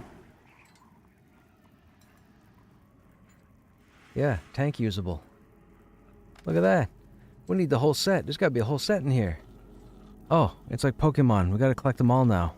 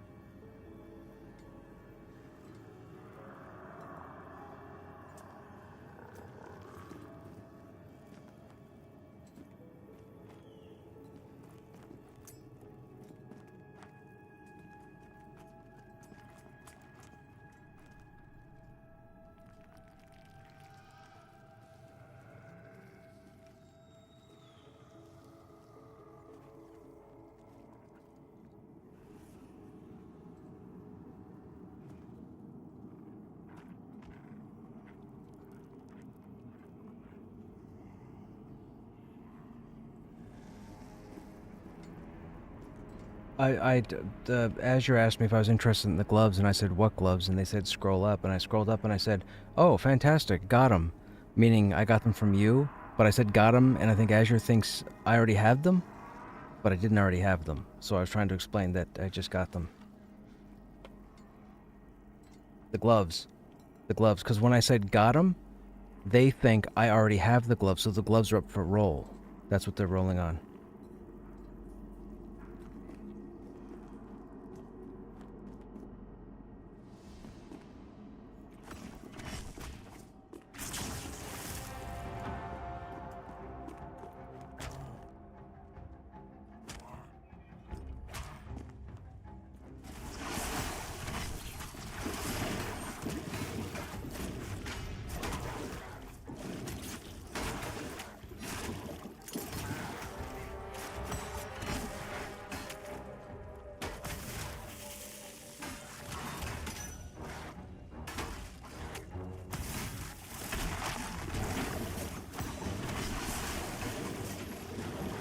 Do you guys know offhand where those gloves dropped? Was it just a trash mob we were killing?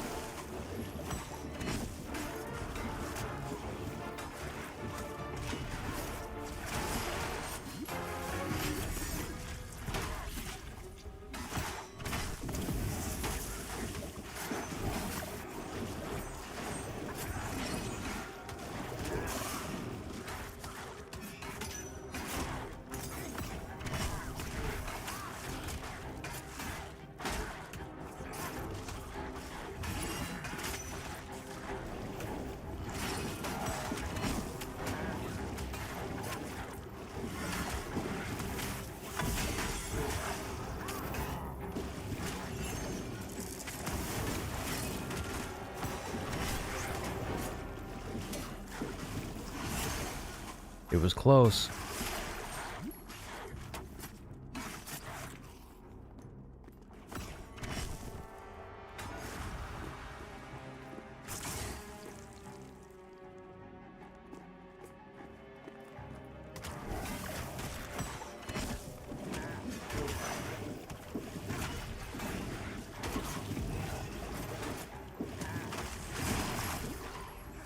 Now, if you notice this guy, he's got the physical damage mitigation, so melee damage is going to do minimal damage to him.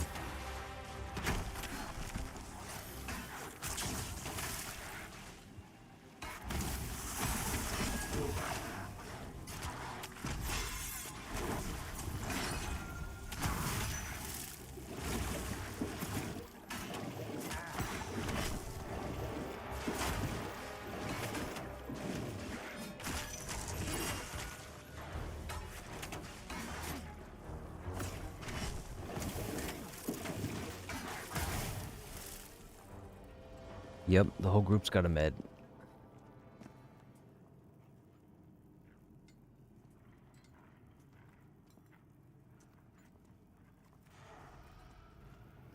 It's phenomenal experience for the group here, the camp that we're doing, but it can get very tough. What would you pair with armor smithing? It's a good question, Muppet. Here's what I will tell you. I believe alchemy may play into armor smithing after tier 1, but also leatherworking, because you're going to need leather padding to make certain armor, specifically chain, plate, and I think splinted leather. So you could say leatherworking, you could say alchemy. I don't know if anything else plays into that.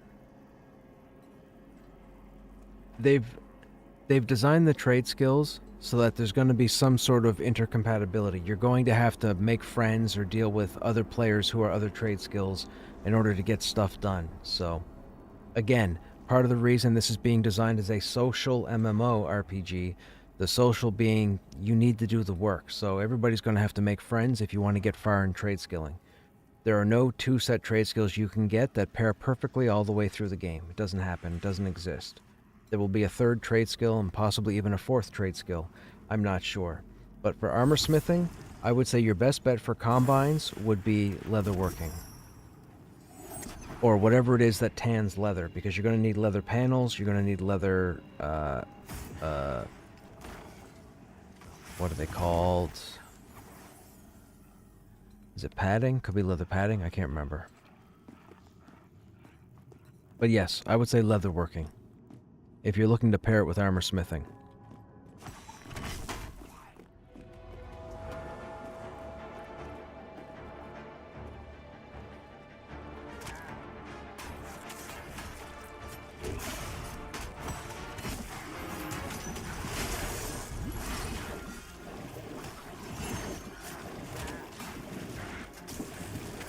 Leather pant, yeah, leather pant. There's a whole bunch of leather stuff you'll have to make.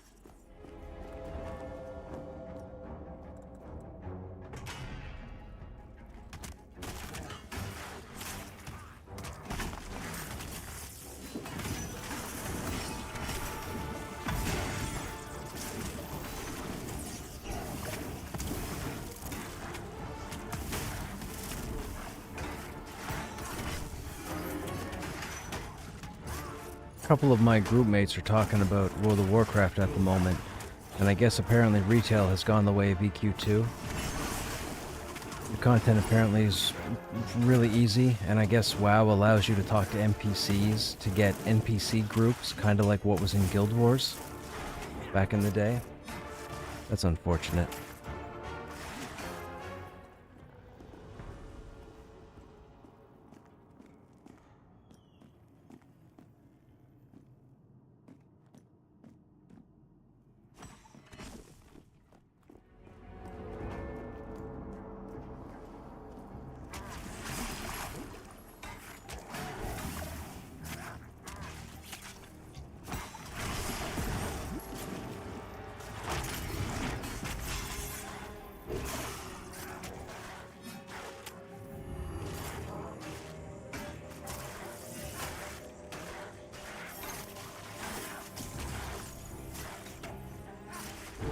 Could you imagine jumping into an MMORPG and running content with an AI group?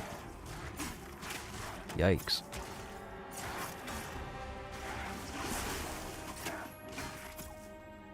I remember doing that in Guild Wars like 30 years ago.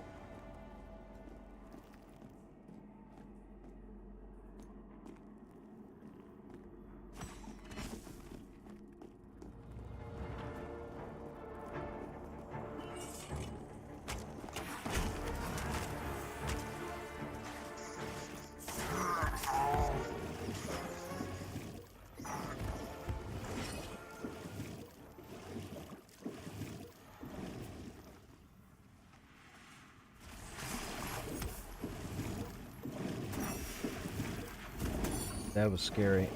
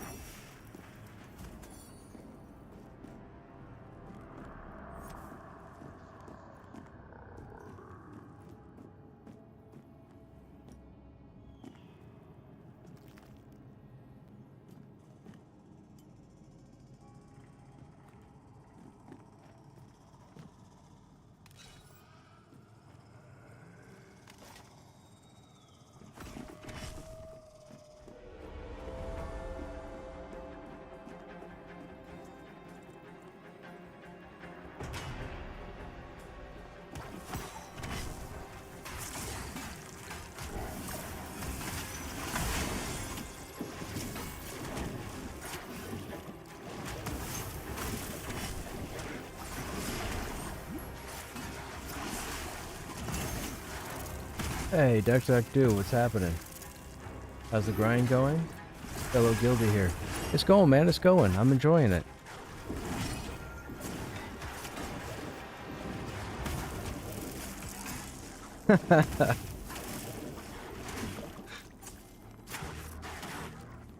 That you? That you, Duck?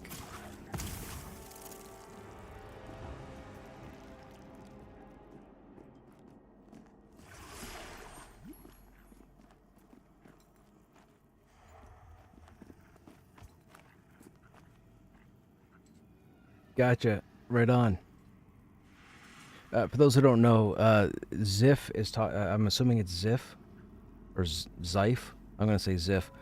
Ziff was with us last night when I was fangirling over that epic encounter we had with the goblins. Ziff was the healer in the group. Or was the cleric, right? You're a cleric, Ziff? What was that, sorry? Yes. Yeah, recently. They've got, I guess apparently, I found out today there are class-only items in the game currently. So there's some warrior-only items, there's some, I think, wizard-only items, necro, paladin. I can't remember what other classes were listed, but they keep adding gear and they're just not saying anything about it. People are just finding stuff, apparently. Another Ravager. My god, that's like 11 Ravagers and 14 pulls.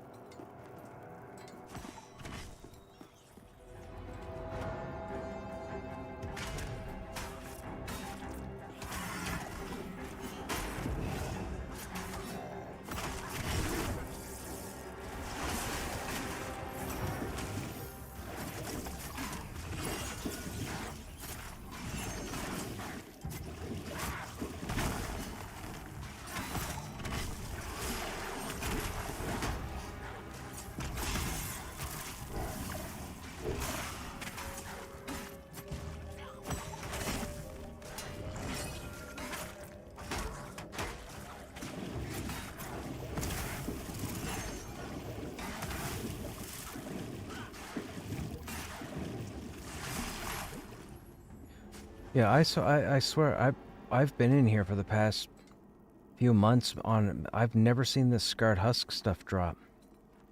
Like, to give you an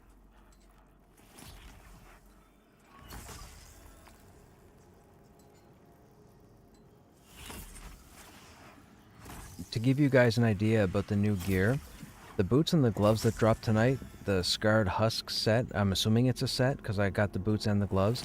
I've been in here for months. I've never seen these items until this evening. So they could very well be part of the new gear that was put into the game, because they are specific to tanks.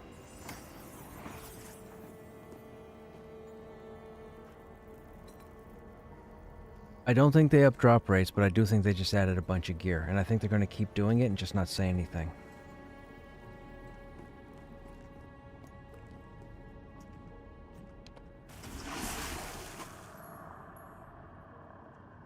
Alright, we got some spiders coming next.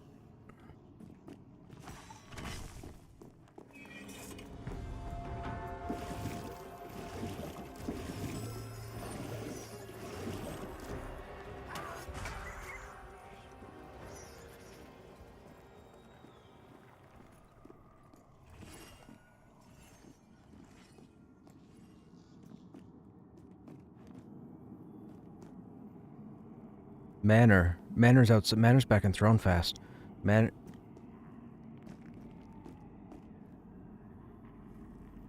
Well, I mean, so... Oh, this is gonna sound egotistical.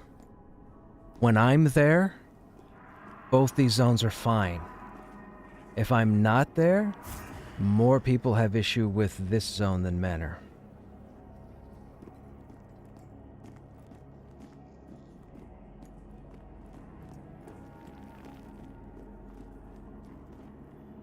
Once you get past the first, this area, like once we move, I'd say 2 rooms down, 3 rooms down, you have to start paying attention to everything having traits. Up here, not everything has traits. Downstairs, a lot of stuff spawns with traits. So it can be very difficult. There's a lot more pulls, they're a lot closer, there are certain objects in between you and mobs and you think you're not going to get something, but you are. There's another place where you might have 3 or 4 ads. You think you're going to get 1, you get 5. Whew, man, and it's not broken. It's how it's intended. But it's, you know, you stick with me and I'll get you as far as level 17 or 18. After that, whatever. Oh my god, dude, I've never seen so many Ravagers.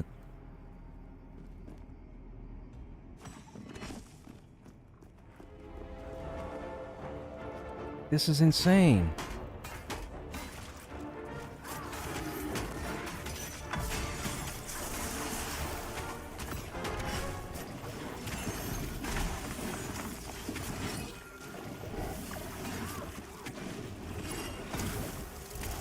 Zones get cooler as we go. This dungeon gets really tricky. Like, it'll take pros to get through this dungeon, but there's other stuff back in Throne Fast. Like, there's Manor, and then after Manor, there's the Fort. And there's the scalability of climbing. Like, the game is built vertically, right? Climbing is not just to get to the next ledge to get some sort of mining ore. You can climb to areas all over the map that have different camps, different locations, different shit. People just don't have the ability to do so because it takes a very long time to level something like climbing. But once it's up there, dude, I spent the last 2 weeks of Season 6 finding areas I didn't know existed. I saw creatures I didn't know existed and I've never seen before. Like, they're not just building on level. This game is built vertically. There's stuff all over this. Like, people need to understand the scope of this game. Like, a lot of people will run through a zone and say the zone's too small.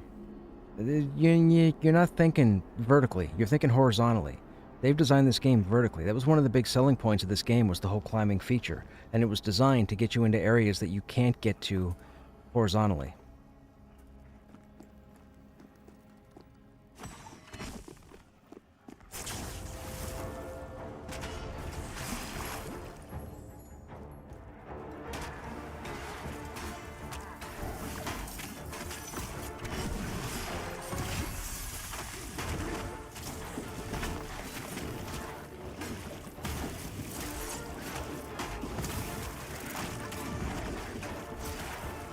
I found ghost goblins.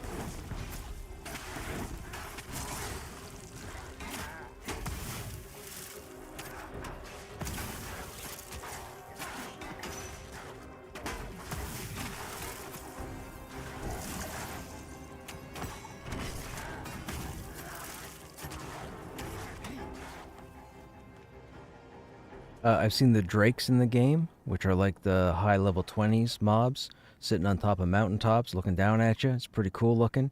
You can see their talons over the side and you can see their head as they look down.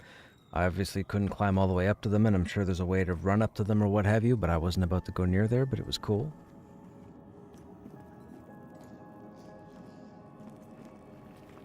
I had an incident in AVP, the zone outside of here, where I thought this giant 40... I kid you not. I thought this giant 40-foot werewolf came out of nowheres at midnight, and I was running trying to get somewheres, and I lost where I was.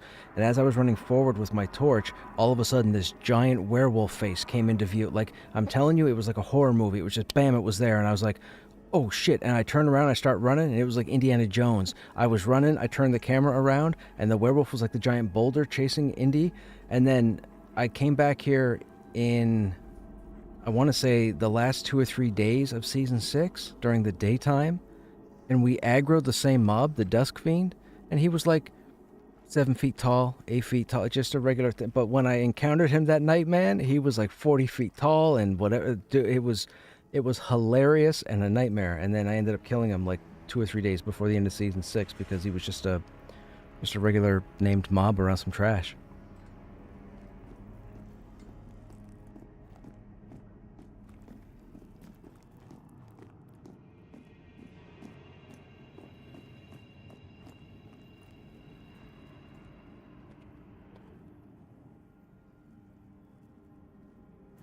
Fire spiders next. Nope, whatever just spawned and aggroed me.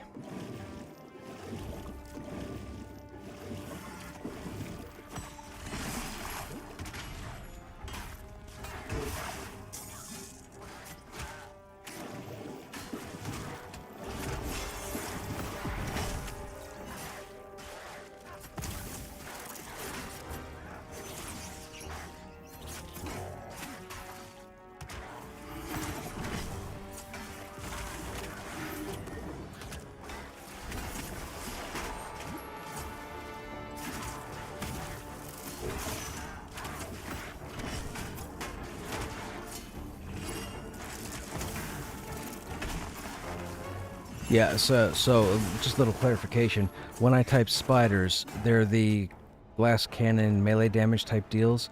When I say fire spider, at the end of the chamber here, there's a path that leads down, and there's a spider, pyrachnid, I think it's called, and it has a fire damage to it, and it needs to die, or else it's going to eviscerate me by the time I get back to you guys.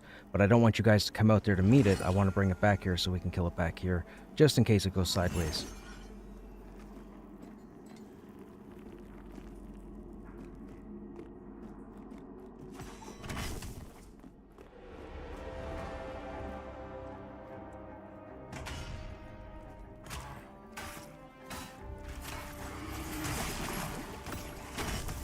Chamber's repopping, so it'll be another 5 or 6 pulls, and I'll show you.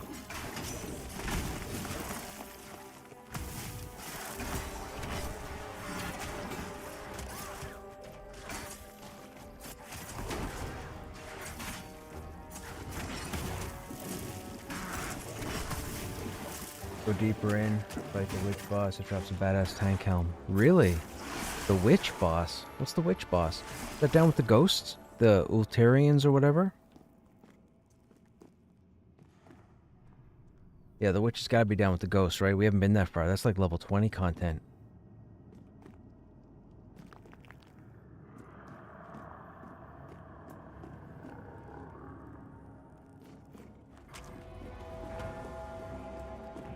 Here comes the fire spider.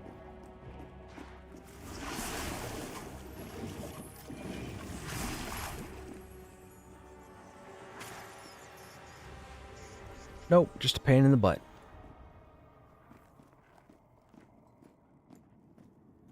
Yeah.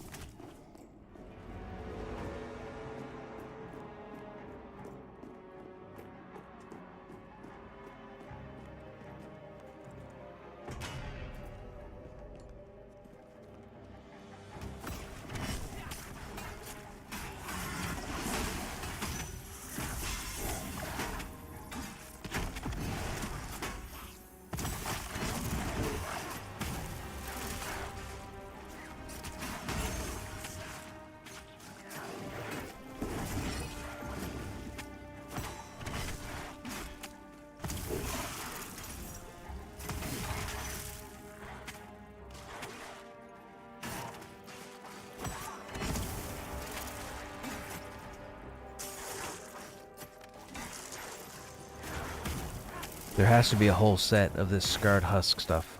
I need all the pieces. There has to be a full set. If there's a full set, that's phenomenal. We got the boots and the gloves. There's no way there's only just the 2 pieces. There's no way. That wouldn't make sense.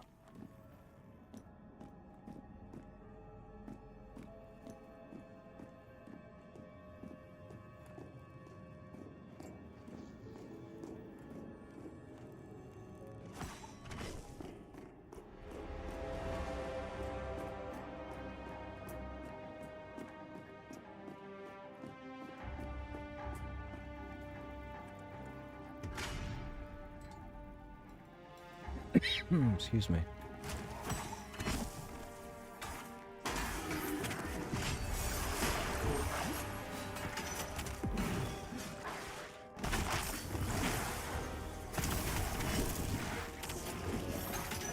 I can't wait to see what we can make for tier 2.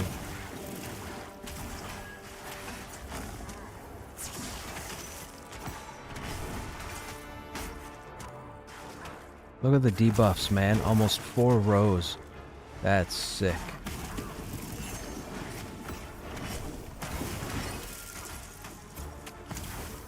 There's a belt here also for the same set, Scarred Husk? Dude. I need it all.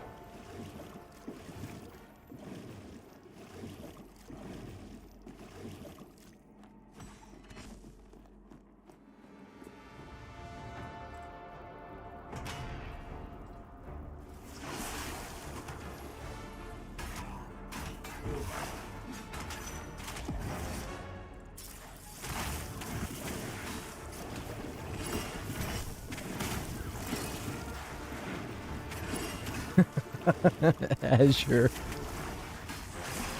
They don't realize you're talking to me.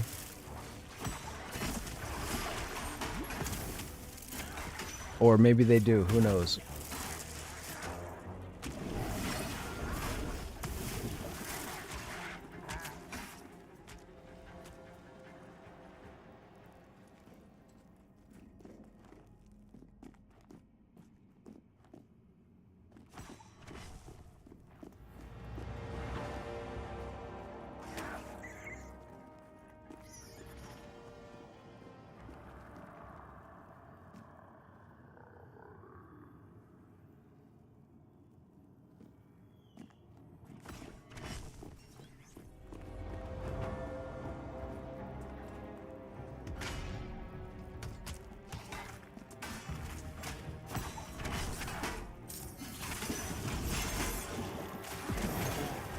This Ravager has Zone above its name, or above its character. That's the person from when we first got in here, when they pulled that train, and they almost killed themselves. The one dude typed Zone and then zoned out.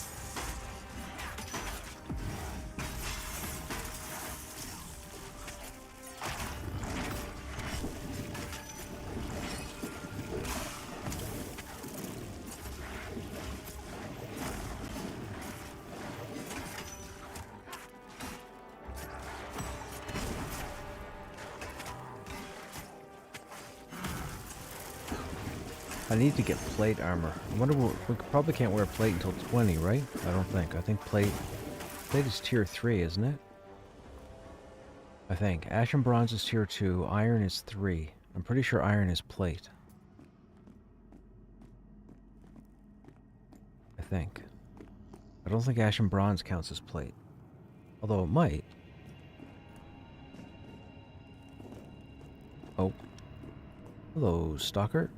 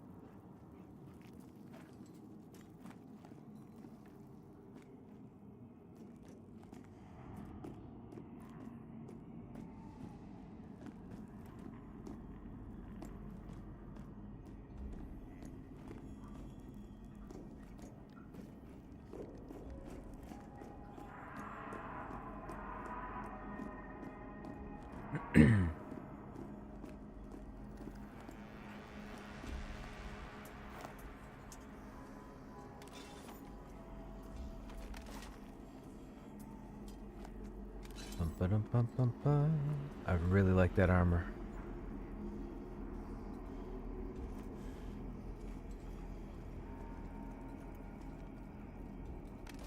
Nope.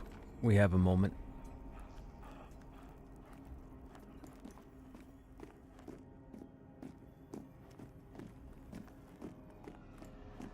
Sure, we can work with that.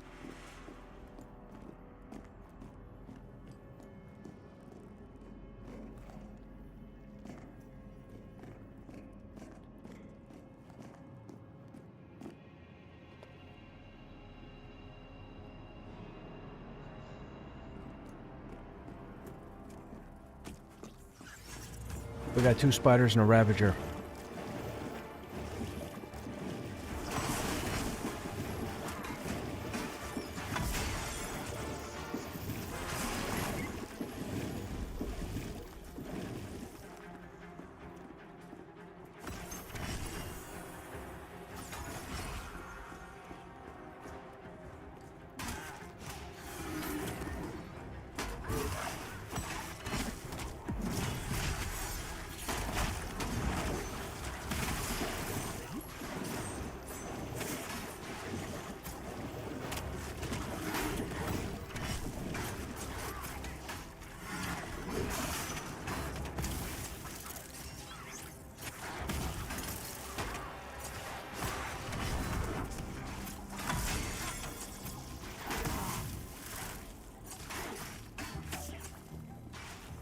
Ooh.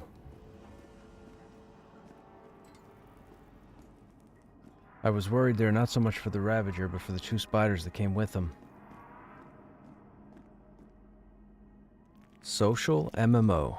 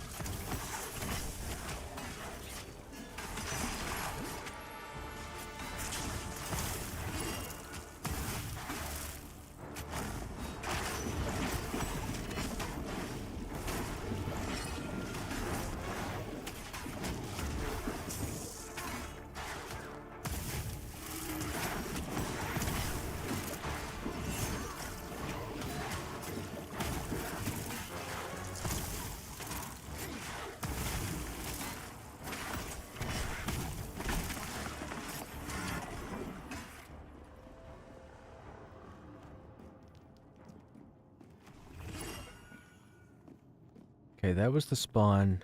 Where did we pull that Kabbalist from? Here, right? Yeah. So that's due to spawn, and that's due to spawn.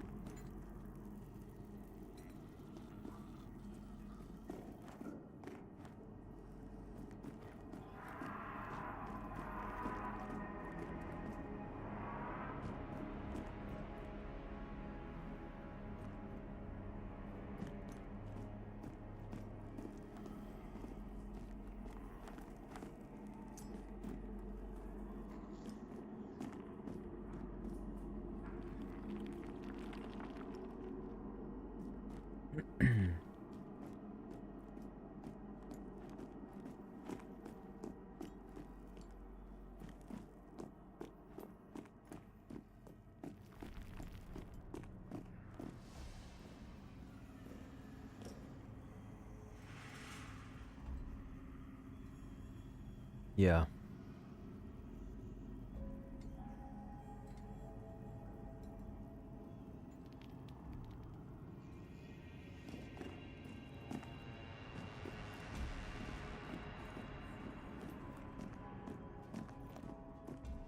So from here, we go through that hallway.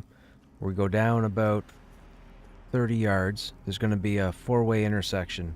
I got to pull from the right, I got to pull one from the left. Then we go through and we open up into a giant chasm or giant area with a bridge, a rope bridge. We've got to pull 2 mobs from the right, 1 roamer from the left, 4 from across the far side of the bridge. Then we can run across the bridge, stand at the bottom of the stairs on the other side, do 3 pulls down to the bottom of the stairs, kill those, move up into the next room, and that leads to what's called the safe room. The safe room puts you between level 14 and level 16 content. At our level, they would walk through us like it's going out of style. So, that's not the recommendation.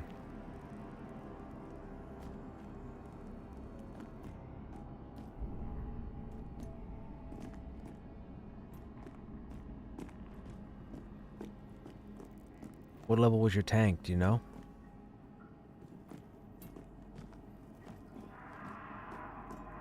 Yeah, that makes all the difference. At level 12, I could probably yeah, well, at level 12 I could tank the 14s. However, the heals would have to keep up. And if we have a 10 cleric coming, they're not going to keep up.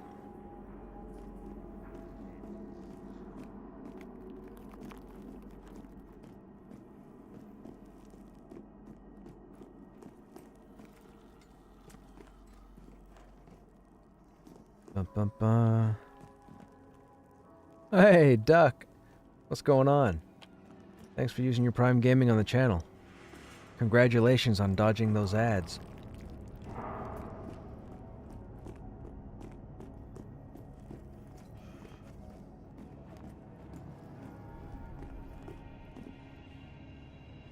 There's this chamber, there's the stairwell, there's a 4-way intersection, and then you step out into the room with the rope bridge.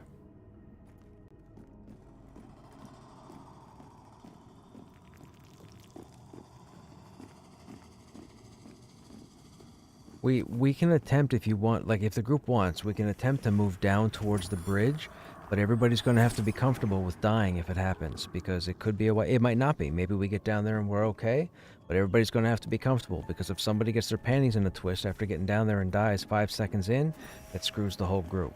And unfortunately, I can't rely on everybody being patient like a corpse like I am.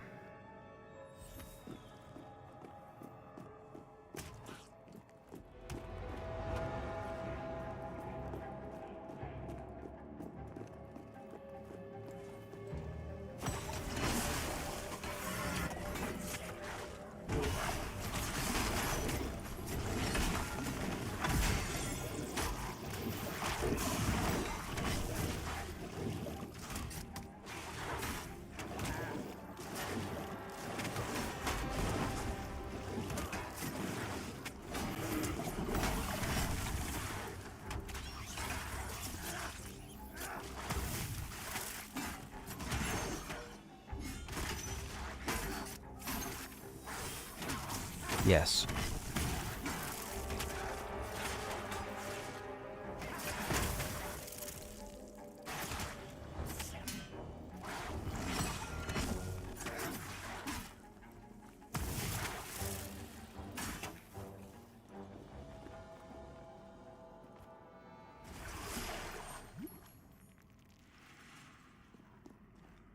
You know about the relic? I do, Duck. I know about the... Well, I don't know... When people say relic, I don't know about the relic as in, like, a relic slot. I have no idea. But I know about the bag, and I know about the wrist item. Or the jewelry item. It used to be a tank item, but they changed it in Season 6. And now it's no longer a tank item. I think it's generally, I think, for anybody, roughly. Although I think it still gives stamina, so I still count it as being a tank item. But everybody will fight you on it. Anyways, I know about that item, and I know about the bag. I don't know about anything else. So if the relic is something separate, no idea.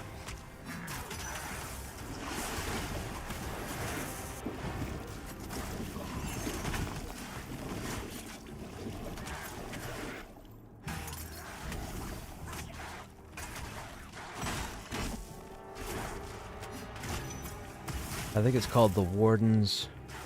I think it's a Warden item, because the Warden drops the sword as well.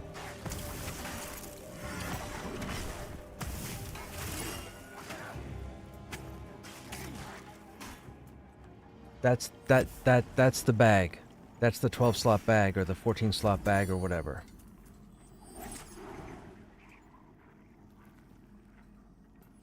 The bag is the one that you climb the pillar for, and then down by the prison, there's another little pillar that you climb up, and there's a chance of a ring. I think it's a ring being there. Yeah, it's a ring. There's a chance of a ring being up there. That used to be geared towards tanks, but they changed it because... I don't know, I guess people were whining that they couldn't put it on, or non-tanks kept looting it and not saying anything. I mean, realistically, they should have gone to the tanks, but you're going to deal with greedy people no matter where you are. It's just unfortunate because it ruins groups. Someone like myself will write your name down, and then I'll make sure to never group with you again. I got no time for adults acting like children.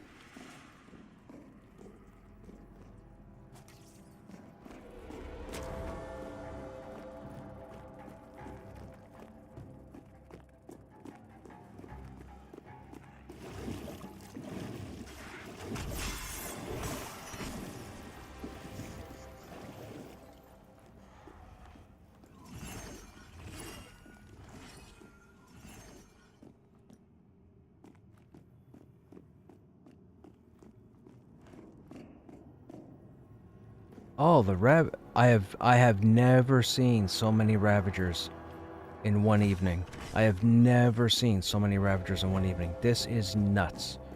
I don't know if someone's sitting there having a giggle by just spawning Ravagers on us, but I have never seen so many Ravagers. Our Ravager spawn rate has got to be somewhere around 70%.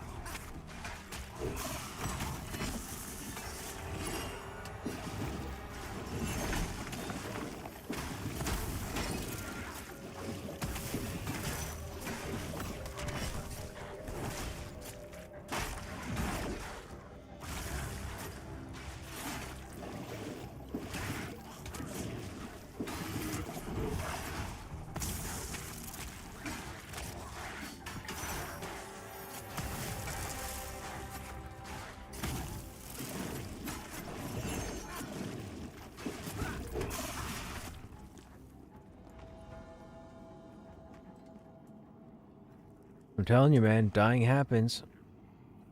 It just takes a bear to stun you from behind or a spider to snare you, and you're pretty much toast.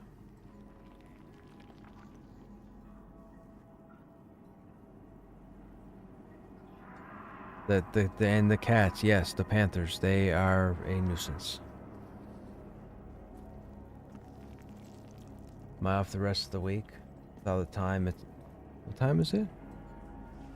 Oh, you're right. I have an appointment tomorrow, but I'm actually using a personal day. I go on vacation next week, and I had a personal day, and you don't really have to take them, but it's a free day, so I scheduled it for tomorrow. So I scheduled a couple of appointments. But I should be good for a bit longer this evening. But you're right, normally I would be off to bed right now. I didn't realize what time it was.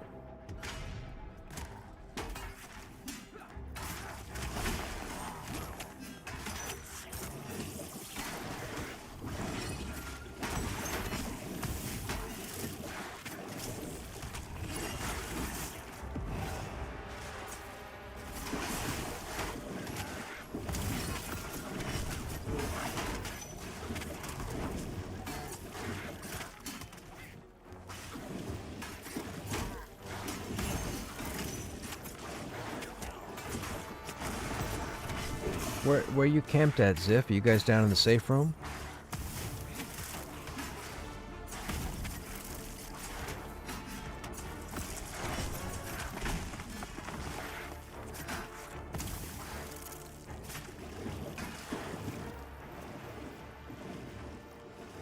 Oh my god, the Ravagers!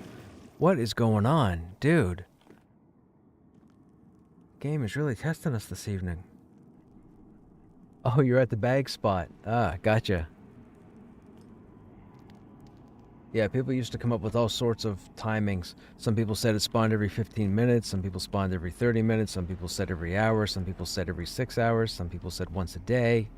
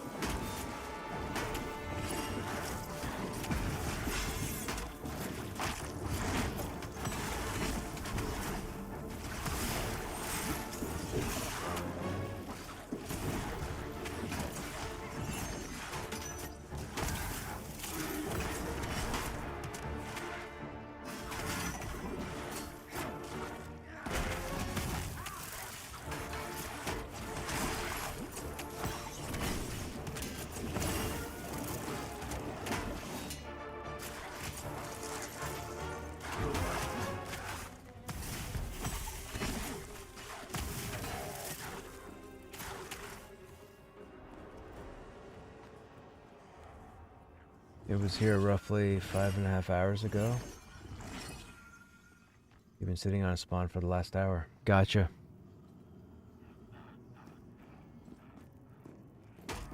Another one! This is insane. This is insane. VR, what are you doing to us, VR? VR, stop doing this. Our 70% spawn rate on Ravagers just went up to like 82.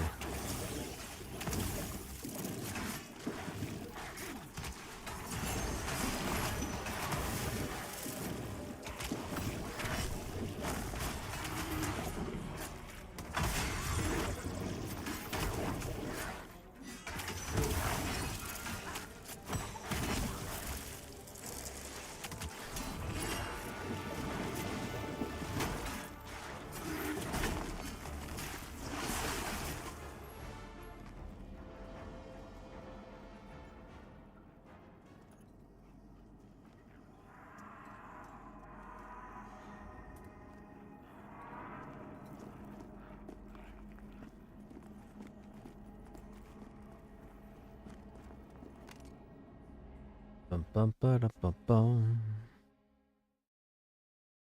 I think we have a couple people taking off, so the group wants to find reps. It wants to zone out to be safe. Have a good night.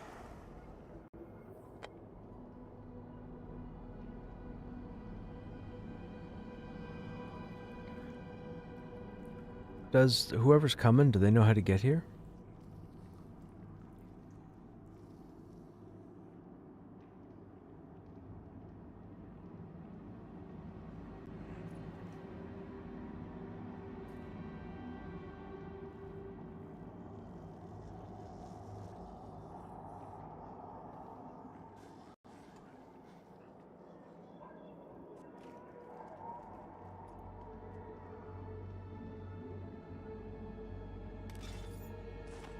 Oh wow, we have 2 gold now. Not bad.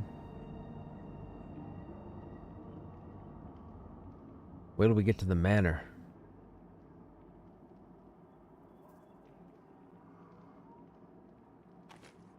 The manor will be fantastic.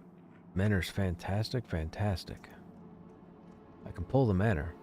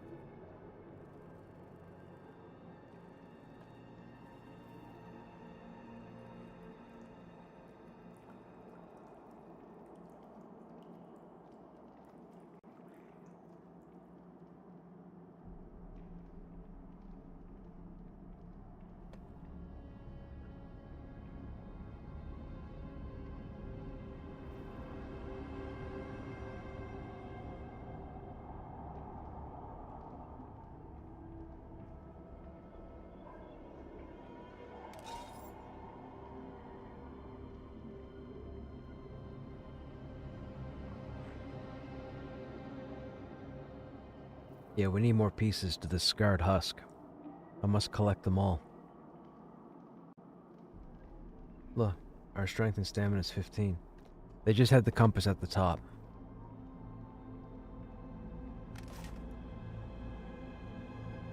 But EQ had a... Well, in the beginning, EQ didn't have a map. Then players started creating a map.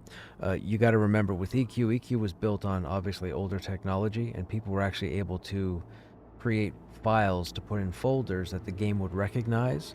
So players started drawing maps by hand, or by Microsoft Paint, I guess, and then they would upload them into the game, and then people would put them into zip packages. And then you'd go to websites, download packages every now and then.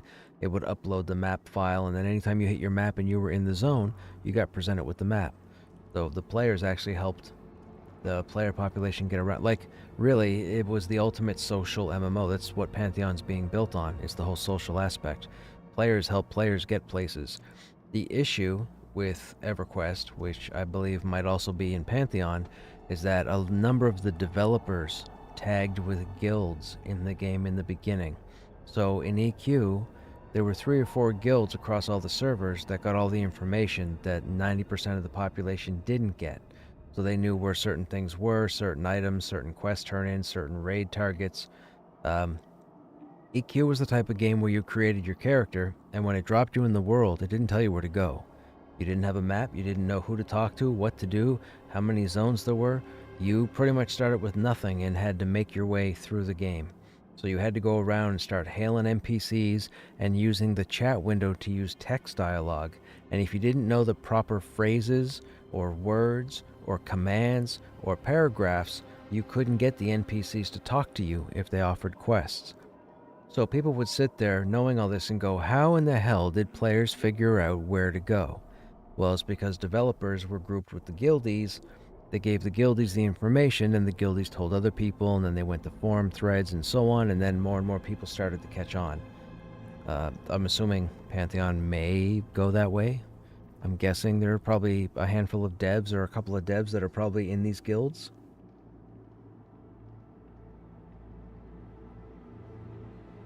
Perfect.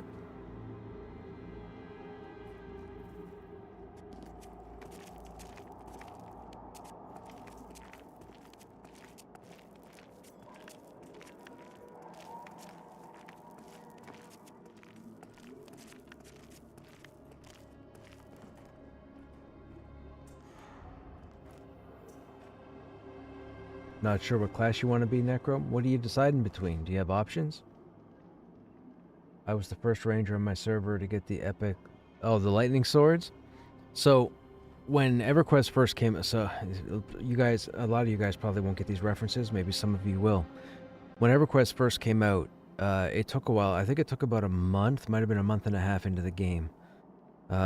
This is back when we had dial-up internet connection.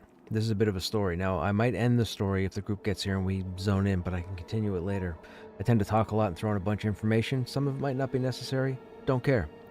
When EQ first came out, we focused on leveling. I can't begin to tell you the excitement of playing the game.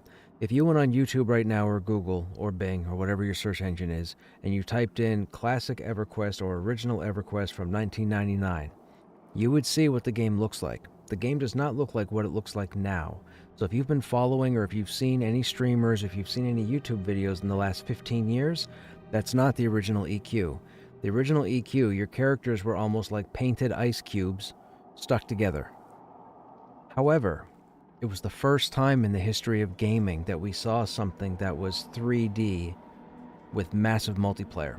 So anyhow, before they created instances, or picks, or whatever term you want to use, where you could actually get a group together, get a raid together, zone into an instance or a copy of a contested zone, and have the content all to yourself.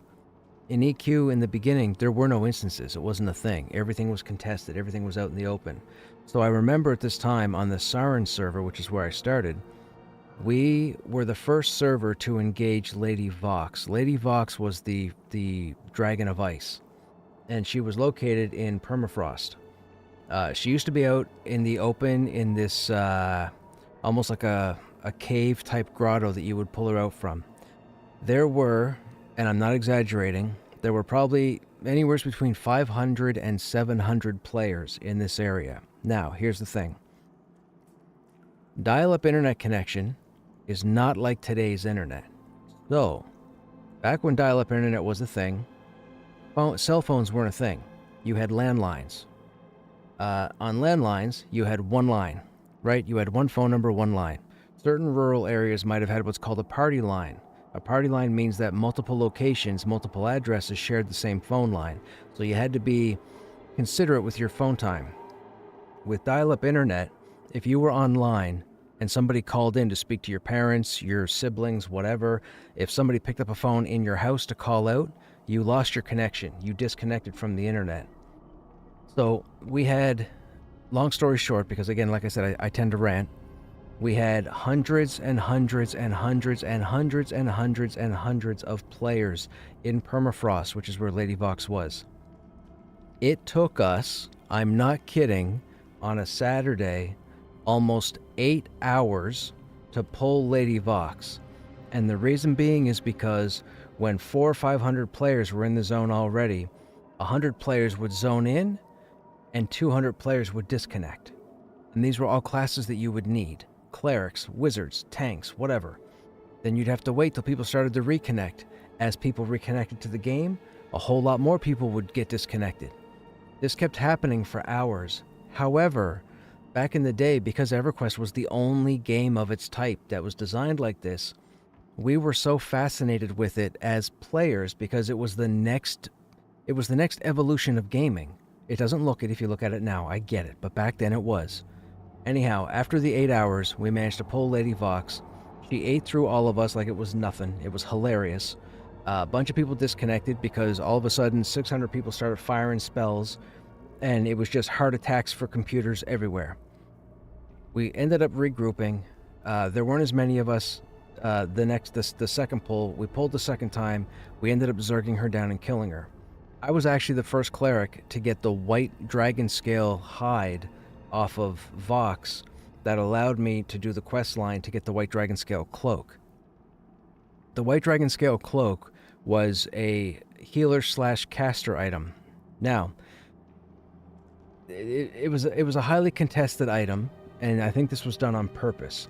It had +9 to wisdom, but also +9 to intelligence. At the time, there were more priest-based items or wisdom-based items than there were intelligence-based items outside of raid targets or harder content. So when the hide dropped, people realized what it was used for, and the mages went nuts. They were so furious that a cleric, because I started as a cleric. I know it's crazy, right? You guys have watched me, some of you, for a decade, and I've always been a tank. But I started as a cleric, and I got the hide, and I actually went and completed the quest that evening, and I got the White Dragon Scale Cloak. And I think I pissed off probably 500 mages because they wanted the cloak because of the 9 intelligence, but I wanted the cloak for the 9 wisdom, which makes sense. Anyways, later on, they added focus effects to these items, and the cloak ended up with something called, what was it called? Like destructive something. And anyways, the cloak ended up being designed for damage. So it should have gone to a mage, long and behold, but you had no idea, right? Anyways, yeah, it was fun times. Fun times. I have a ton of stories.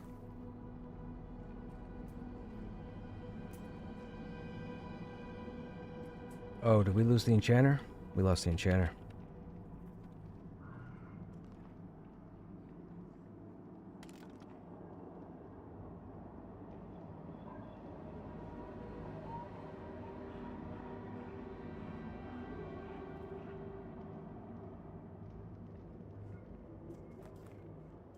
Azure, sorry, I was chatting with the stream. Azure took off, did he?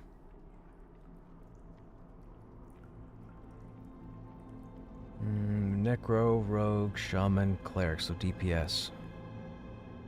Or Utility. What do we have? Oh, okay.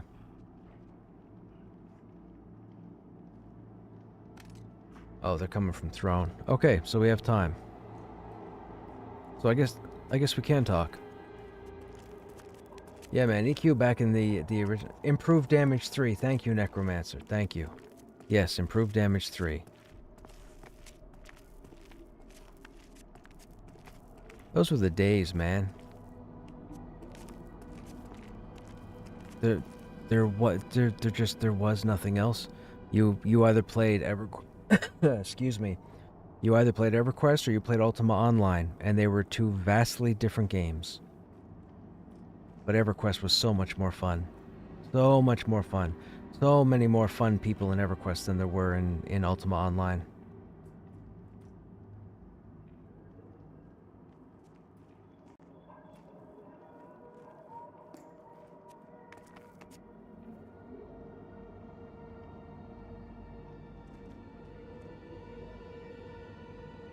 You pick up the phone, hear people down the road talking? Yeah, exactly. Exactly, that's what a party line was.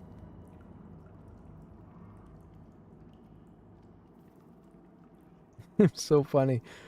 So dial-up internet was a thing when EverQuest introduced a place known as the Bazaar. And the Bazaar was a market zone. It was a marketplace. And what you had to do is, you had to stay connected, you had to stay online.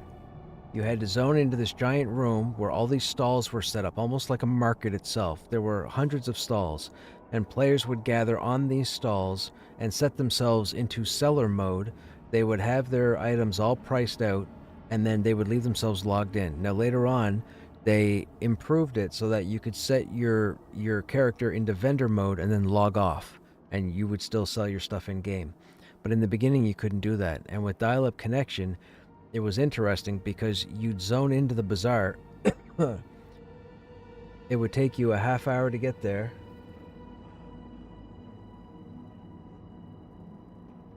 Oh, hey, are you the rep coming? Oh, gotcha. Damn it, I lost my train of thought. What was I saying?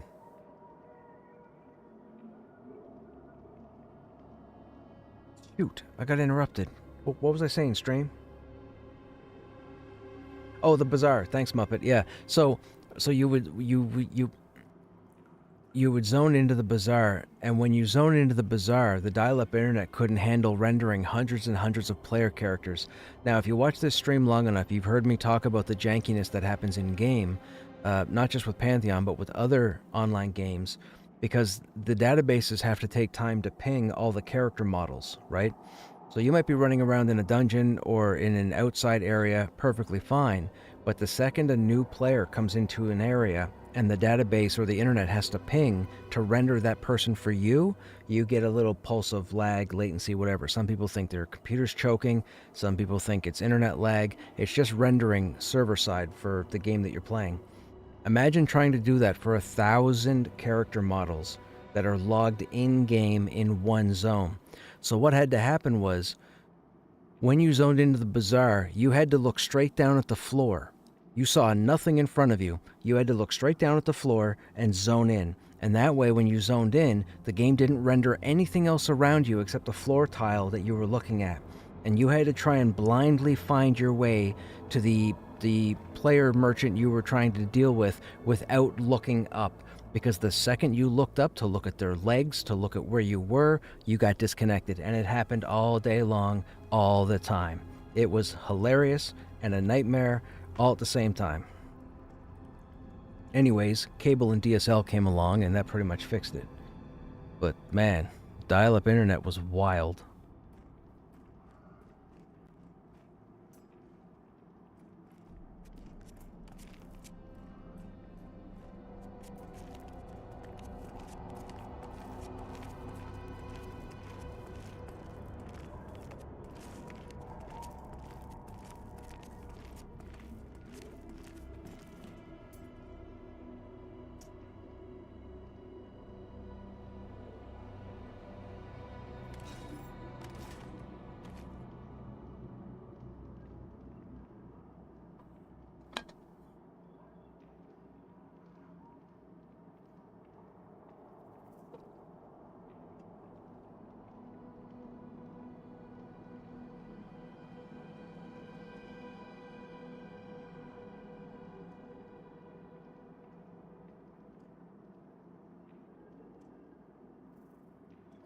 I remember, and this is true. My group mates are talking to each. They're having a conversation, and somebody just jogged a memory for me. I remember the first strike. So you guys know what a strike is, right? When a company goes on strike or employees go on strike. I remember the first. I've told this story before on stream over the years. I've probably told it 3 or 4 times. I remember the strike of, I want to say 2002 or 2001, where the warriors in EverQuest stopped playing. Pretty much all of them. All the main warriors that were geared, that could run the dungeons, that could do the raids, they stopped playing. The reason being is, the Paladins and Shadow Knights kept complaining online. They kept hammering SOE with the fact that they couldn't do this, and they couldn't do that, and they want this, and they should be doing this, and they should be doing this. And SOE kept trying to make changes to try and see if they could balance out the tanks. Now, the Paladin, the Shadow Knight, and the Warrior were designed with specific methods in mind. They were set to be unique, just like in Pantheon. However, back then, the hybrids were a bunch of whiners. If you've been here long enough, and from now going forward, you may hear me say every now and then that I will never play a hybrid because hybrids are a bunch of whiners. This is why. They would flood message boards, they would flood the in-game chat. They would run and affect groups in-game. So the Warrior said, you know what, we're done. So Warriors logged off for about 2.5 weeks. And I know this because back in the day, you didn't have Notepad or Microsoft Word. So you had a notepad, or at least a lot of us did, where we would write names of everybody we would group with in the front, and then names on the back of people we would never group with again, touch with a 10-foot pole, whatever analogy you want to use here.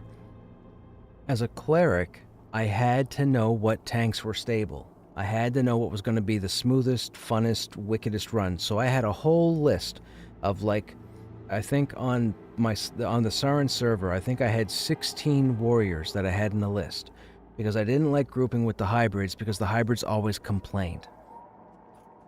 I couldn't get any of those warriors, any of the 16. They were in like 10 different guilds, they were different playtimes. I couldn't get a single one of them for almost 3 weeks because they stopped playing. They were playing alts, they jumped into other games, they just stopped playing altogether. I don't know.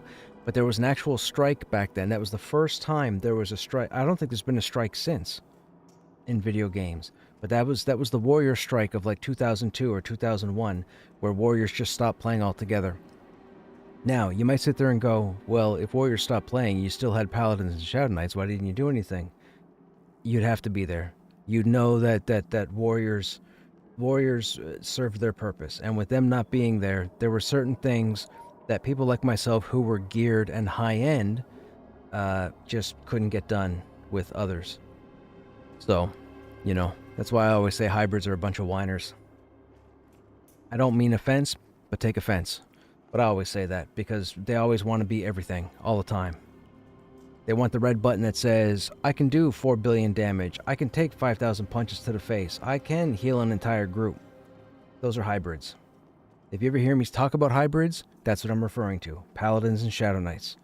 Whatever name they come by, whatever game they're in, forget it.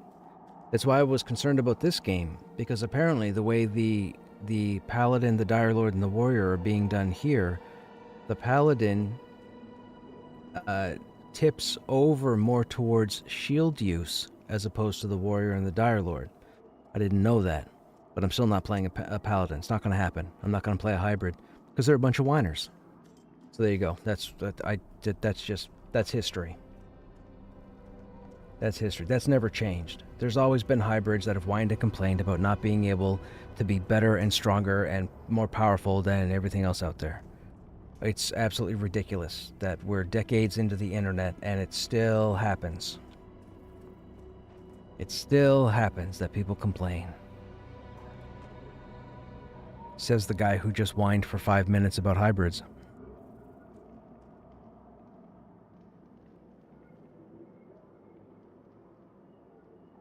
I miss them days while I still play EQ, not like the old day, just waiting on my new PC. Then I'm joining. Was a raid war in EQ. Just would stop playing. Went back to my Rogue SK and Necro. And Triton's in the Povar server. Gotcha. Playing a Pally now and it's amazing. Fantastic. Happy for you.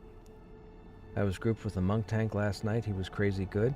I've heard that monks can be fairly reliable right now with tanking.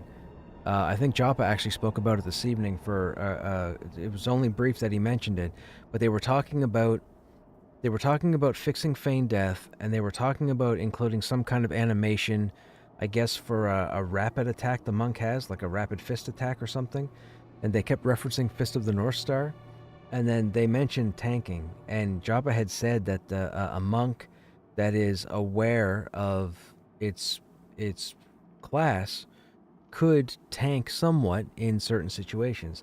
Now, of course, it takes a group, it takes a village, whatever analogy again you want to use. But yeah, it's interesting that they've got it so that monks are actually kind of viable, because in EQ, monks weren't really viable for tanking until much later into the game. Some people could tank some content, but there was still you couldn't avoid enough. And monks were never designed to take damage. They were designed to evade damage.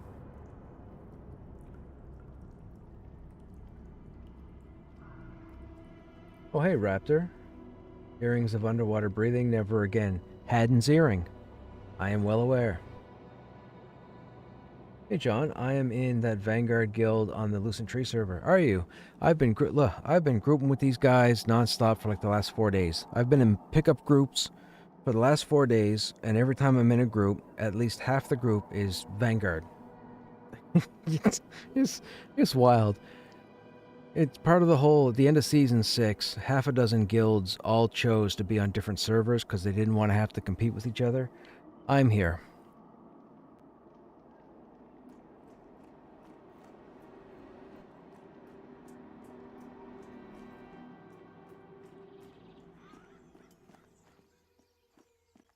Where are you guys? Just at the entrance?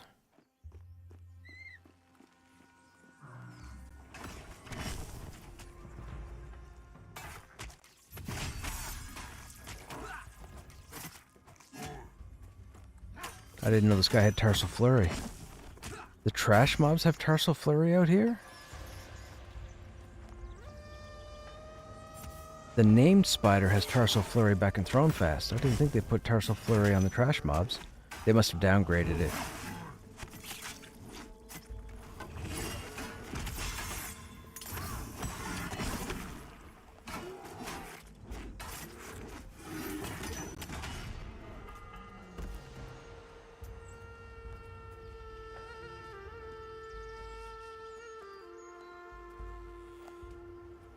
I'm getting reports that are toxic, but so far seems fine to me. You're getting reports that are toxic.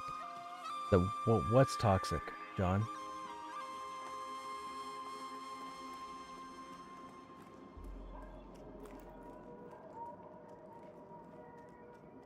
He did have me a great hit, so yes.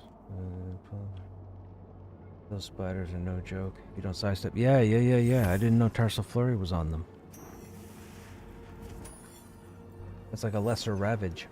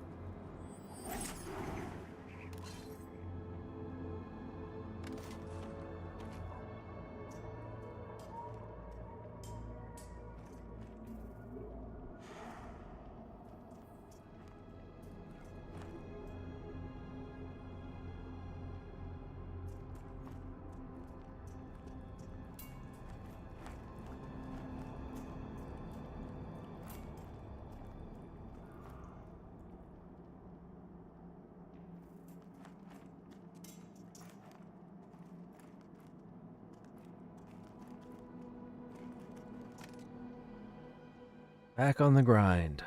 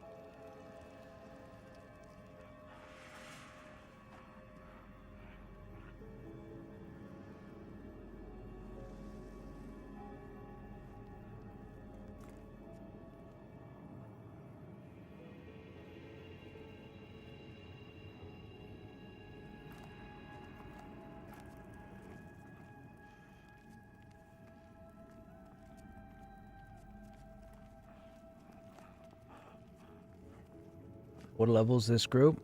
We are between 10 and 14.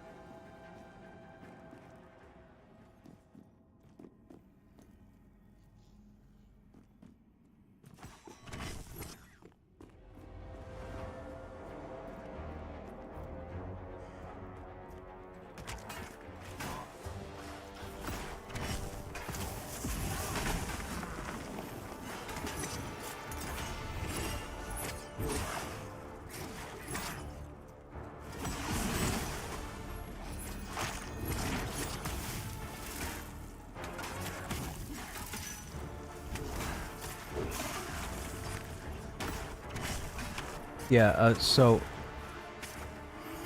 opening gap is the starter that mages get, and exposed is the starter that melee get. What happens is you typically get your starters before level 10, and then you get what's called an exploit between level 13 and level 17.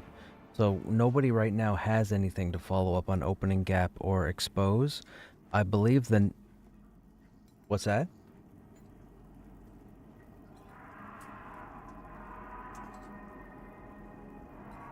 What state is the bramble? Like it says, like, is it rattled? Is it?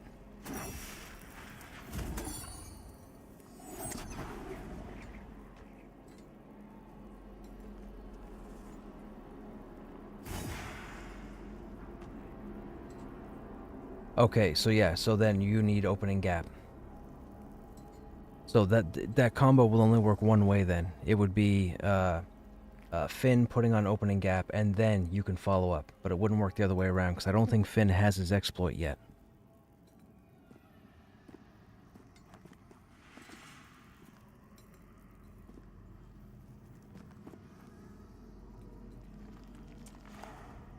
What?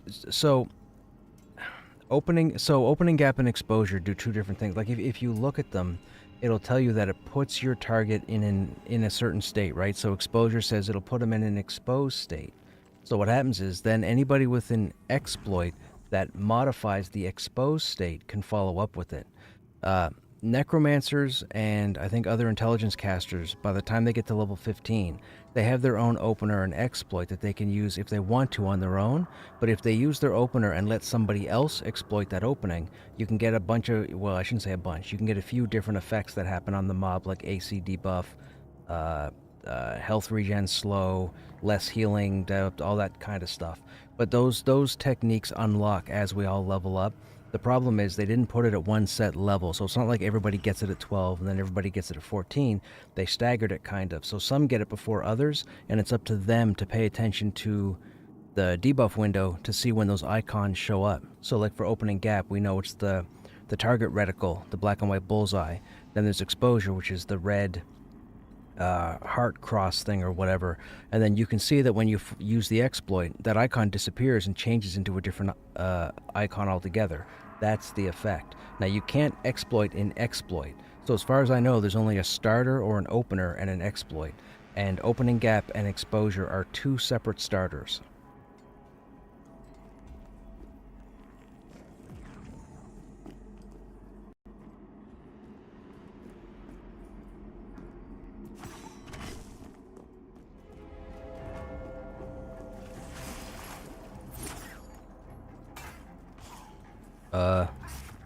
That's weird. How'd that guy get behind me? I don't know how that happened.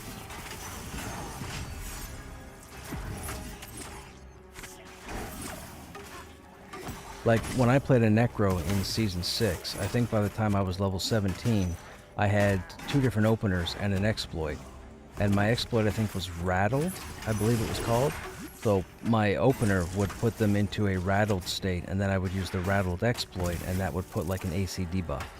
And then I think the other mages get them as well. And it's just a matter of working. Like, when you get into a group, you should typically say, does anybody have an exploit for opening gap? Or does anybody have opening gap? And if they say, yes, I have it, then say, please use it every time. Or if they say exploit, say, I'll put on opening gap. Please exploit it every time. Because they want people to take part in these techniques as kind of like a whole mini game in the game to help amplify combat, and it matters. We should be using techniques while we do everything else in the game. It does.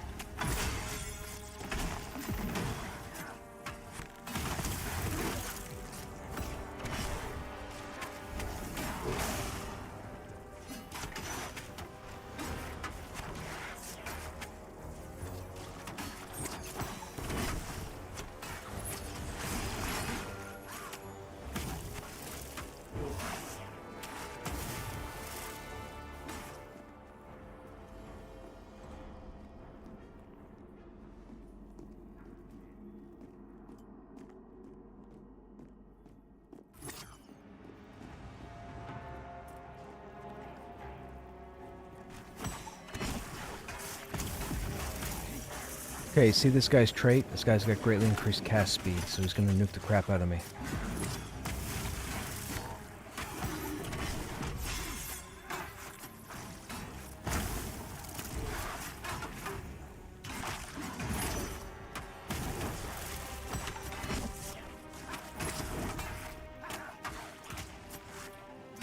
Here's hoping.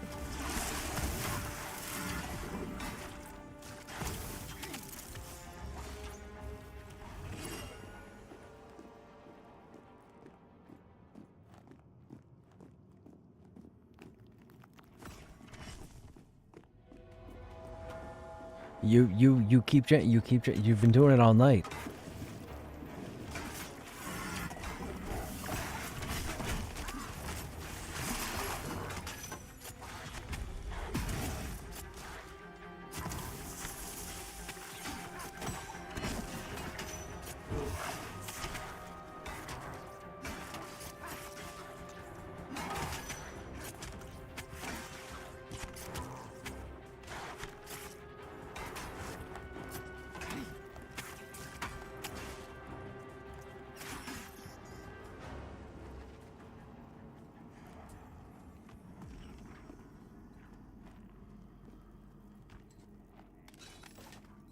We're getting there. What are we? Almost 60% in? Almost 60%. About 57 roughly.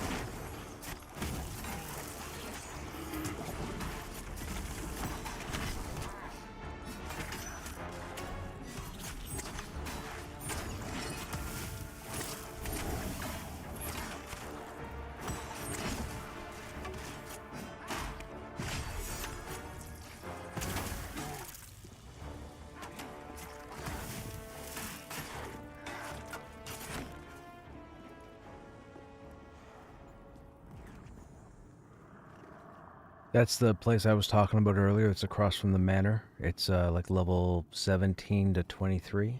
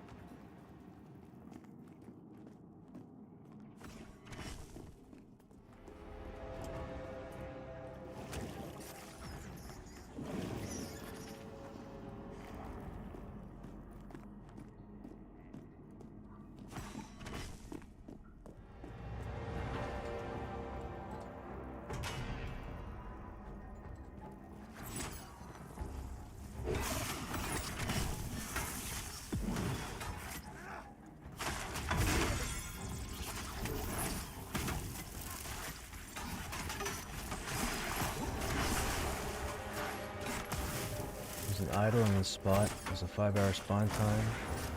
It's got a 10 hit point, 10 mana. Interesting. I guess they changed it.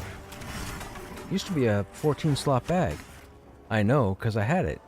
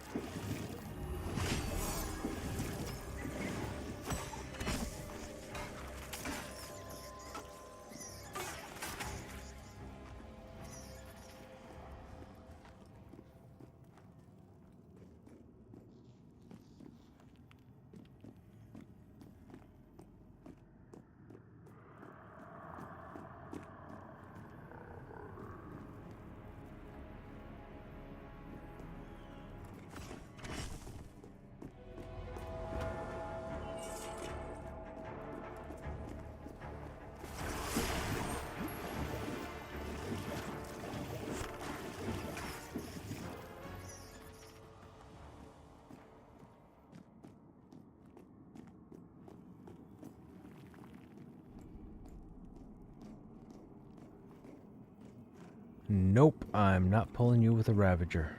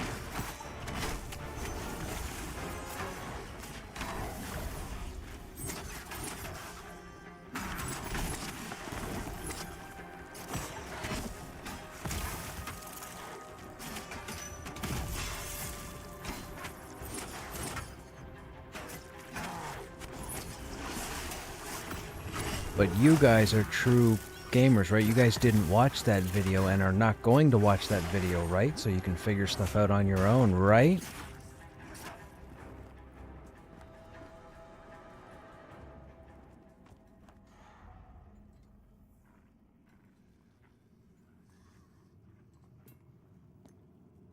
People, man, people ruining the experience for themselves. I guess. I don't know.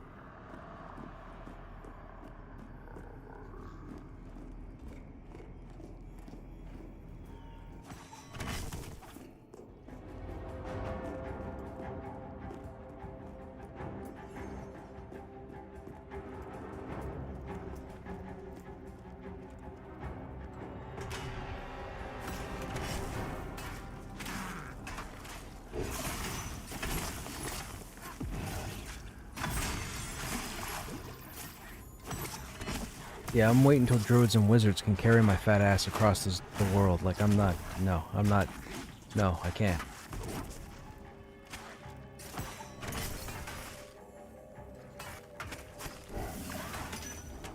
I mean, you'd be a ranger if you walked into a bar and died.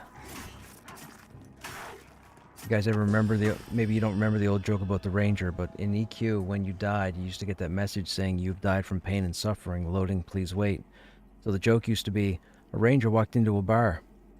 You have died from pain and suffering, loading, please wait, because they were so weak, and even though they did a bunch of damage, they were always getting themselves killed.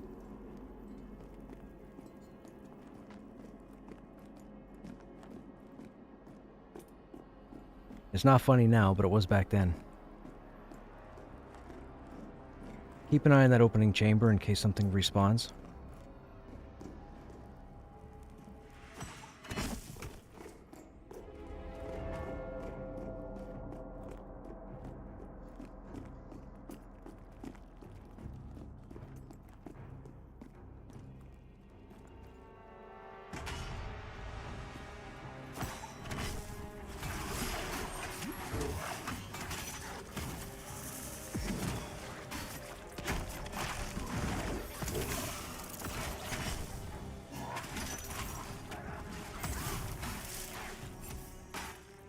This one is a spell nullifier trait, so it'll avoid spell casts.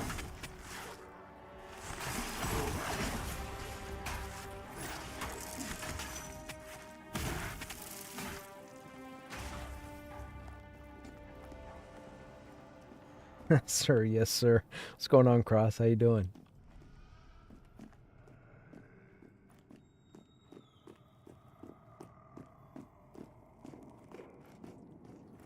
Okay, we can't pull from that next room because it's too far of a run back, so we'll wait for respawns here. We cleared this pretty quickly. That's nice to see. I might see about taking the group further in. Maybe we'll see how we do down by the bridge. I think I'll do one more wave. We'll see how we go. Because we haven't had much downtime, which is nice. I was concerned because the cleric is a lower level.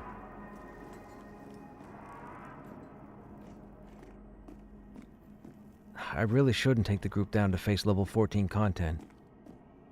I think there's only 2 of us in the group that are above level, well, that are 12 or higher. I'm 12 and the Necro's 14.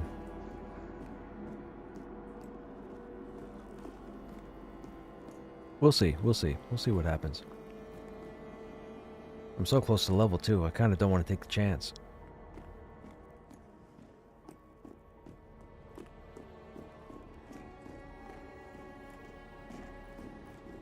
Now, if I pull... I'm gonna run out... Those are spiders. Those aren't worth pulling. There's a ratkin just underneath that staircase, but by the time I run back to the group, I'll be out of stamina. Oh, there's spiders there.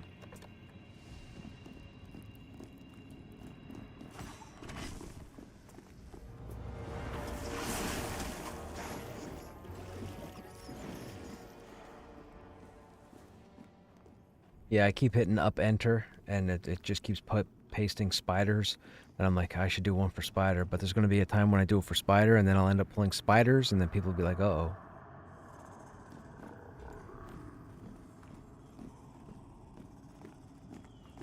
That's true.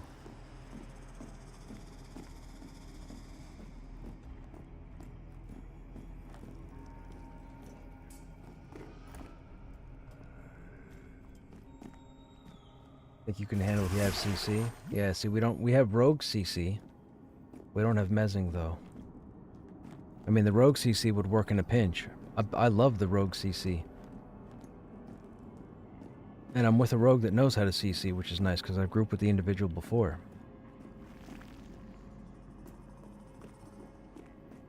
Will you shut up? Oh my god, I'm a nice guy, but will you shut up?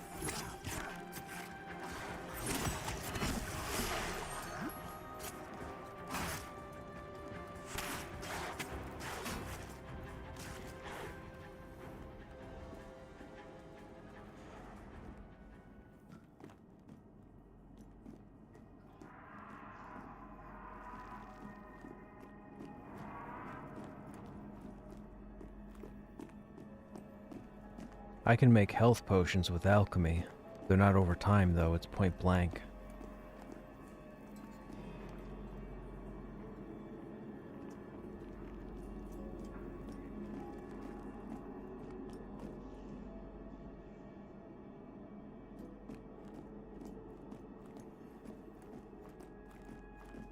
I don't have any of the rest. I have no idea. Like, I think my alchemy's like 27 skill level, and I haven't unlocked any recipes.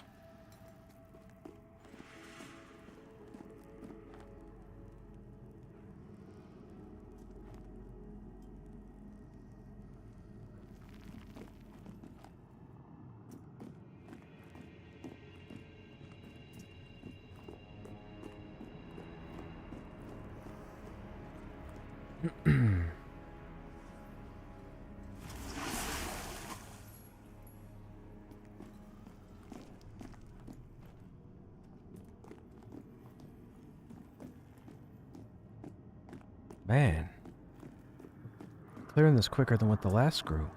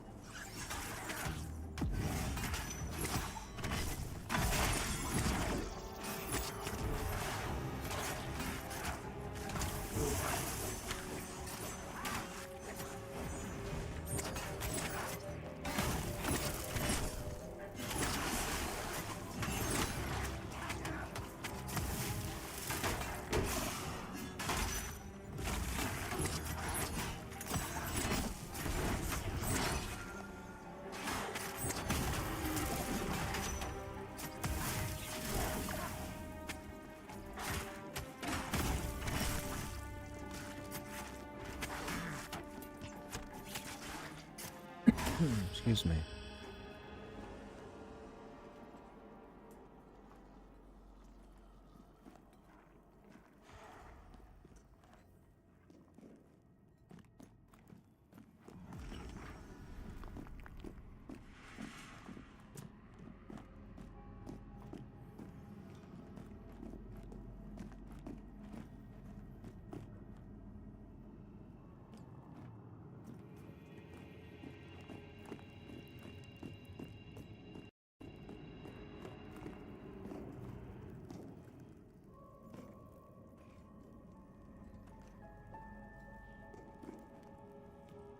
Yep.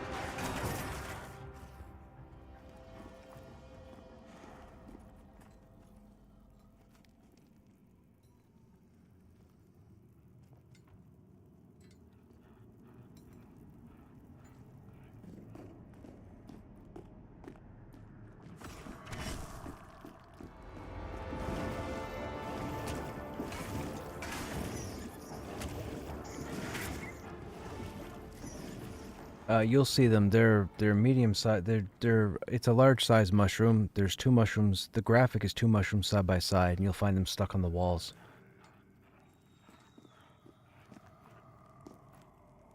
Nope. They have like a long white stem. You'll see it when they spawn. Bright cap mushroom comes up in like huge letters.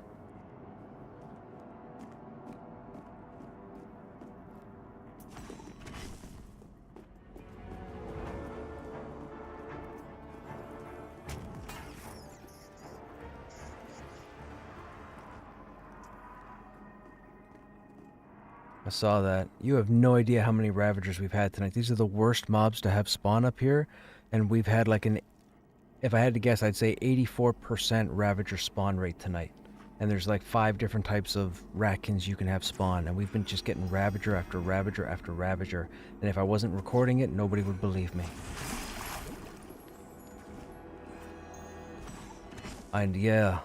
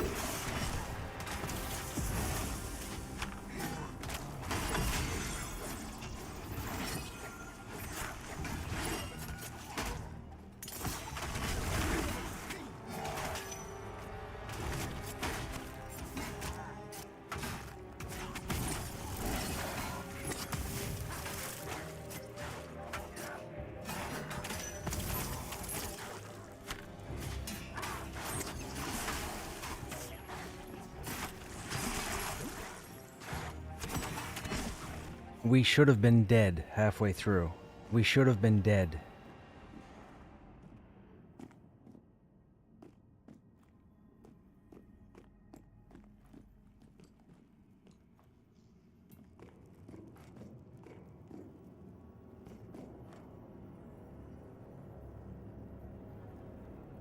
That's me.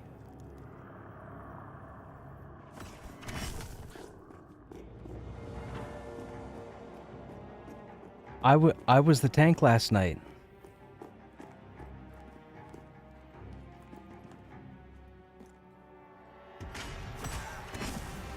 Great. That'll never happen again. You will never see. We should have been dead on the third.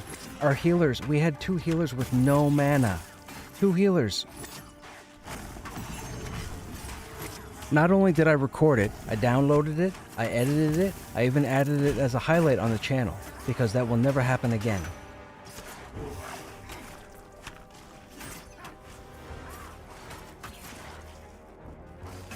That was the biggest. So I had a number of viewers send me some messages last night after I had logged off, and they were talking about how exciting the game looked because of that fight. and they were congratulating me for surviving. But the most important thing that most people didn't catch on to, we had no communication. There was no voice, nobody was typing. Everybody in the group did exactly what needed to be done in that situation in a best case scenario that I wasn't expecting because I thought we died in the third mob, and we pulled it out with no communication. You couldn't have. It was like the Avengers got together. It was like the Avengers last night. Like, seriously, wild.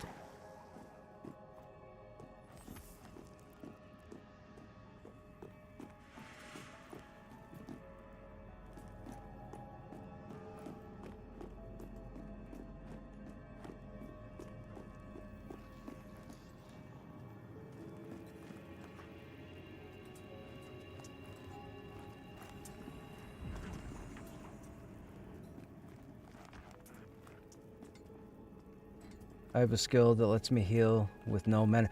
Is that so? I've watched the fight 3 times, Duck. Is that the skill that has the giant yellow glyph that spawns?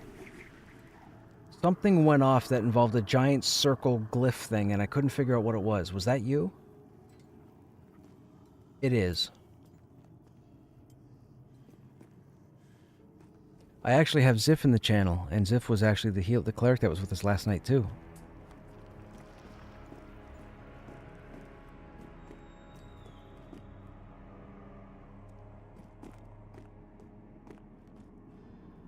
You can see the video though. You can see where the cleric and the shaman both run out of mana. They have no mana.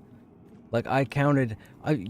when that happens, you can see me do a double take as I look over to the screen, because I'm trying to think in my head, how long do I have before I have to pop my skills to keep myself up long enough for one of them to have enough mana to cast something. Like, I can't tell... Like, dude, that encounter will never happen again. Nobody in this game will have that encounter again. Nobody. Nobody.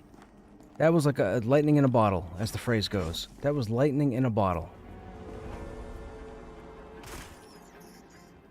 I fully expected 1000% for us to die on the third mob, and we went through 6 of them.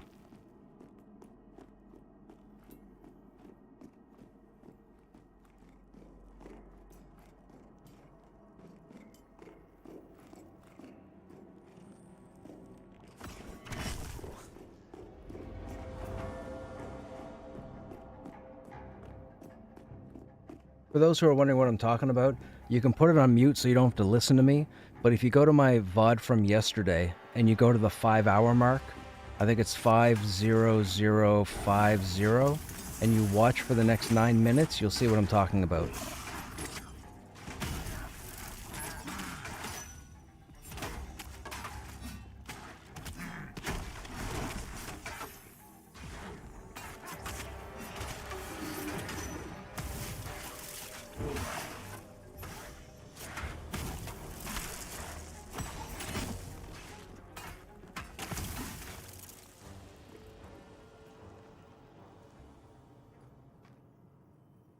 Hey Farva, I know you're playing Warrior, but how are you liking having a Necro in your group?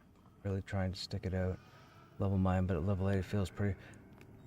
So, this is my 3rd Warrior in a little over a year, and during Season 6, so 2 months back, I rolled a Necro for the first time, and I got the Necromancer to level 19. I don't play a Necromancer. I've never played a Necromancer. The Necromancer in Pantheon is absolutely phenomenal. When I realized what skills the Necro has available and when to use them, I'm telling you, stick with it. Whether you're level 8 or not, stick with it. I'm telling you, stick with the Necro. The Necro is... all the classes in this game are phenomenal. I've said this probably... What was that?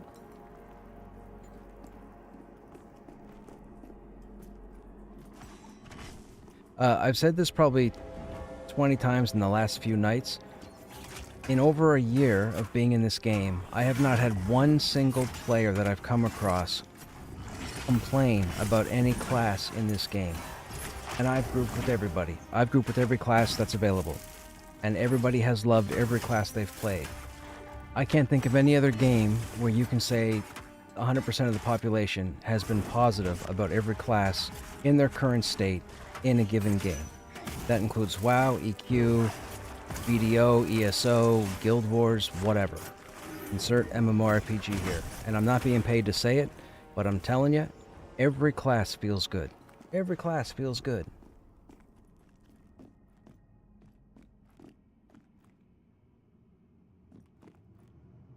I think it's about finding your playstyle. Well, I was worried because I liked the Necromancer so much, I almost didn't roll this Warrior. I almost rolled Necromancer for EA. But my chat knows that I spent the last decade playing Warriors and EQ on stream, so Warrior was the way it was going. Ogre Warrior all the way. I had to wait till Ogres got in the game. They didn't come into the game till during Season 6, at least for us. So I picked a Necromancer because I didn't want to play a human warrior. Then Ogres came in and I was like, I'm good. Ogre Warrior. I've had a bunch of people tell me the Warrior's not good. I've had a bunch of people tell me the Warrior's the worst tank. I've had a bunch of people tell me all this negative stuff. And then I grab hold of the Warrior and I show people how it's done.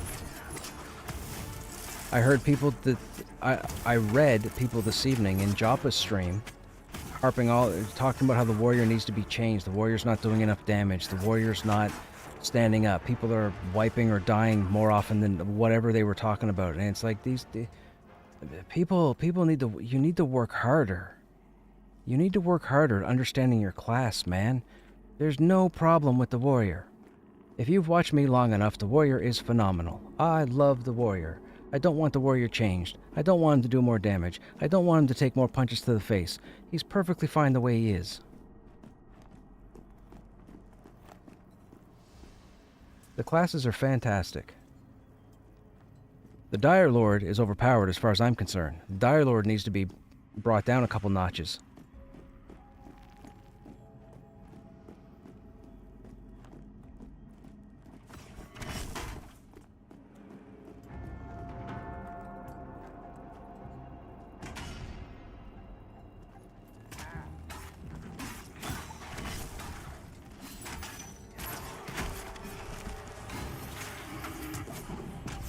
But again, these are all just my opinions. But I will say this, I can back up all the information I talk about with the Warrior because people have been watching me for over a year now play a Warrior. I've never said anything, there's nothing wrong with the Warrior. The only complaint I've had about the Warrior is the fact that we didn't have banners. Banners didn't come in until the end of Season 6. Or sorry, banners didn't come back in until the end of Season 6. And they really, my understanding is they put the banners in to try and get data on how the placement of the object is used for when they bring druids in. Because druids apparently have a tree that heals, but the tree functions similar to the banners. So because the druid's not ready to be in the game at the moment, they wanted to test with the warrior's banners to see how it played out before they implemented the tree for the druid. Although, Joppa said today that they're trying to bring the druid into the game sometime at the beginning of 2025, so in the next, 2 months. Maybe 3 months. That's what they're trying to do. They want to get some form of base version of the druid in the game so players can actually mess around with it. And I'm all for that. I won't be playing one. All my attention has to focus on the warrior. And I can tell you this, I don't have a static group. In the last week, I've probably grouped with 50 different people. I've had pugs the whole way. It's all I do is pugs. And we do just fine. We do fantastic. They might know each other, but I don't know them. But I get to know everybody.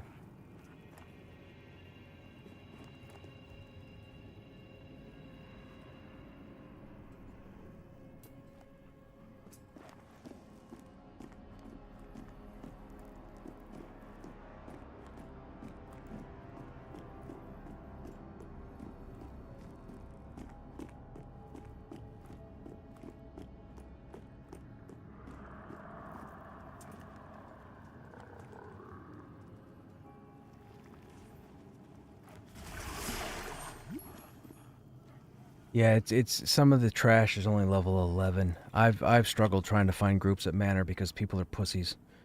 It's amazing how many players just don't have balls.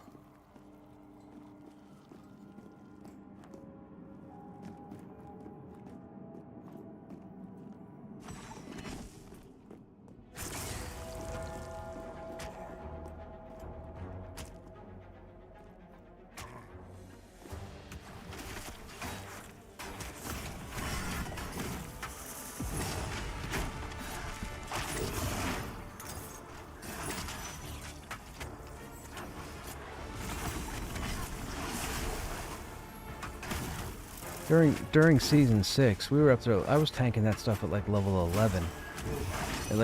I was there from like 11 to 17 or 11 to 16.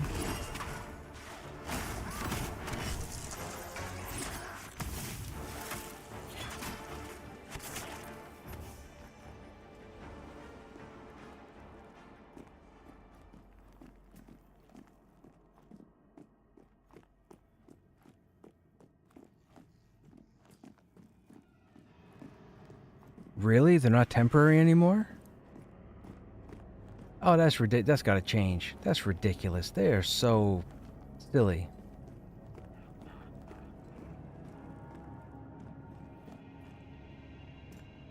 Till you logged or till you zoned.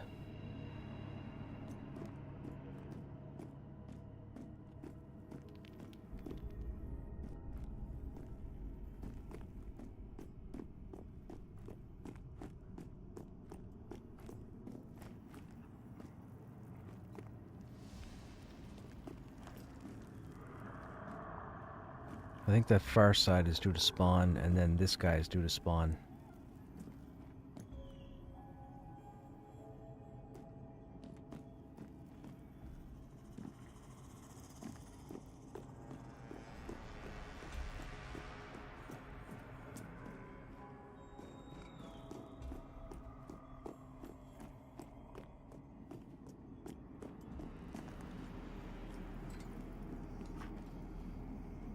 Killing faster. Is this Halnir's Cave? Yes, this is Halnir's Cave.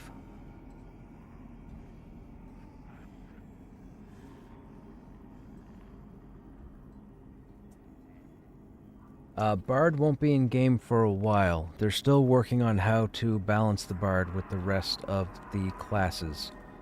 So I don't think we'll see Bard anything short of later next year. Like after summer, I would say. I don't think they're anywhere near to having the Bard in the game in any shape, fashion, or form. I'm sure it's probably on some internal server somewhere being tested on.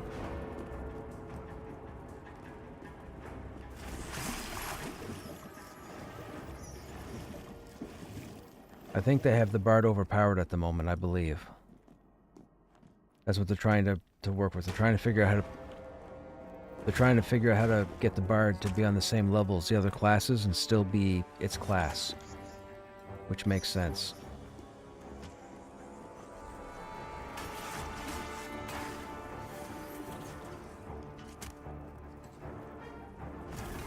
Oh, is he stuck? I think he's stuck.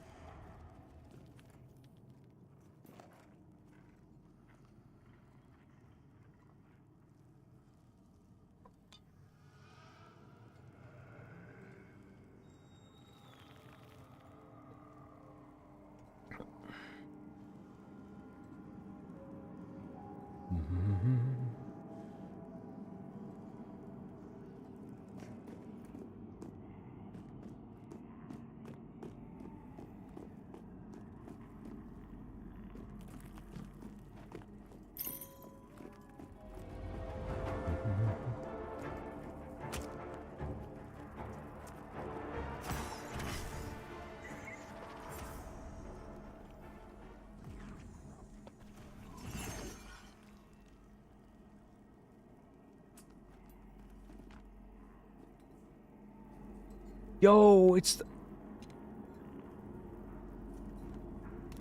the chest. Yo, okay, we're collecting the whole set. I need this whole set. This is new gear. I need this whole set. I need this whole set. Oh my, yes.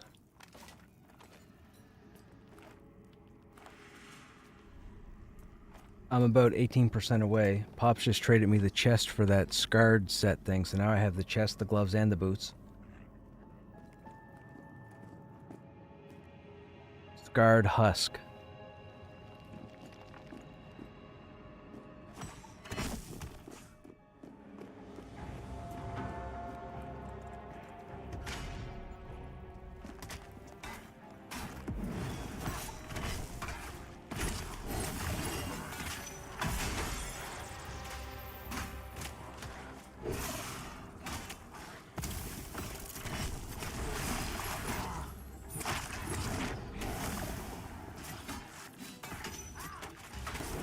It's they're warrior, paladin, dire lord, and bard, and the chest is 17 AC plus 1 stamina plus 1 agility. So it's a set of armor that's specifically tailored to tanks, which means it's probably some of the newer stuff that they've recently put into the game. They've sprinkled gear all over the place and haven't told anybody. Well, I heard it this evening.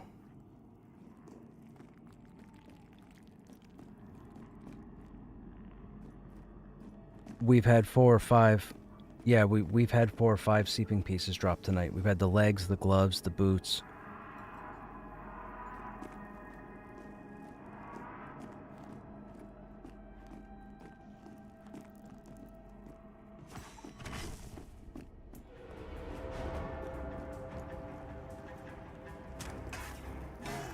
There's even specific class items like warrior only, rogue only, wizard only.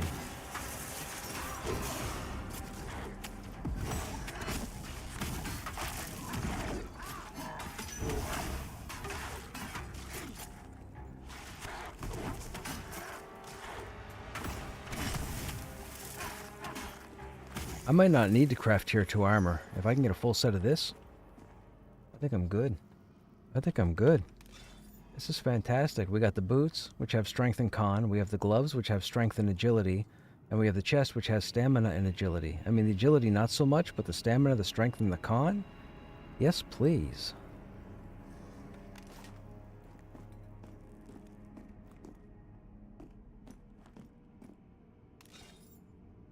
Shaman buffs, we have 15 strength and 14 stamina.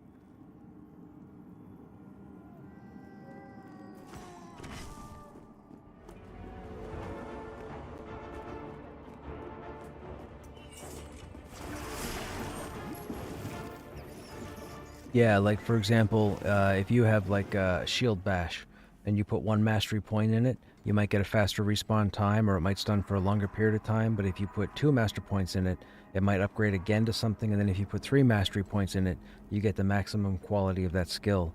The mastery points are designed so that you can actually have 50 warriors, all with the same skills at the same level, but the skills do different things because they've modified them differently with their mastery points.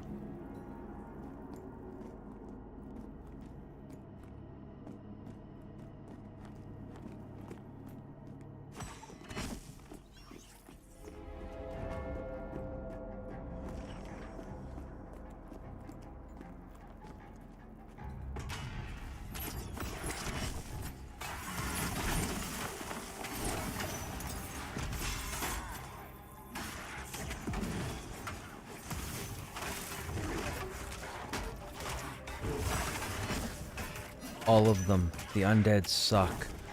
They're heavy resistant. Most of them come with traits. It's a pain to pull, especially in the evening and nighttime. Yeah.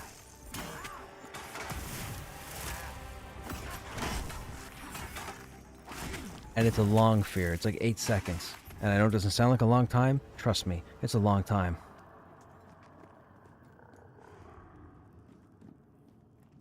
Yep. Yep. You get rid of your sentient root, you put on your undead root, and you're perfect.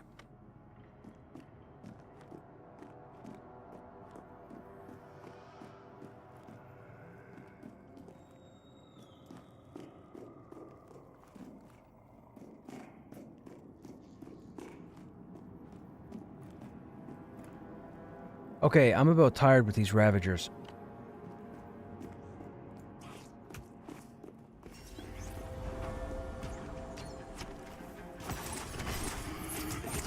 Our Ravager percentage has now gone up to like 90%.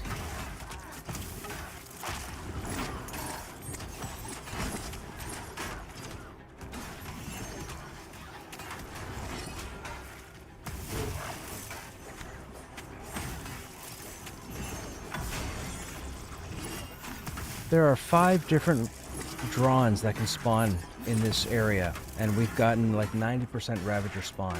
It is ridiculous. It's Ravager on Ravager on Ravager on Ravager.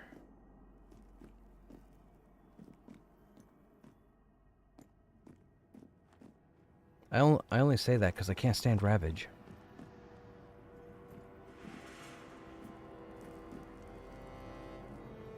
There's gonna be another Ravager down here. I need Pops to get a bit more mana. I don't want to pull that just yet. What did I just see on target?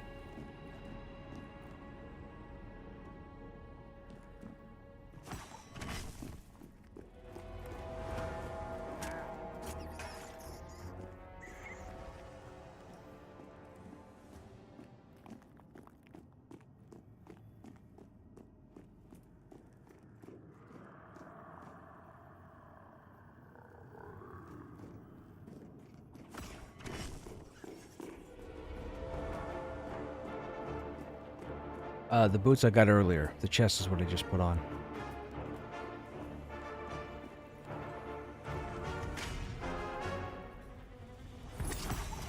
So the boots must have just dropped again.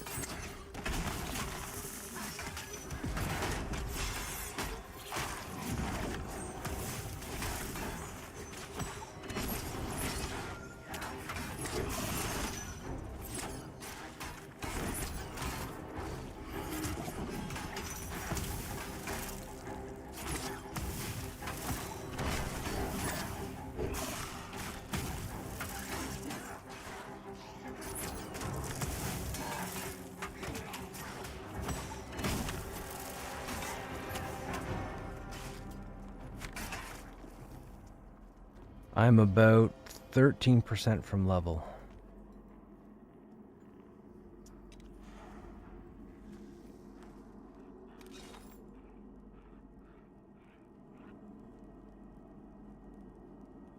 These are unique. How am I able to hold 2 of them?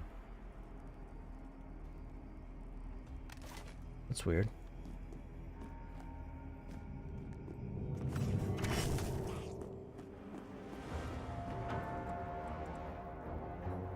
I thought unique meant you can only hold 1 period. Am I wrong? What flag is that?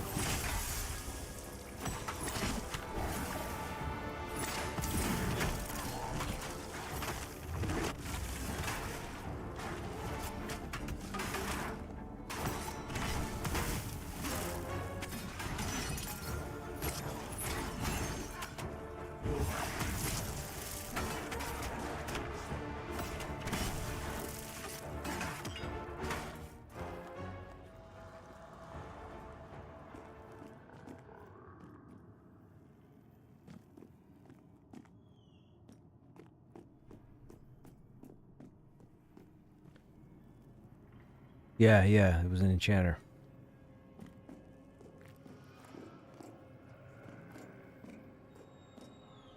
God, another one.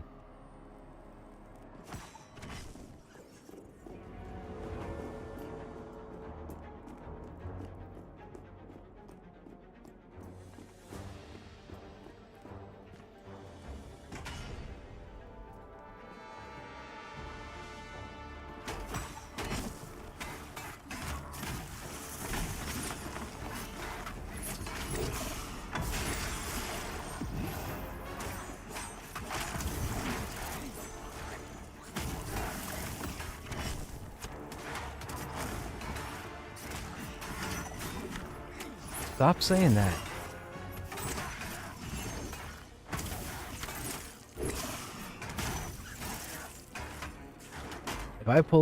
If I pull a Ravager after this and die to the Ravage, I swear.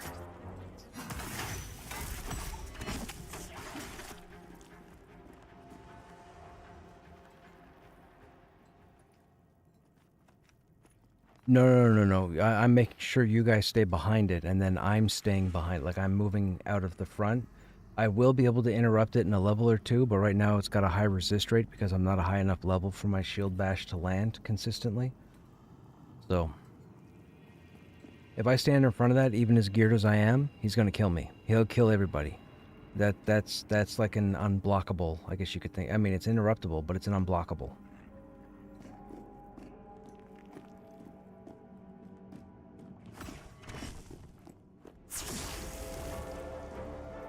I believe you're actually right. I believe it's designed percentage-based.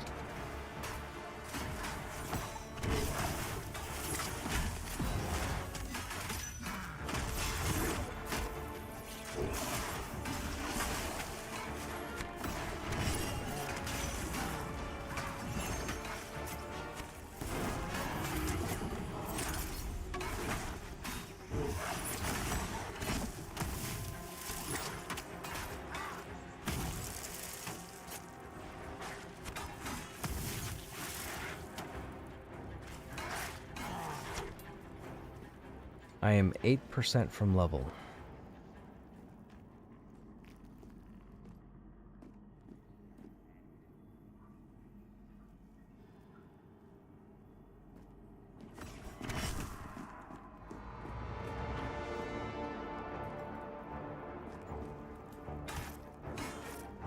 Okay, there has to be 3... Okay, there are 3 new sets in this dungeon. The Scatterweave Cloak dropped earlier. So there's the Scatterweave, there's the Seeping, and there's the Scarred Husk. They're designed for all different classes, so there you go. There are 3 new sets of armor to get in this dungeon. Yeah, Seeping was Scouts. Seeping was Scouts, Scatterweave is for Cloth, and Scarred Husk is for tanks. There, we just figured it out. There you go, stream. Got a heads up. There's a light armor set, a medium armor set, and a heavy armor set in this dungeon now. That wasn't here before. So 3 different sets of armor. The Scatterweave, the Seeping, and the Charred Husk. And that's just here. We don't even know what's down with the Black Rose. We don't know what they've added with the other guys, but we have to get some levels before we go down there. I'm excited. I can't wait to keep crawling this place and see what drops. This is fantastic.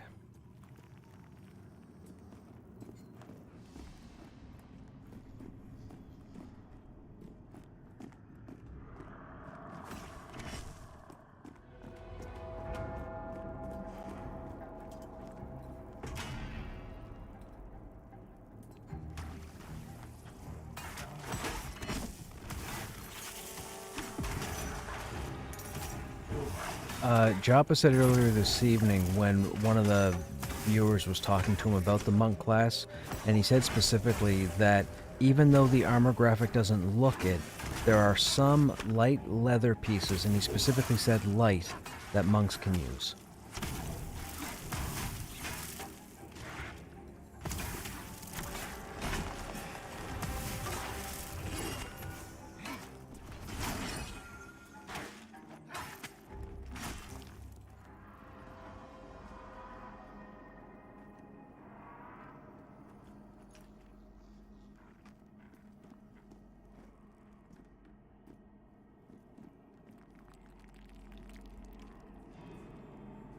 There's a Scatterweave robe that just dropped. So yeah, so that's what it is. So they put sets in.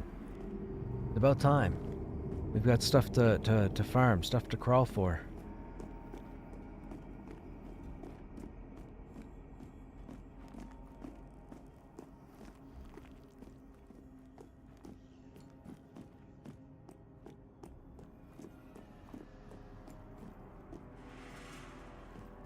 Yeah, but keep in mind, plate's not available till like tier 3. Nobody's in plate until like tier 3, not even the tanks.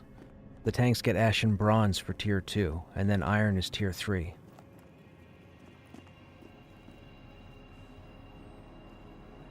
It's 10 AC, 2 to intelligence, and something else. It's in Demeth, and you get it from the house in the back, I think.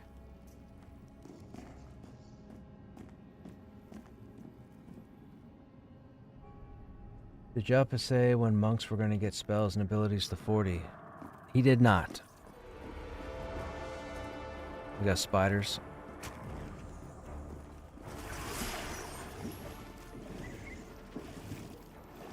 He did not mention anything about that. What he was saying about monks, or at least what I heard about the monks, I didn't get to listen to the whole thing because I ended up closing the stream so I could go live. But he was talking about how Feign Death is being worked on. It needs to be tweaked. And he mentioned that they were looking at, I think, adding an animation for a couple of the skills, I think. And then he mentioned that if monks paid attention to what they have available right now, they can actually make semi-decent tanks, which was interesting to hear. Because anybody from EQ knows, monks unfortunately were okay low level, but higher level, they really didn't get the love they needed to be an avoidance tank. But I guess that's what they're trying to do here in Pantheon.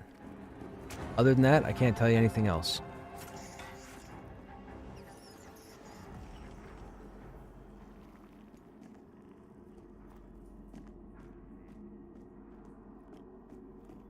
Oh, I also know that apparently there is a rare or unique staff that was put into the game, a bow staff or something. I forget what Joppa said, but it sounded pretty sexy. So there's a pretty cool monk weapon somewhere for somebody.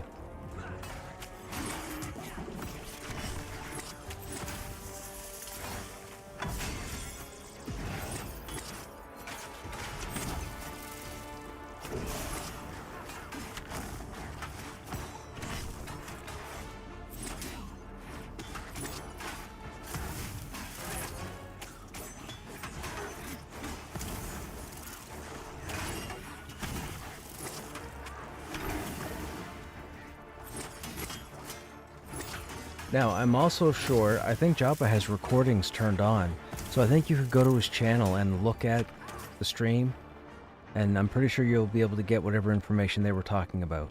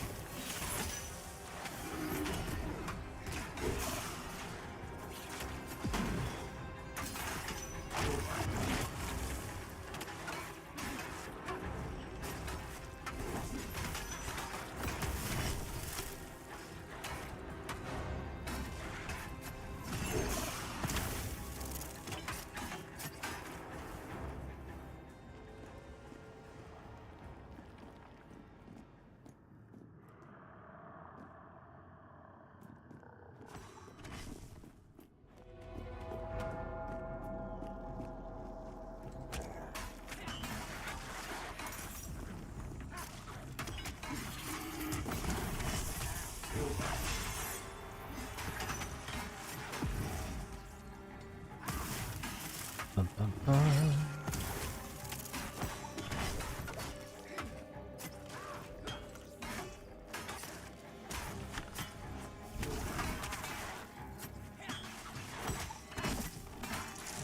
That is so cool to figure out there's 3 new armor sets in here. I wonder what weapons are in here. I know the Warden has the two-hander, the Warden's blade. I wonder what else drops in here, because we haven't had any weapons drop. Just been armor.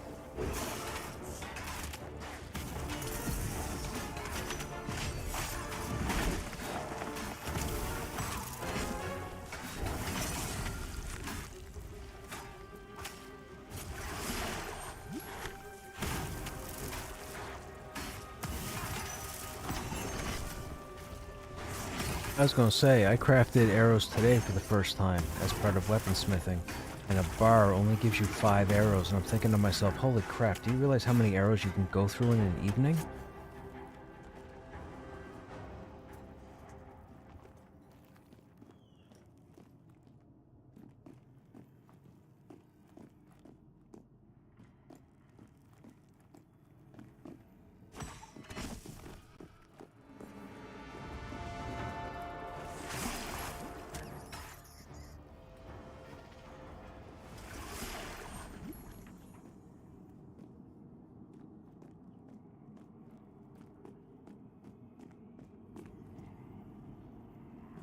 Fire spider or cyrachnid.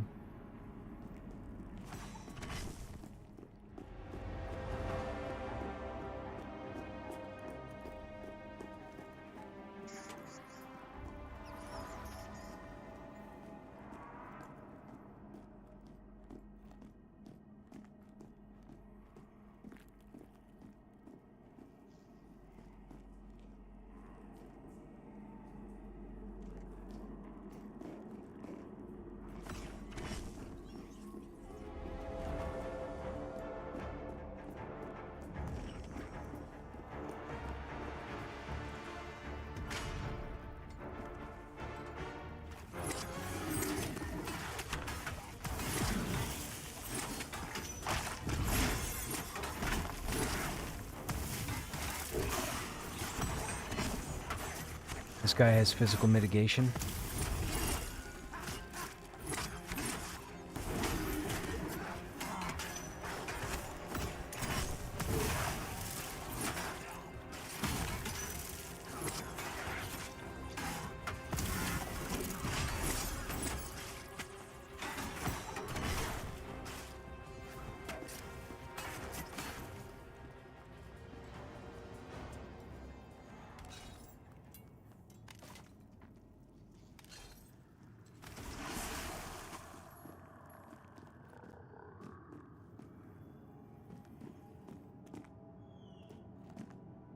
Because nobody knows. I'm giving away secrets and I shouldn't, because it's gonna teach people a lot of lessons. Like, don't tell anybody. I'm telling you because I'm in this group and I don't want to die, but don't tell anybody.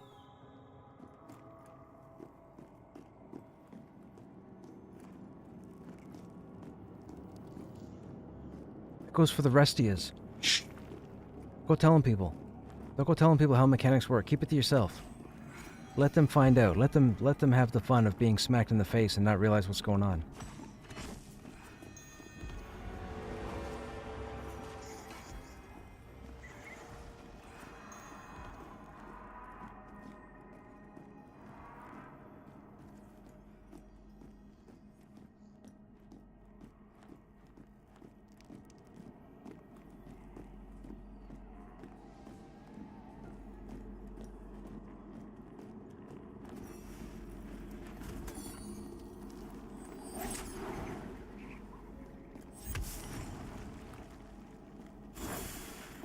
Well, there's some other stuff that goes on further down from here, And I'm not going to say anything, and I'm just going to, whatever happens with the groups that I'm in happens, and I'm going to let players figure stuff out for them. I can't keep telling people the stuff that I figure out because it's making the game too easy.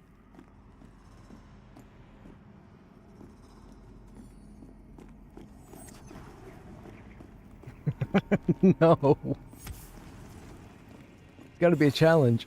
It's got to be a challenge. A master never divulges all his secrets.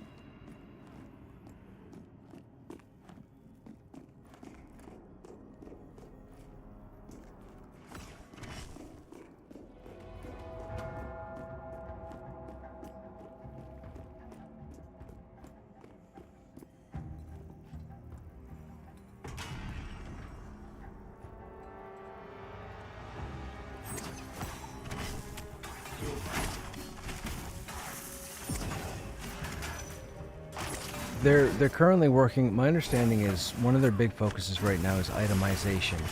So with the itemization, that can be trial and error. Sometimes it's as simple as a patch, like what they did in Season 6 when they... I don't know if you guys know, but the weapons used to have substantially higher damage ratings. But what they did was, stats weren't taking effect. So it didn't matter if you had 10 strength or 150 strength. You weren't going to do any additional damage. They turned stats on. And what happened was the scale kind of tipped in the wrong direction because it made the game a little quicker to kill stuff. So they had to nerf the weapons or bring the damage down on the weapons to balance out the stat increase. Most players don't put that into attention. They got their panties in a twist and they started crying, whining, and complaining about how the weapons were garbage, blah, blah, blah, blah, blah, whatever the nonsense is. So as far as character wipes go, I don't think we're going to see one until they at least get the druid in and we start experimenting with more skills, and then they'll make the decision as to whether or not they want to hit reset because they've got to redo stuff with the characters. It's not the world they're worried about, it's the characters they're worried about.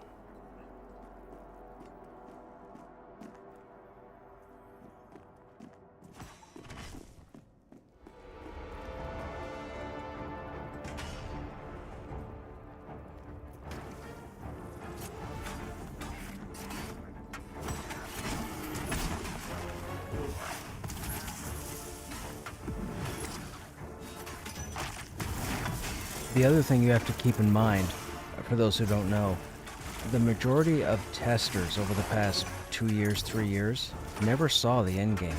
Like, it's very... Once you guys get up to like level 20, it gets a lot harder to try and get your levels. And even with the people that were 24/7 VIP people, there's only a handful of them that actually saw like high 30s, I think, mid 30s. So they have to factor in... They have to take like the next 6 months and say, okay, we had 4,000 players in game. Over 6 months, 60% of them got to this point. Is that good enough? Is that not good enough? And then they would evaluate whether or not they're going to hit a reset or not. If people get there faster than they like, there's probably going to be a reset. If people get there slower than they like, there'll probably be a number of updates. So we don't really know how many wipes they're going to do. But I would say at least for the next 12 months, you'll probably see 2, at least.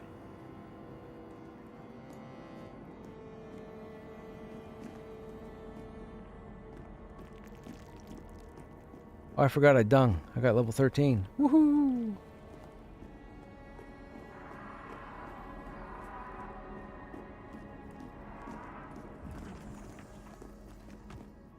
We can now do tier 2 crafting, which we'll look at when this group is done.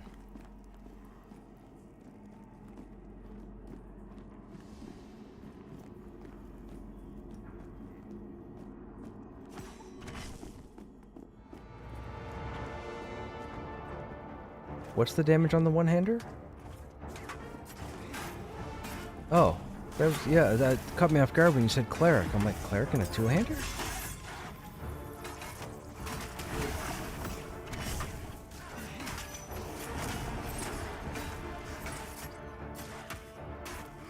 That's strange. Clerics can use a great hammer. No stats on it. Two-handed weapon.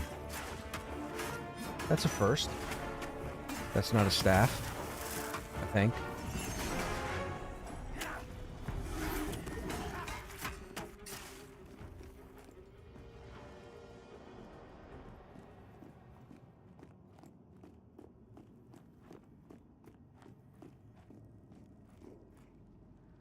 We're not gonna pull that Ravager. That's a long run.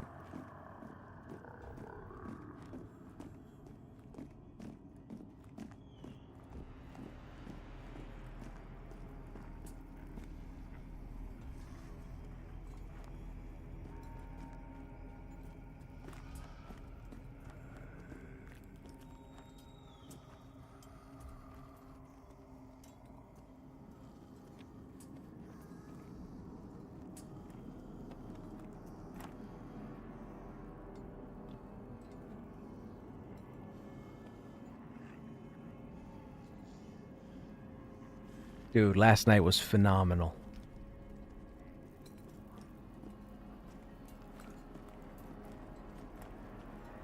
Yeah, if you go on Twitch and you look at yesterday's VOD, go to the 5 hour mark, and then watch from like 5 hours to 5. It's only like 8 minutes, so from 5 to 5:08, and that'll be the pull. Yeah, for sure.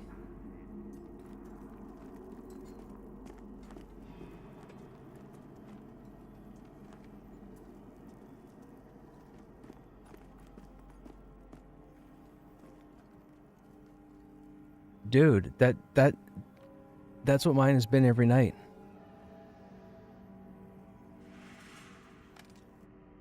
All right, the group is done for the evening. People are logging, heading to bed. Let's mess around with some crafting.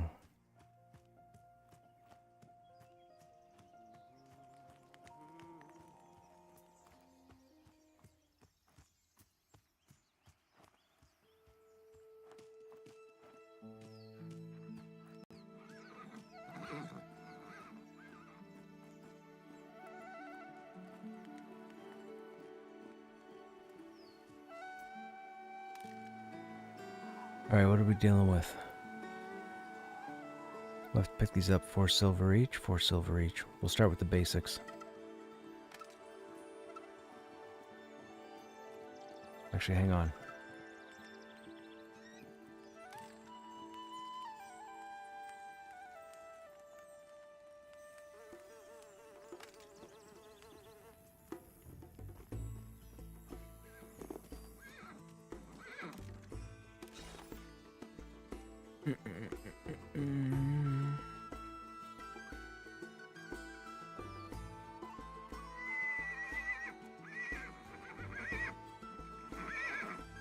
We need to hit 36 first, right?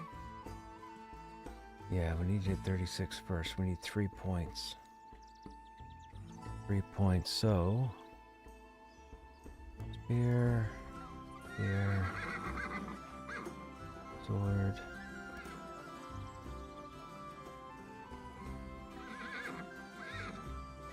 That's already made. Those are already made. Those are already made. Okay, so we'll take that, that. We're gonna need crude and simple. Probably gonna need a stack of these. Melt.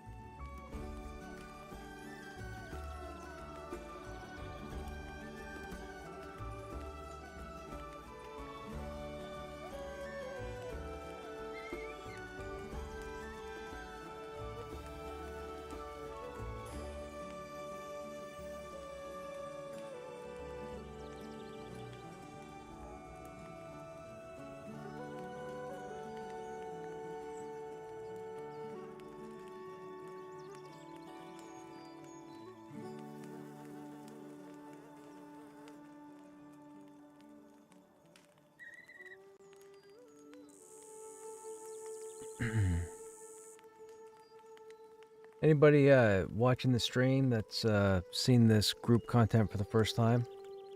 Or seen the game for the first time? What's your guys' opinion? You guys digging it? Anybody have any questions about the game?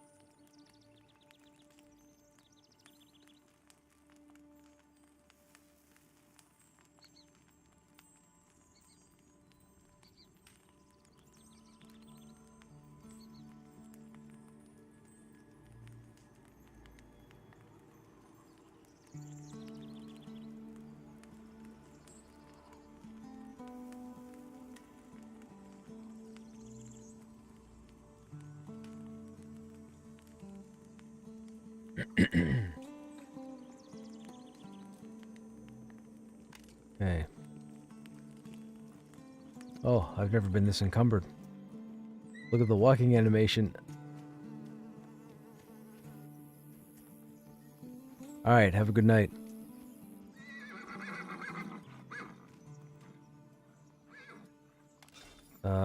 Wait, was I supposed to...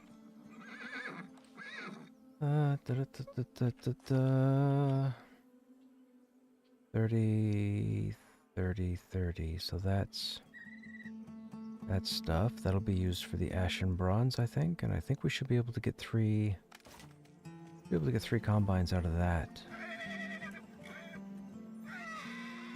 This is hilarious. I've never seen this heavily encumbered. It's a different icon. Heavily encumbered. You struggle under the weight of all that you are carrying. That's fantastic. Okay. So, we have Spearhead and the large weapon haft. Can we do anything with that weapon-wise? Spear, no.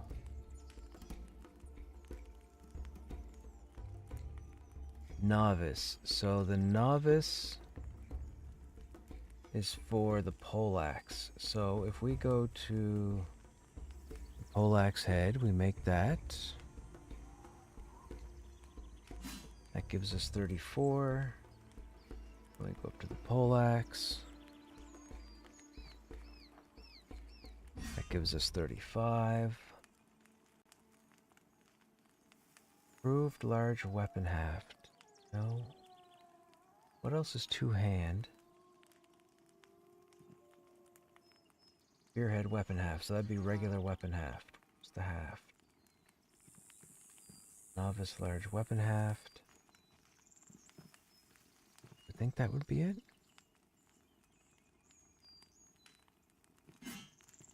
It's 31. Nope. What weapon haft makes the spear? Oh, it's one-handed, isn't it? I think it's one-handed. That's the tool haft. Small weapon haft. I bet you that's it.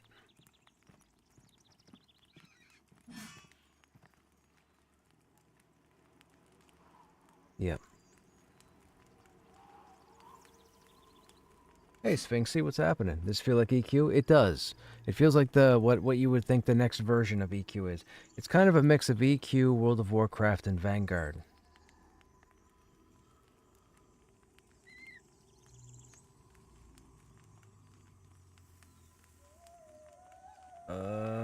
What else do we... Weapon haft. So, spear. So, it's going to be the regular haft again. Is there.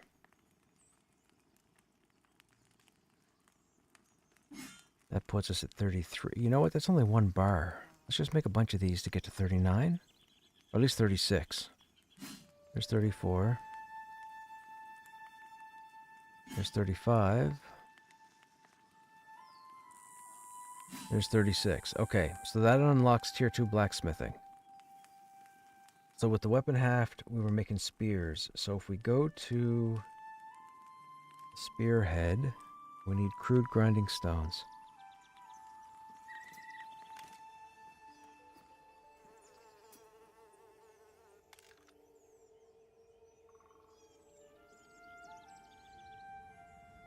Oh no, they don't sell them here? Oh, c'est dommage. We have to go back to Throne Fast. Oh no. No, no, no, no, no! What are the odds this guy sells them? Nope. What are the odds this guy sells them? Ah, yep. Perfect.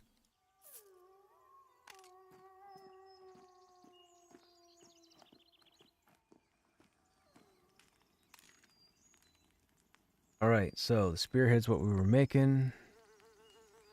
That'll go with the halves. How many halves did we make? 37. 38. Okay, now we go down to spear and we make these.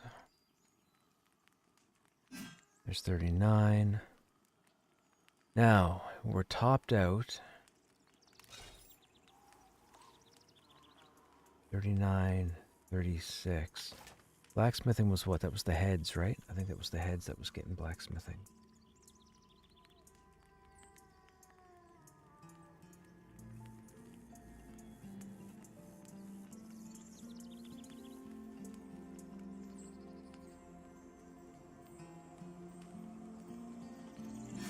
Nope.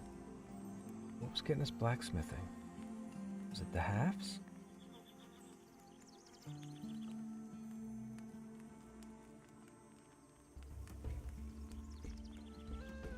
Ah, it was the halves. Okay.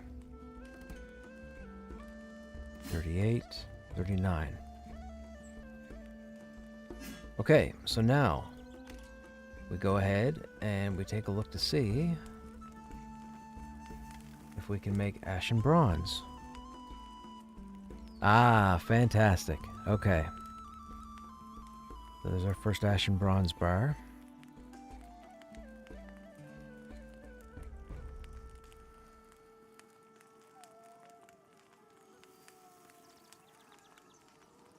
Okay. We're going to sell off this crap. I would normally keep this crap and use it to level up when we level, but I'm not going to. Sell.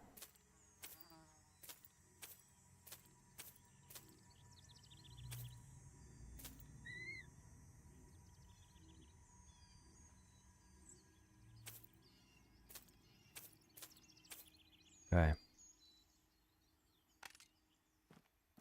We buy simple stones here. Yep, right there.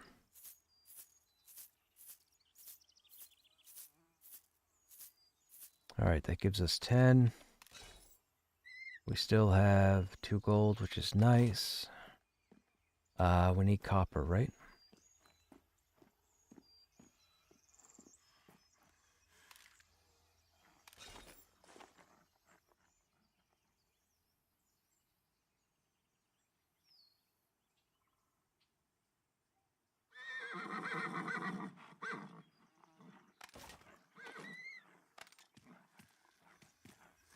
Uh-oh.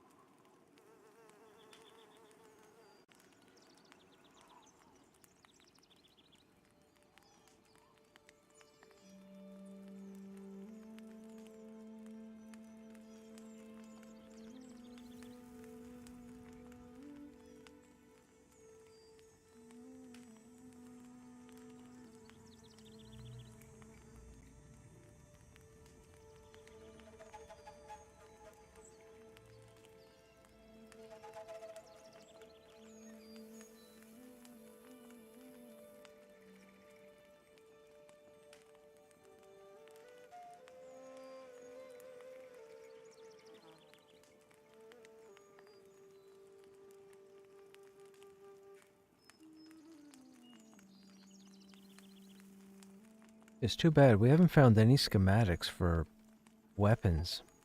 People are finding it for armor smithing and other trade skills, but I haven't had a single one drop for weaponsmithing. I'm not sure what I'm looking for. Do they drop off of enemies? Are you supposed to get them in random chests? I have no idea. Do they exist?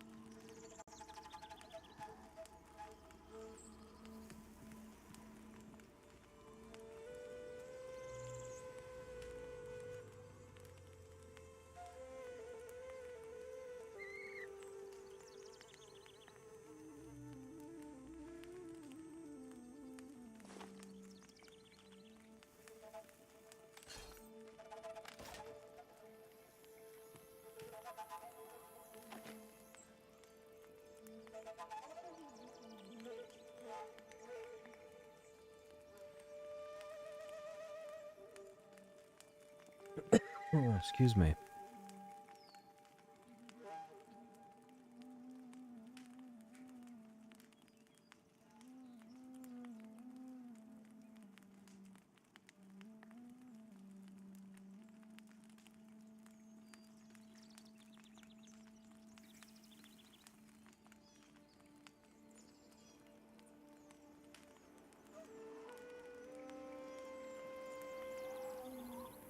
Okay. Now we need the recipes. Alright, let's see what we can make. So we're currently at 39, right? Right. Tier 2. Ashen Bronze, small weapon haft, 36. We need that one.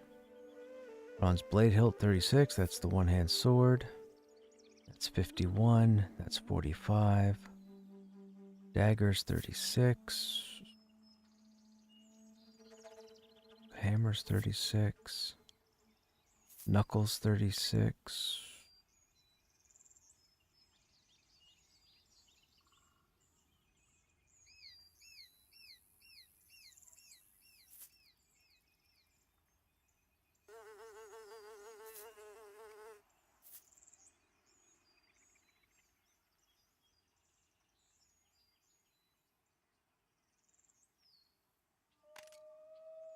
Okay. Do we think this stuff's going to be disappointing? No idea. We're about to find out.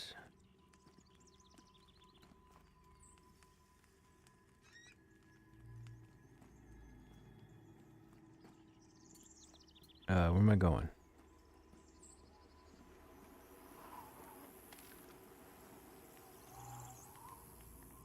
Alright, so we're looking at tier 2.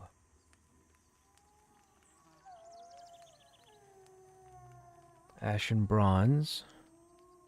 Tattered leather strips, okay. Tattered leather strips. Tattered leather strips.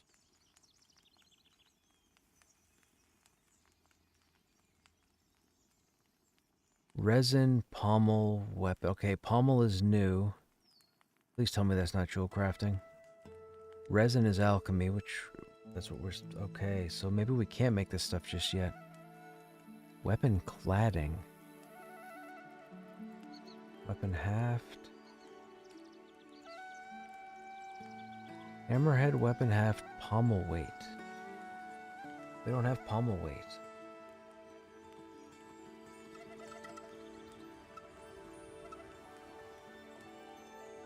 Actually, we can't close that because the simple will stack. Wow, okay, so maybe I can't make anything until I figure out flameseed oil and no dust. So dust is not a thing.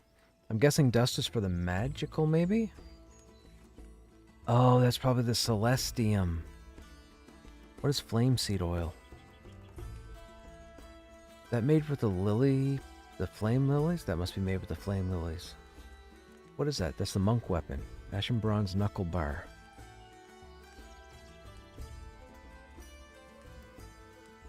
Hammerhead takes Flame Seed.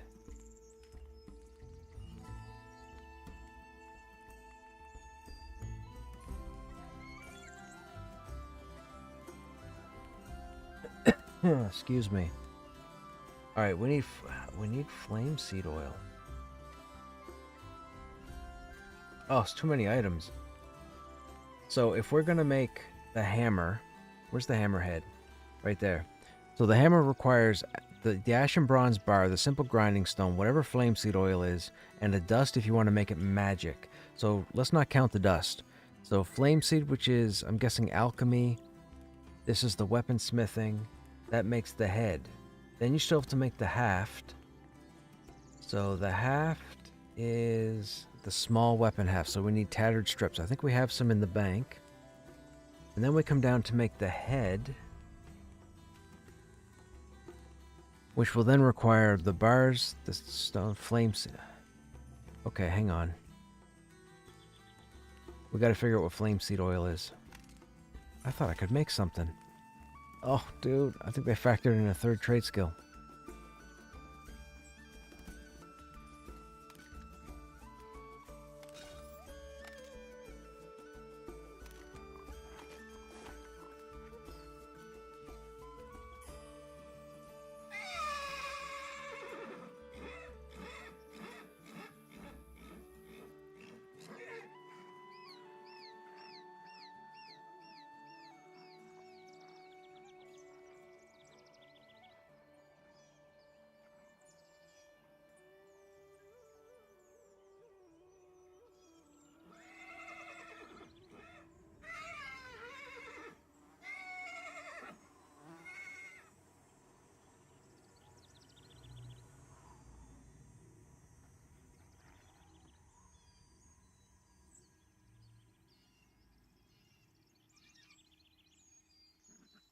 Okay, so that's the dust. Okay, so the dust we have.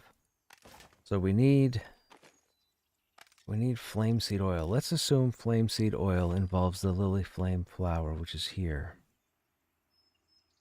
Flame seed oil.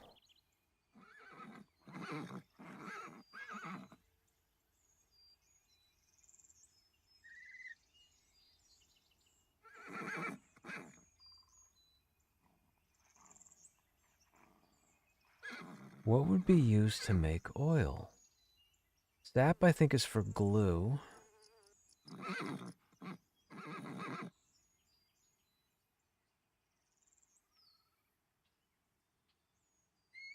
Alchemy, alchemy, alchemy, alchemy, alchemy. Greater imbuement. Lesser imbuement. Alchemical.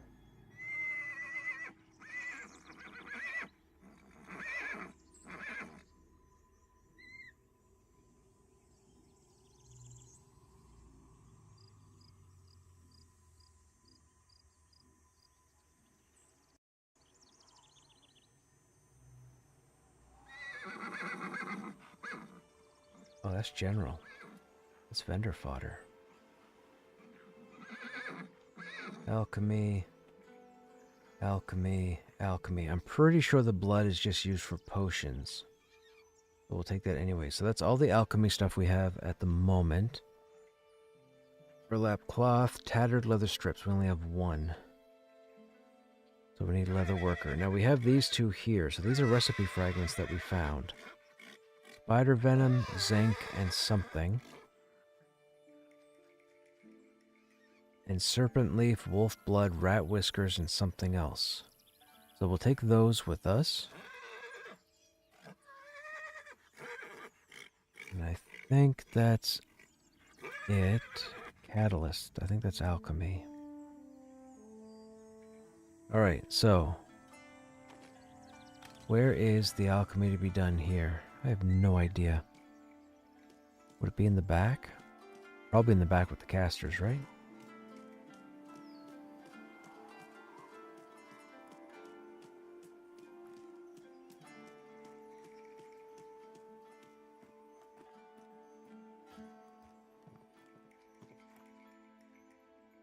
Nothing here.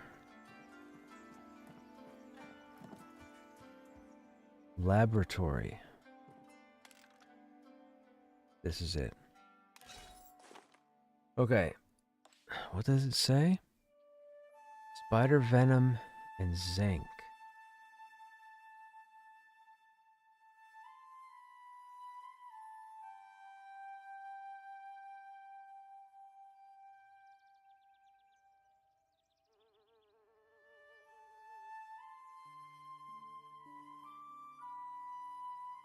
Drain the spider venom into the zinc and mix in the RA.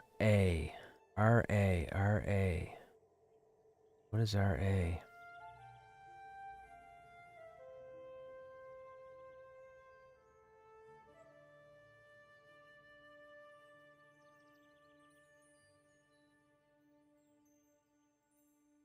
Rat blood, maybe?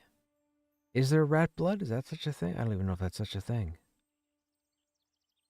Drain the spider venom into the zinc. So spider venom, zinc, and then mix in the RA. The only thing I can think of that starts with RA is rat. I didn't think rats had blood. They've got fur. I guess they could have blood. Alright, what's the other recipe? Leaf, wolf blood. Oh, we don't have rat whiskers. Oh, wait a minute. I think that's the mana potion. Somebody wanted me to try this the other day and we didn't have rat whiskers. Okay, so we might not be able to do any crafting. I'm gonna need rat whiskers and rat blood. I guess we're gonna need rats. And I respond to that by saying rats.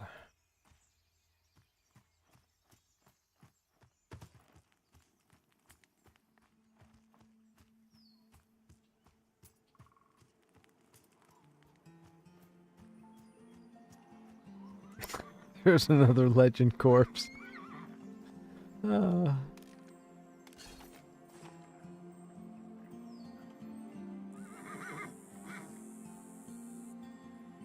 god, I gotta put everything back. Wait, what's our weight encumbrance? 105 of 158. You know what? Forget it. We're taking it with us. That's too much hassle.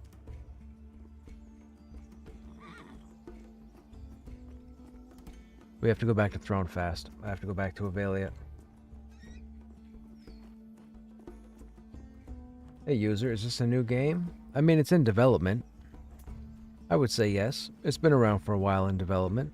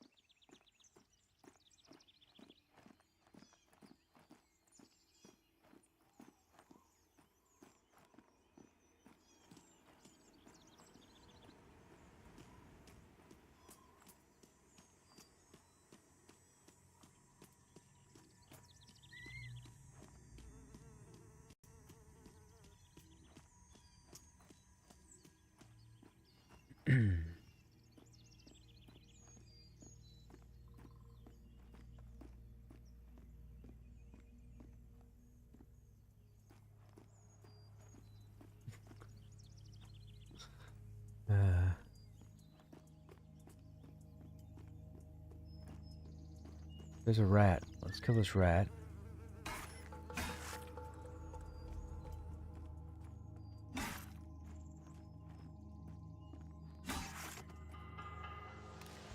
Rat blood. Okay.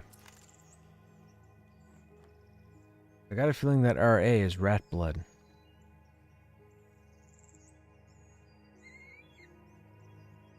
Now this is a small rat, and that's a brown rat, so that's probably got the regular whiskers, and this guy's got the small whiskers.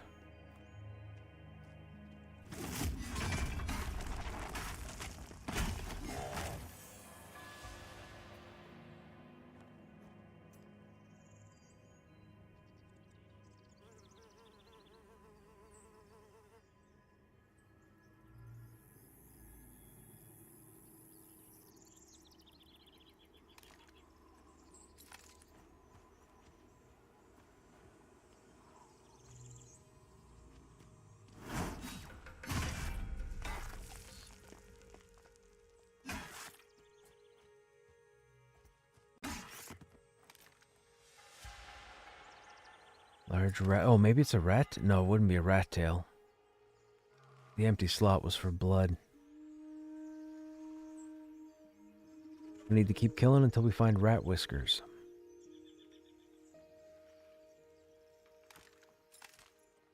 There's the Gadai.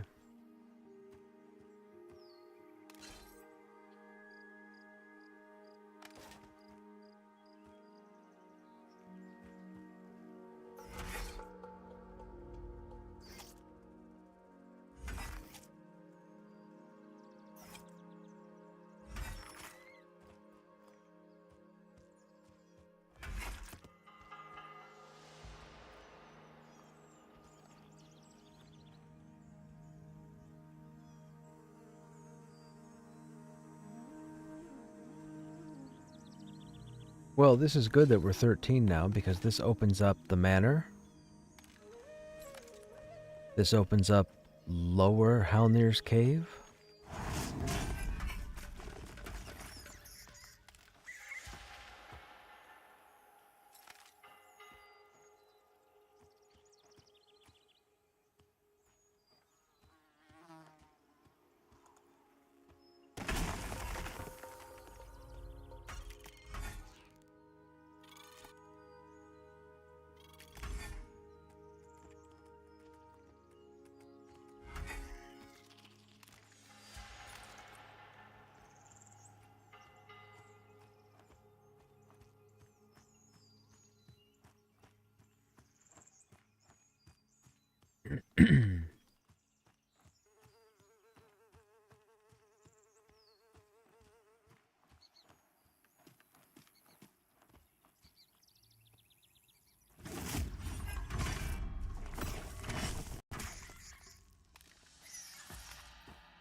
Emerald Spider Silk. Okay, we need this for a quest.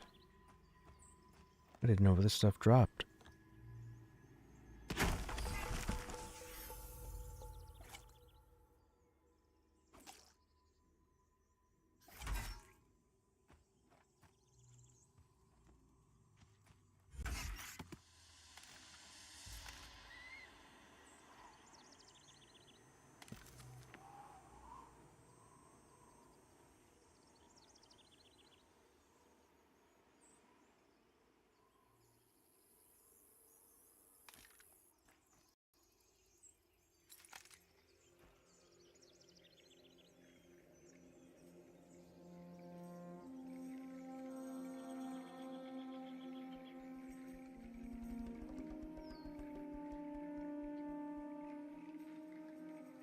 Okay, we did need it. I don't remember what the quest was for.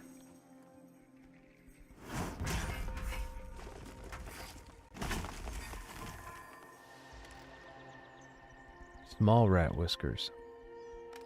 Doesn't help.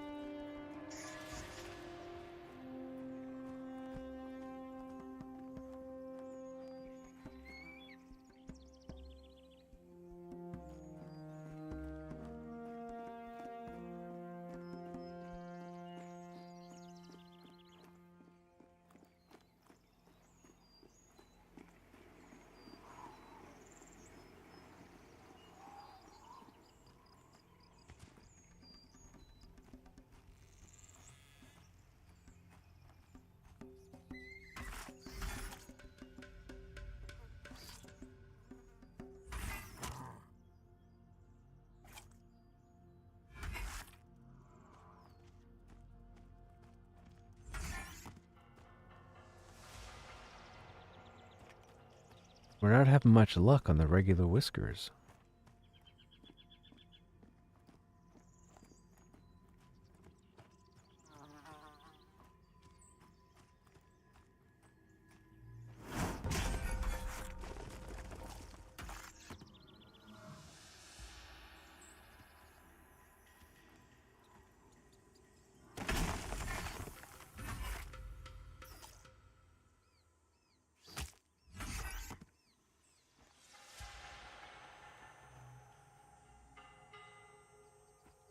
Those are green. There's no way that guy's coming out here because he sees me.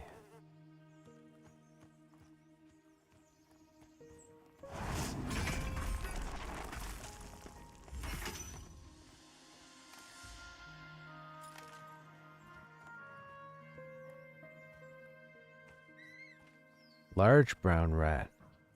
Maybe this is what drops the regular whiskers.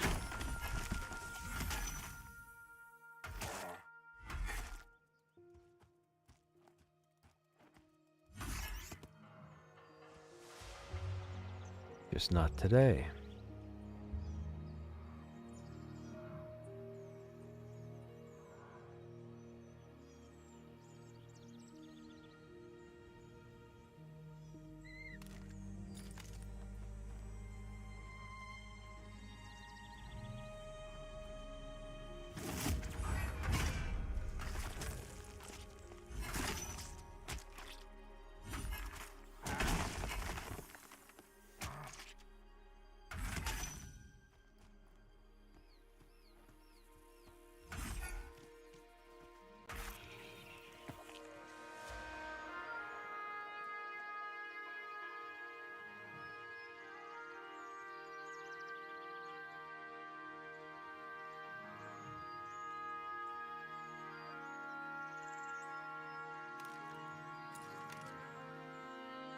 That doesn't help me.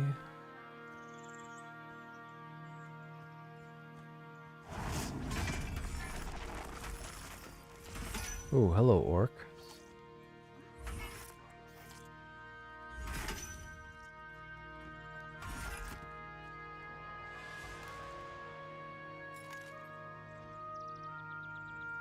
You are light blue. Should I try and take you on, I wonder? I think we'd be okay if I went in with the shield. I don't know if I'd be okay with the two-hander. But you know what? We'll try it. Let's see what happens. What's the worst that could happen?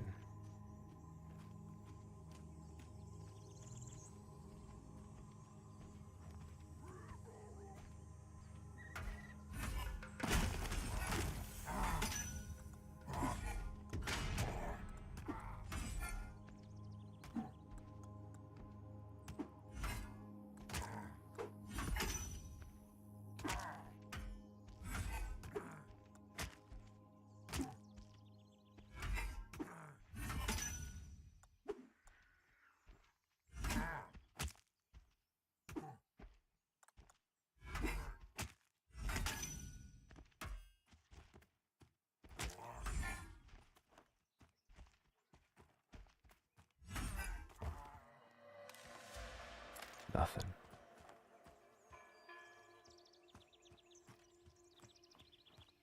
Oh, that's a bandit camp.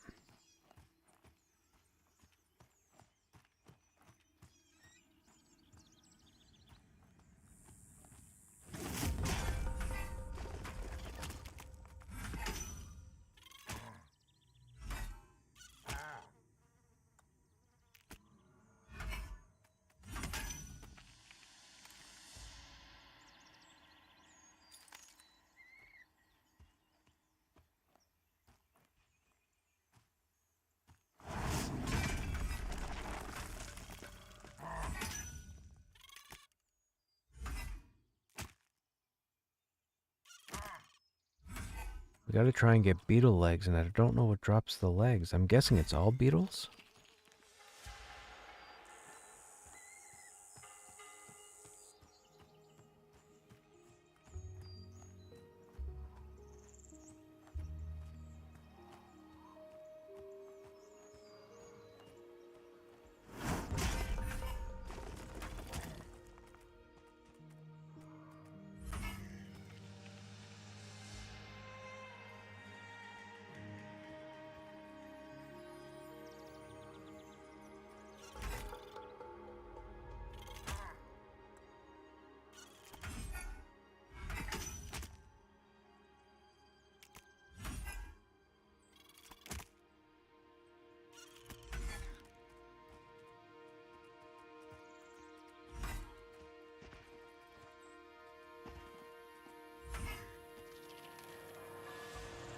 Beetle legs. Perfect. I think we needed that for a quest. I can't remember what the quest was.